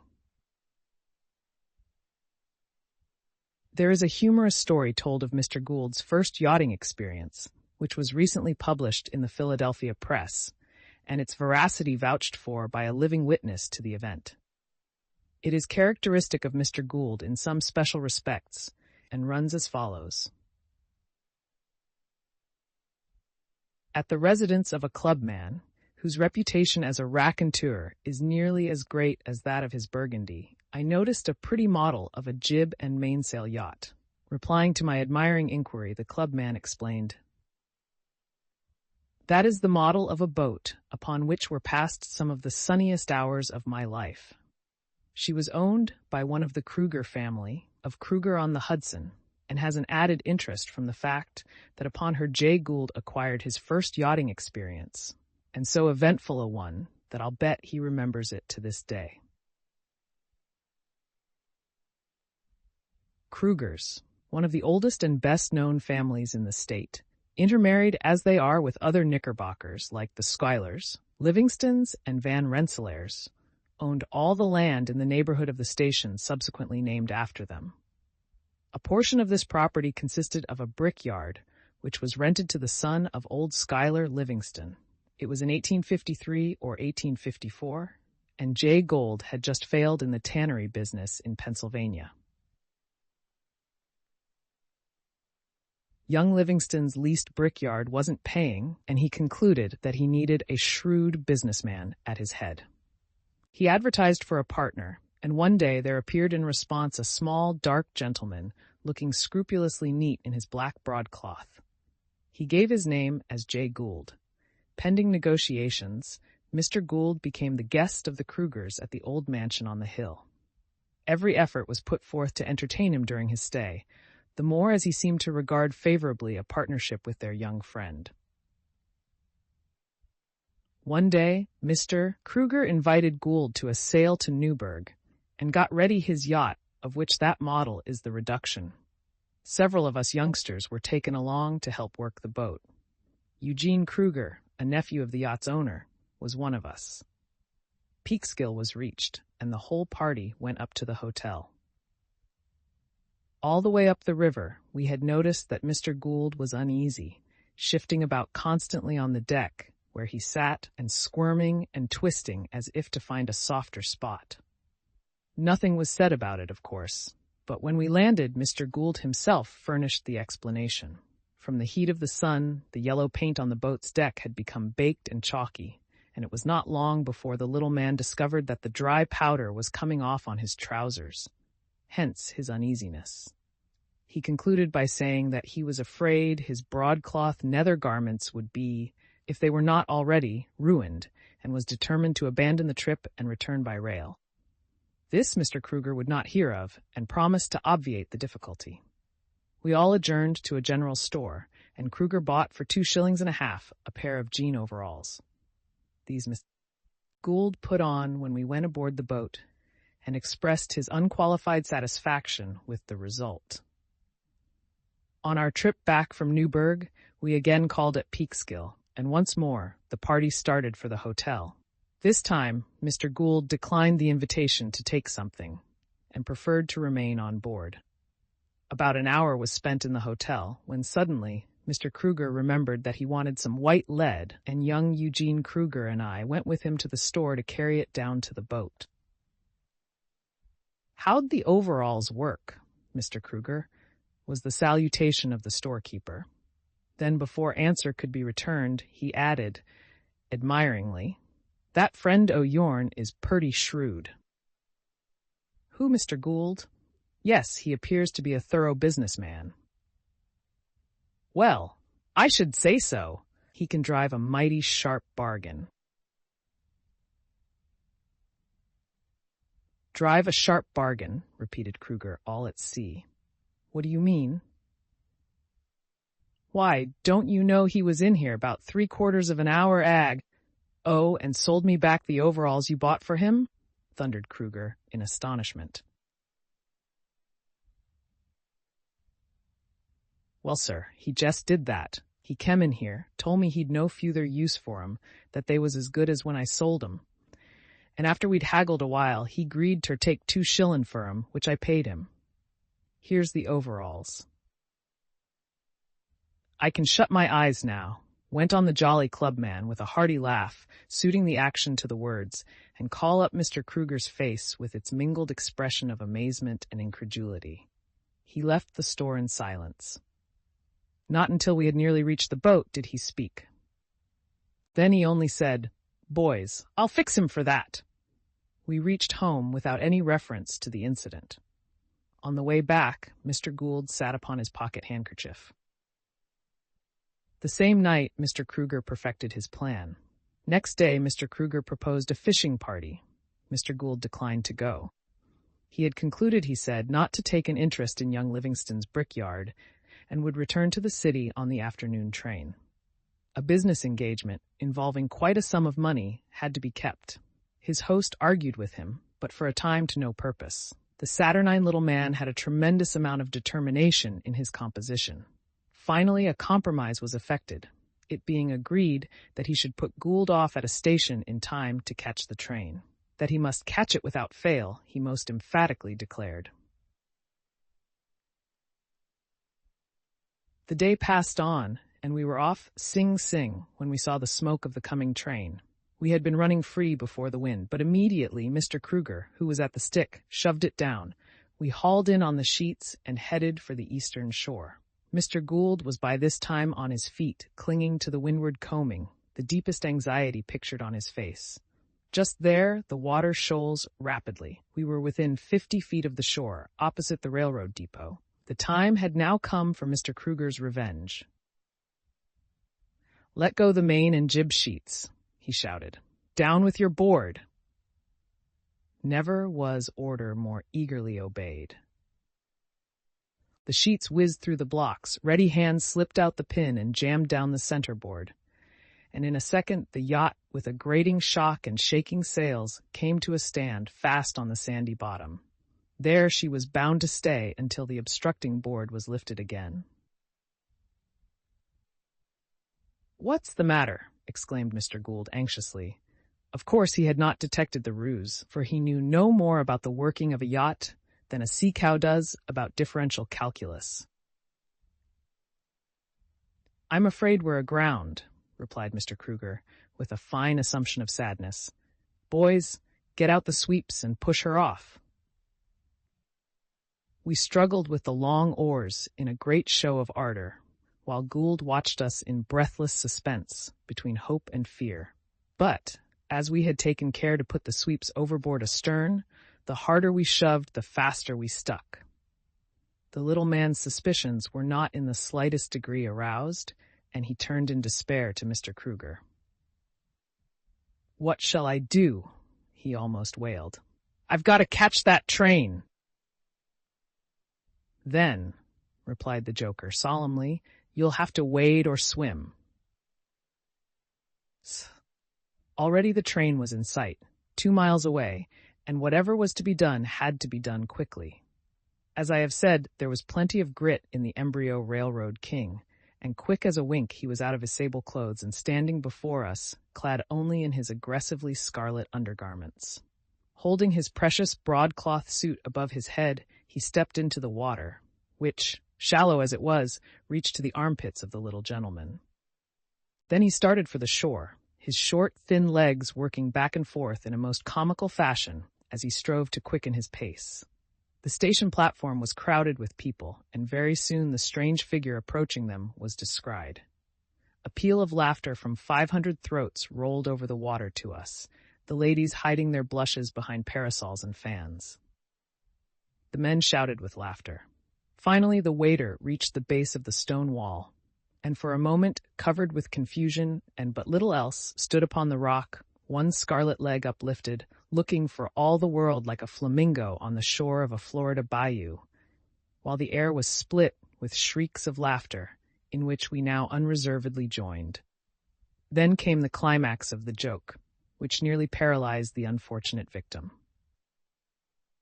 "Haul on your sheets, boys, and up with the board," was Kruger's order. As the yacht gathered headway and swept by within 10 feet of the astonished Mr. Gould, we laughingly bade him goodbye, advising a warm mustard bath when he got home. Then his quick mind took in the full force of the practical joke that we had worked upon him, and his dark face was a study for a painter. But the train had already reached the station, taken on its passengers, and the wheels were beginning to turn again for its run to the city. As Gould scrambled up the wall, his glossy black suit still pressed affectionately to his bosom, the all aboard had sounded, and the cars were moving. Every window was filled with laughing faces as he raced over the sand and stones and was dragged by 2 brakemen onto the rear platform, panting and dripping. The last glimpse we caught of him was as the train entered the prison tunnel. Then, supported on either side by the railroad men, he was making frantic plunges in his efforts to thrust his streaming legs into his trousers as the platform reeled and rocked beneath him. It was once suggested to Mr. Gould that he had been fairly successful in life, and the inquirer wanted to know if Mr. Gould wouldn't tell the secret of it. "There isn't any secret," said Mr. Gould. "I avoid bad luck by being patient. Whenever I am obliged to get into a fight, I always wait and let the other fellow get tired first."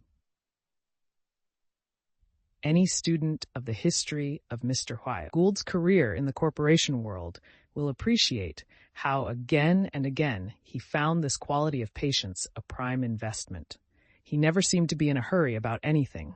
One of his enemies has remarked that during the last 20 years, Jay Gould spent $1,000 hiring lawyers, and paying court fees to accomplish nothing except to have lawsuits postponed. And now the great man is dead. For days after his demise, the public press was full of tales of his career. On every editorial page have been resumes of his life and judgment upon him, either for or against. Much has been found to say of him that was good, and much that was evil. As a fitting close to this biography, it is good to quote from the New York World, which has published much of interest regarding him. The paper indeed was not his friend, but we have had much from his friends, and this opinion probably agrees with that of more persons than does any other. Look back upon his wonderful career.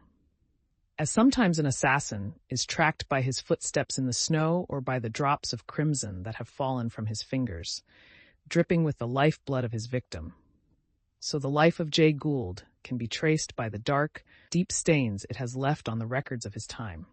We see him leaving his father's farm, a penniless but determined lad, clerking in a country store by day and studying mathematics at night.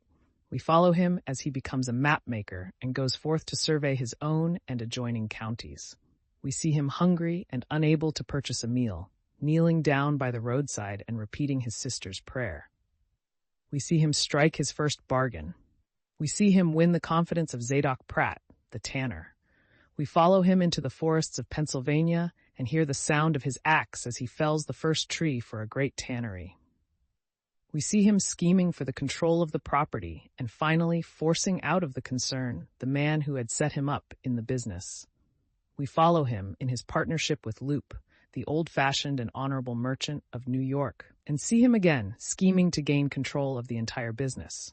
We see him entering, even at this early day, into wild speculations that involved his partner and threatened him with ruin. We hear the click of the pistol with which Loop, in his despair, shot himself. We see Gould still scheming and endeavoring to drive a sharp bargain with Loop's daughters and heirs. We see him leading a gang of ruffians to drive out of the tannery the men who were endeavoring to protect it in the interests of Loop's daughters. We hear the groans of those who were wounded in that battle. We follow the young adventurer to New York. We see him buy his first railroad on credit and clear a handsome fortune out of the operation. We follow him into Wall Street, where for 20 years he was to reign as a king and master. We see him in Erie, first as a follower of Daniel Drew and afterward as president. We see him at Albany, bribing senators.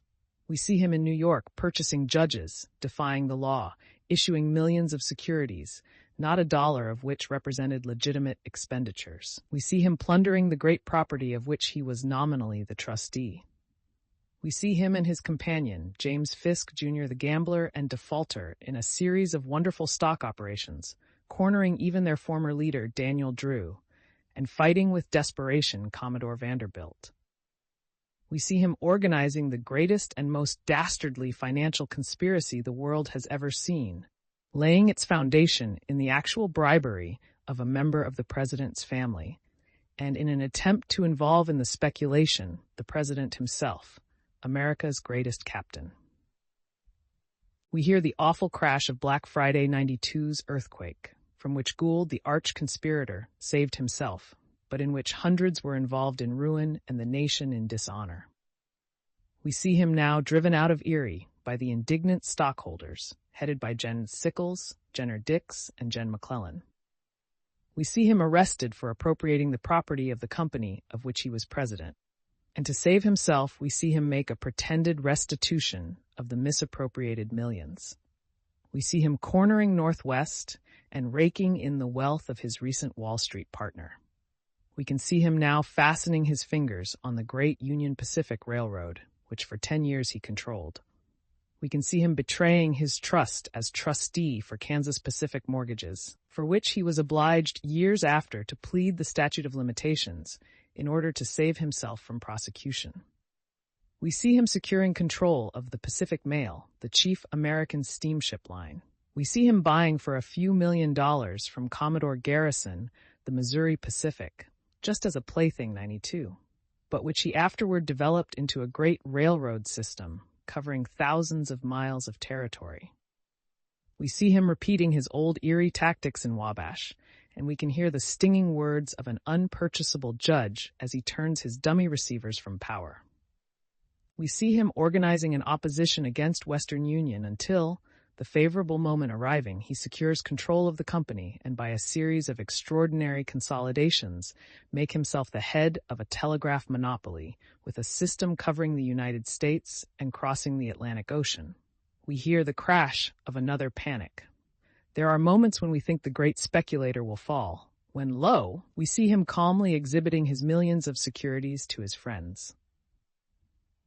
Others fail, among them men who had been his partners and agents, but he is safe.